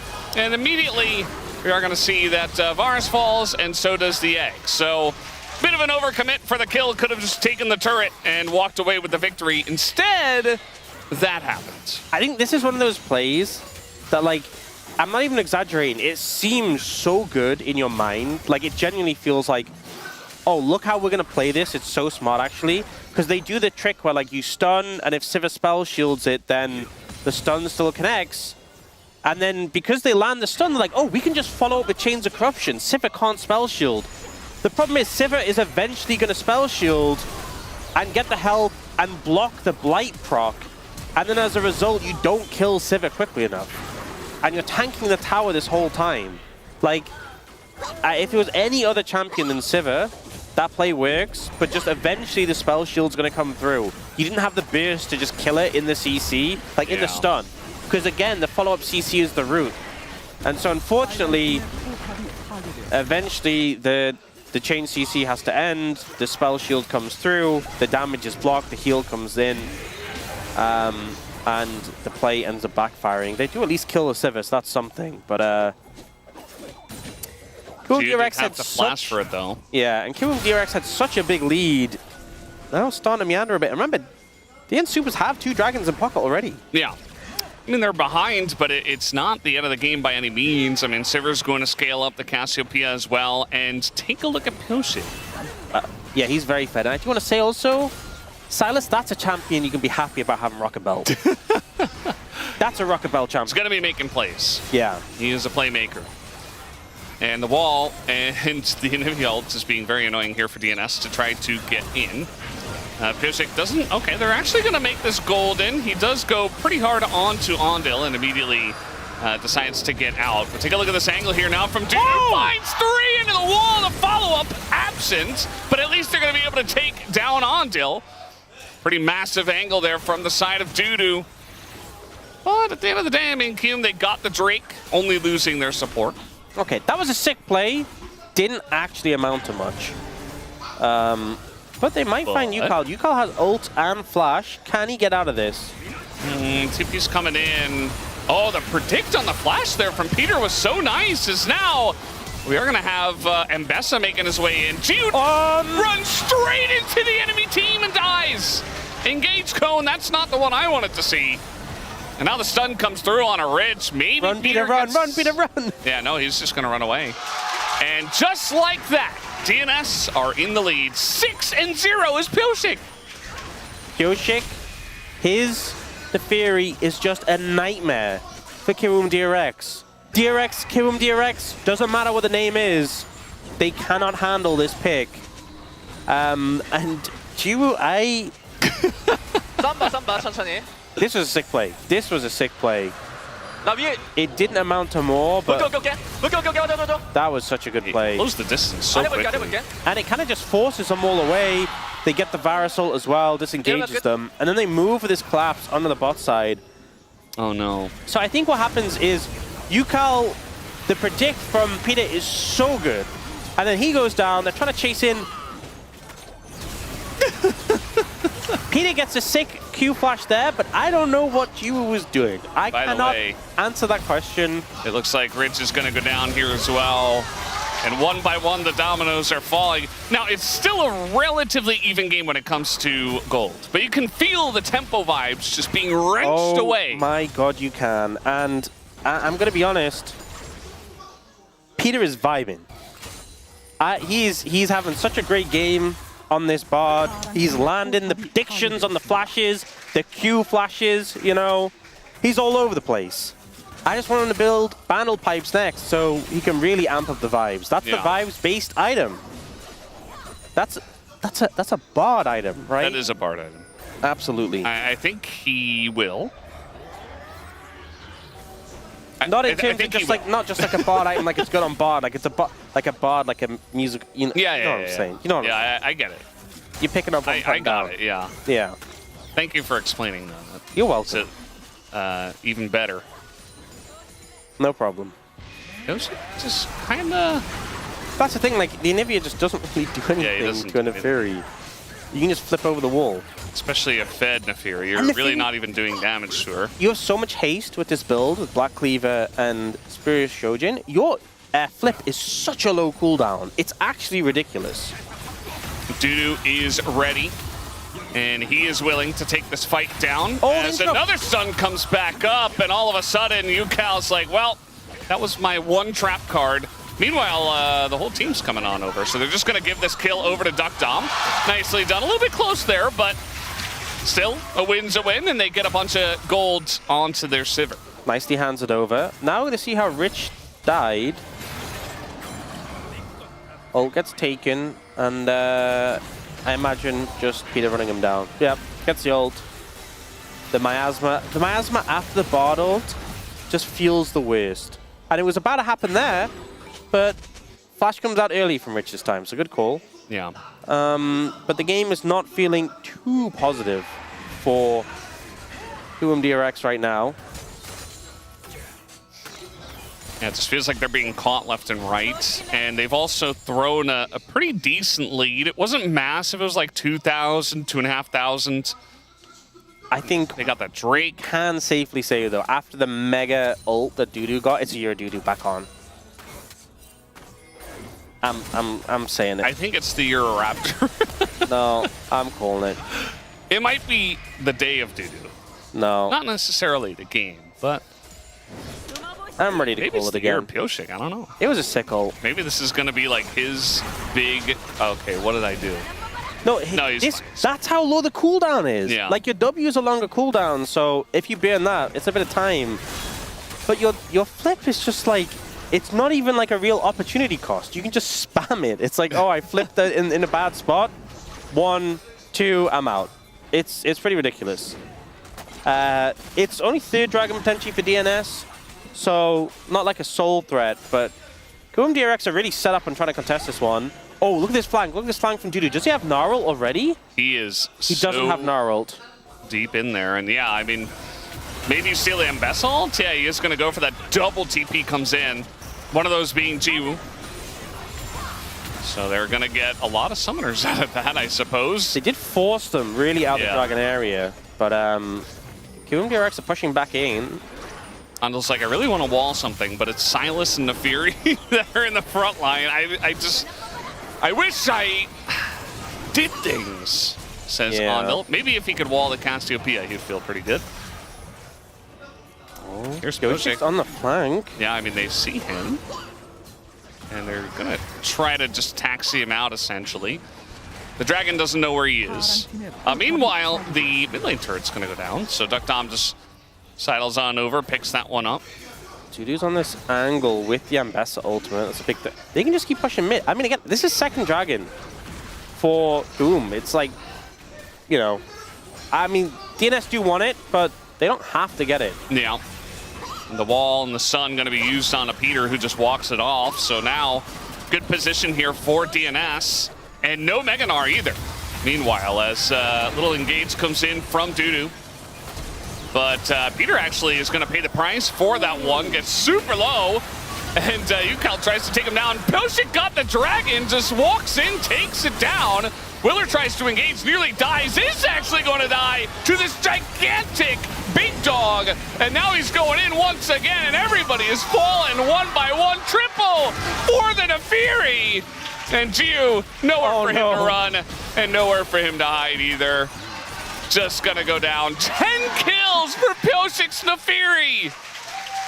He's on an absolute tear, just decimates DRX on this one. And you see, he didn't get so low. Thought he was going to go down here. Yukal tries to realm up after him, but Dudu plays interruption. But here, Pioshik just smites it, flips over the wall, he's out. They commit onto the Cassiopeia. But look at the damage done to Willer there.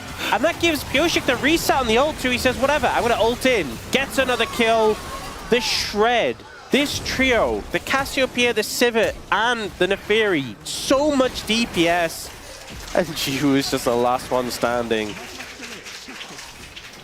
Everyone's just paper. They do so much damage between them. Yeah.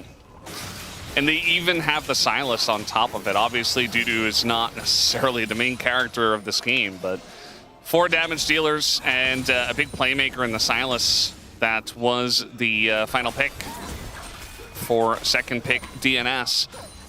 So just making plays. So here's something. When Pioshik played Nefiri the last time these two teams met, he went 9-0-10. Yeah.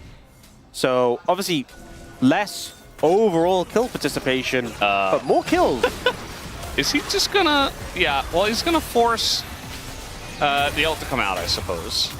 Yeah, he's already got more kills than that game. Yeah. So... And the game's not over. Yeah.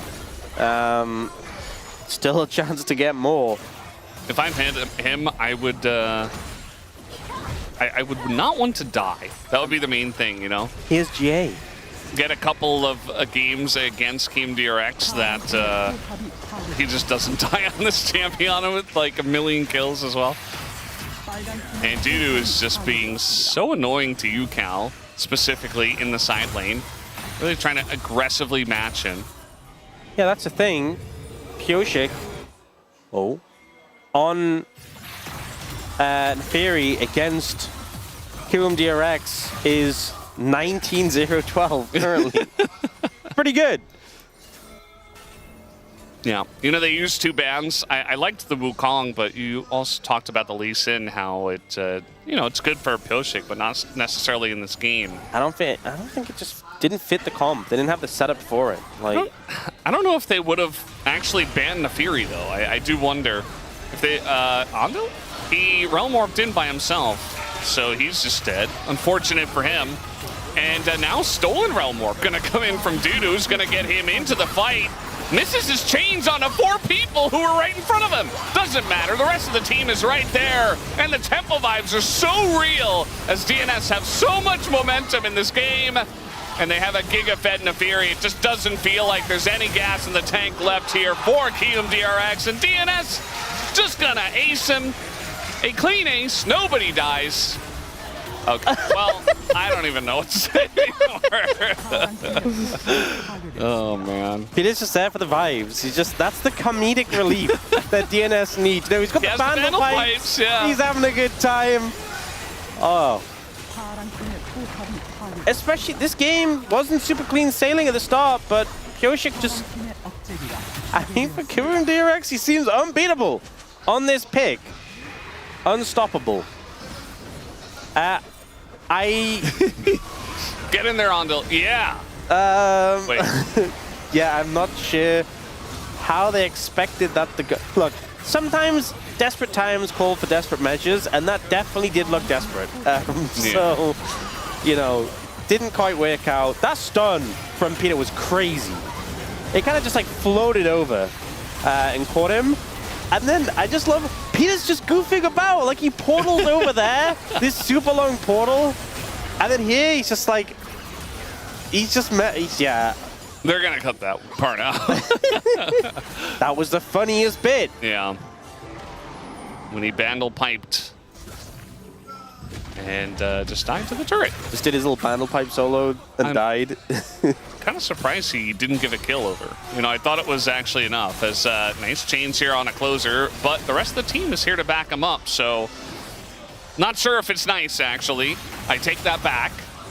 And meanwhile, Duckdom just chasing him down on the hunt here on a Jew, and eventually will kill him. Newcal also goes down, and if the last play looked desperate, this one definitely does as well. They're trying to chase down in a Fury. They really want to give at least one death to Pioshik, but he still has his GA. He flashes away from the Ambessa, leads the charge, and nobody can touch him. It's just impossible. Duckdom, he's playing a different game. He's taking down the Nexus turrets, and it looks like we are going to have yet another 2-0, this time for DNS. As we had a nice little lead for Kiwum DRX early on, and that quickly fell away in favor of DNS here. A gigantic performance once again from Pioshik on the Nefiri. And DNS are looking clean to start off the LCK. Yeah, I think coming into this, I think maybe there was the sort of thought Kiwum DRX could have leveled up, could challenge them. They were pretty close in the LCK Cup, but DNS rising up, and that Nefiri just still looking like Kiwum DRX cannot match it. The vibe's also looking good. Peter in particular having a great time on the pod. That's just how you gotta play bard. Just gotta goof about it a little bit. You'll notice whenever Kerry is playing, he's always going for like the trick shots, the geek flashes and stuff. That's the vibes you've gotta have. And it's always a good boost to the morale to start this season off with a win. You gotta think about the fact that, you know, Dudu and Pioshik, we're part of the DM Freaks last year who went winless for a massive portion of the year. So, you know, to get this win, start of the LCK season, I think it feels a little bit sweeter for them. Yeah, definitely does feel very nice to start it off in this manner.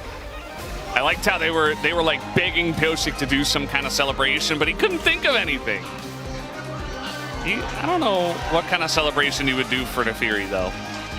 That one's a little bit more difficult. Maybe you could do like a flip. What are you talking about? You just do the... What, by himself? To the cameraman. He's come in, you go... Big dog. Yeah, just like that. It's that Definitely easy. they would have caught that on camera and gotten the reference. You know... What was that? You know what? Why not? Sure. I'm sure we'll get that in our best ceremonies. I hope it wasn't his mouse that he threw. I don't know. Well, maybe it was a hot pack. It was a good start. Willa getting some good ganks off. He was trying to end the year of Doodoo. I held strong. I knew it was the year of Doodoo the whole time. Of course. You, Brendan, you were saying no. No falter. The year of Raptor. I would never falter. Doodoo faithful till I die. Here, though, this was the point where things went wrong. Overestimate the damage. This was the year of Doodoo where the believers felt, you know, really came through. And then this fight. Pyosik just kind of skating around the edges, gets the reset in, and then you see he was kind of looking at you and he went, you know what? That's only one player. I can get all of them. Yeah. And then G was like, oh no, oh no. Oh no, that's a big dog. Yeah. Pyosik really wanted to do the big dog ceremony with Ju, and Ju was not having it. He was running away. I don't know the reference. I don't get it. Please leave me alone. Put your arm down. Oh, man. Oh. They keep cutting it. Show Peter dying. It's funny. This was engaged Ju once again. I don't know what's going on with that, but yeah, The pretty engage desperate. cone was pretty funny, honestly. You know, we talk a lot about comedic relief. That was pretty funny. You know, the timing. I really don't know what he thought was going to happen. It's There like were 3 people there. It's like, you know, in those movies, the freeze frame was like, you're probably wondering how I ended up in this situation. You could have done that. It would have been perfect. Yeah. And we still didn't get our game 3, Brendan. You know, we made the jokes. It's like 2 days in a row. That's, you know, but are we going to go 3? What if we go a whole week? What if we go a whole season? I don't know if that's ever happened. The whole week. I'm pretty sure the whole season definitely hasn't. We definitely had a period where we just had loads of 2-0s. Yeah. But I don't know if we went a whole clean week. But what if we, at this point, if we extrapolate, because right now we're at 100%, it could just be 100% of the season. That's how it works, There is a right? chance, yeah. That's that how could happen. That's how data sets work, right? Yes. You just started off one way, it has to what go if the same way. Well, when we expand it, the LCK is just always going to be 2-0s forever, right? Best of 2. All right, this is this makes a lot of sense. I don't really know who else you would vote for other than Peter for the vibes. Lockdown for his Ziggs build? I guess. No, I was Doodoo playing Yorick without a maiden. Yeah, there weren't a lot of good choices. I guess Closer had a good Yone game. Yeah. Maybe he's like number 2. I think it's probably. I think this is a safe one. This is the one I went Peter's for. Bard was pretty good too. Yeah, his Bard was actually good. Maybe Peter is like the runner-up. You know. I think that's a good But shout. who does media vote for? Because today they've been really off. Yeah. They have been incorrect twice. I mean, you say incorrect. I saw they had a lot of in the previous series. It wasn't incorrect. They just did varied votes that I think were okay. The hot dogs. That's why he got the votes. It makes sense. Yeah, it does make sense. Well, guys, we are done here for now. Let's throw it over to Deer for the translation of the interview. Thank you very much, guys. This is Deer for the POM interview translation. We have Pyosik on the side of DN Supers. Wow, Pyosik. You just secured your first win. How do you feel? 이번에 개막전 이겨가지고 좀 You know, it's our opening match. And I thought to myself, if we win the first match, I'm sure the rest will go smoothly. And I'm so happy that we were able to secure that win. Did you feel like today's POM was you? I wasn't thinking about it, but I think, you know, during that Drake fight, when I took all those kills, I said, oh, it must be me. An awesome 2-0 win to kick off the season. And your team chemistry has built up since the LCK Cup, so were you happy with your preparation? While preparing for the regular season, it just felt like we practiced a lot with strong teams and it didn't go too well, but I feel like it actually did help in the end. And in game 1, you had the edge at first, then the momentum shifted, and then you swung it back, right back. So amidst all that chaos, what was the team comm like? I think we felt firsthand and regarding how we were actually misplaying regarding the macro. So after that feedback, I think we tried to focus on playing out a good macro. And even if we lose a team fight and we would start without an advantage, I felt like we were just able to keep ourselves in the game, keep our head in the game and try to catch up. And it eventually worked out. And it looks like you guys picked top Silas, and Dudu seemed confident with this pick. So can you walk us through this decision? Yeah, I think we were actually having to go through a lot of the options, and after we went through those options, Dudu was the one who said, okay, let's just play Silas. I feel pretty good about this pick. And yeah, honestly, top was getting pressured and it looked like a pretty rough early game. So how did Dudu handle that? Yeah, I think in the early game, we actually knew that it would be hard for top lane because they were actually pathing top in the beginning. So I think we had that in mind. We actually had that expected. So do you think Dudu ever thought jungle diff after that? I mean, maybe. I feel like in the end, I don't think Dudu is the type of person who would actually think that, but he played it out pretty well in the end. And you hard carried with Nafiri, so how did you end up pulling that up? Honestly, I think I just tried playing out my own game and I ended up getting a lot of kills.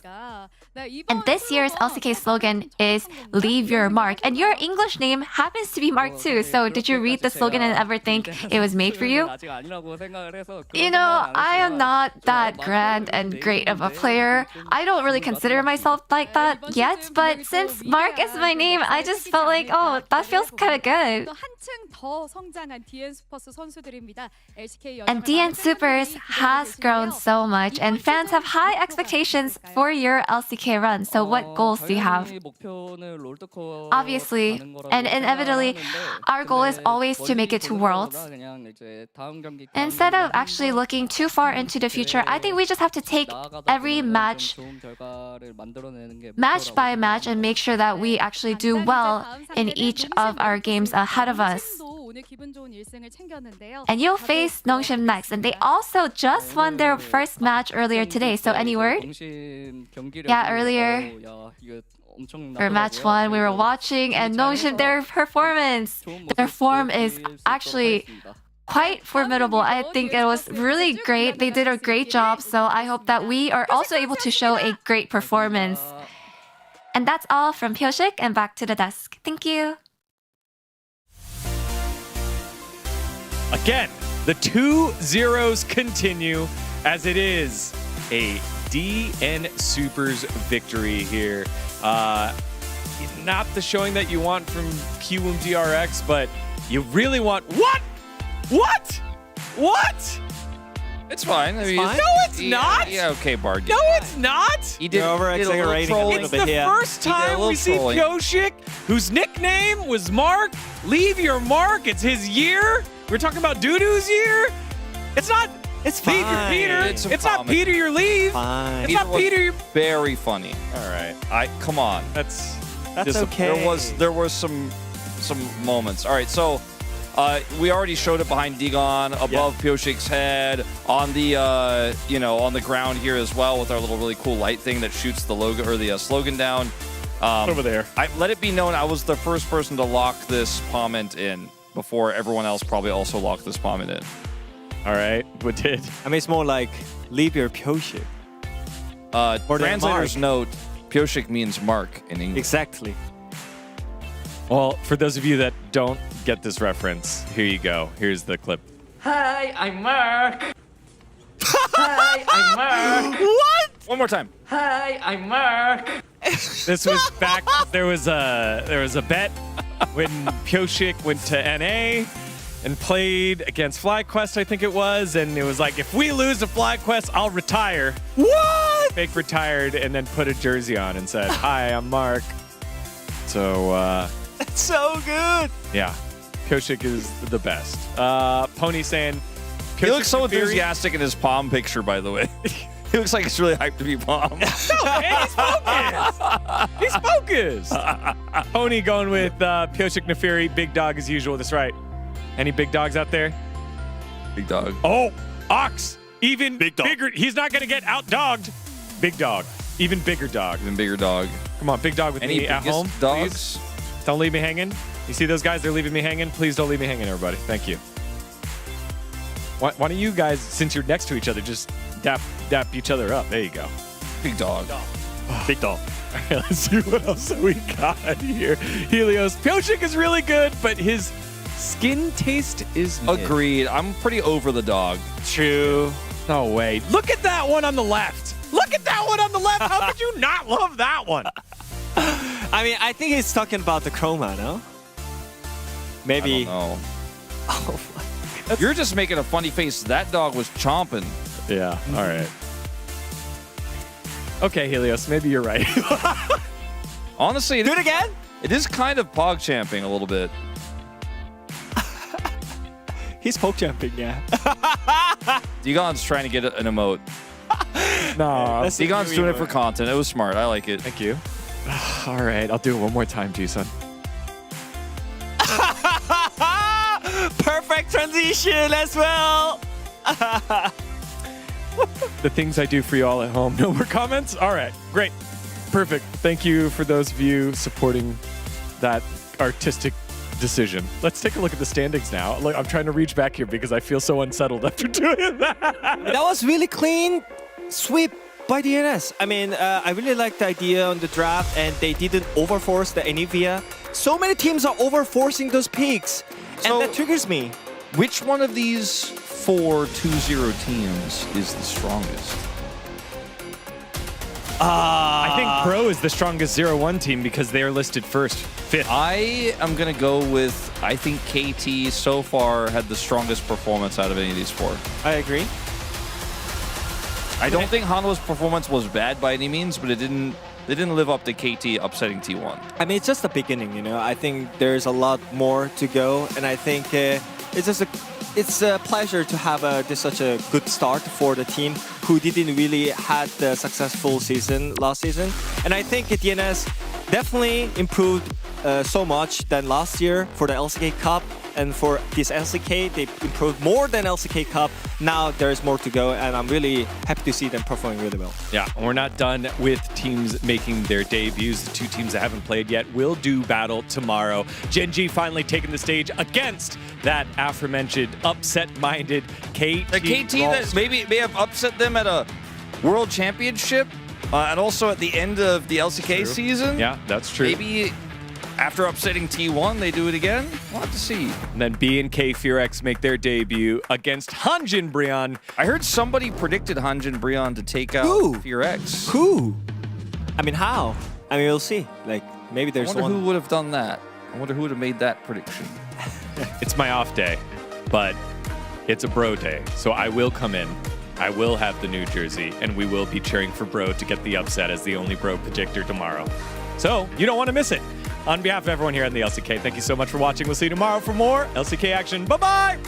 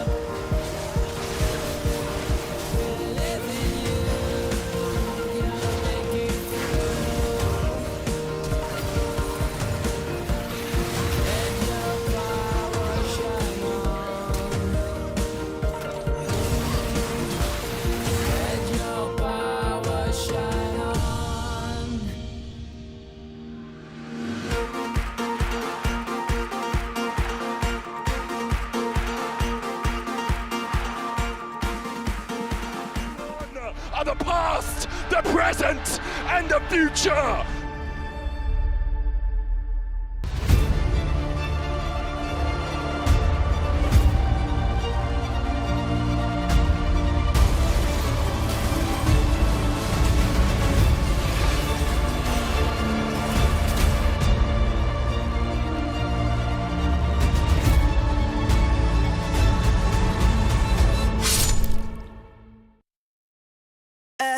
Every sky is a line I've drawn. Every wall is a sign I've worn. I don't just win, I carve my name into the stone against a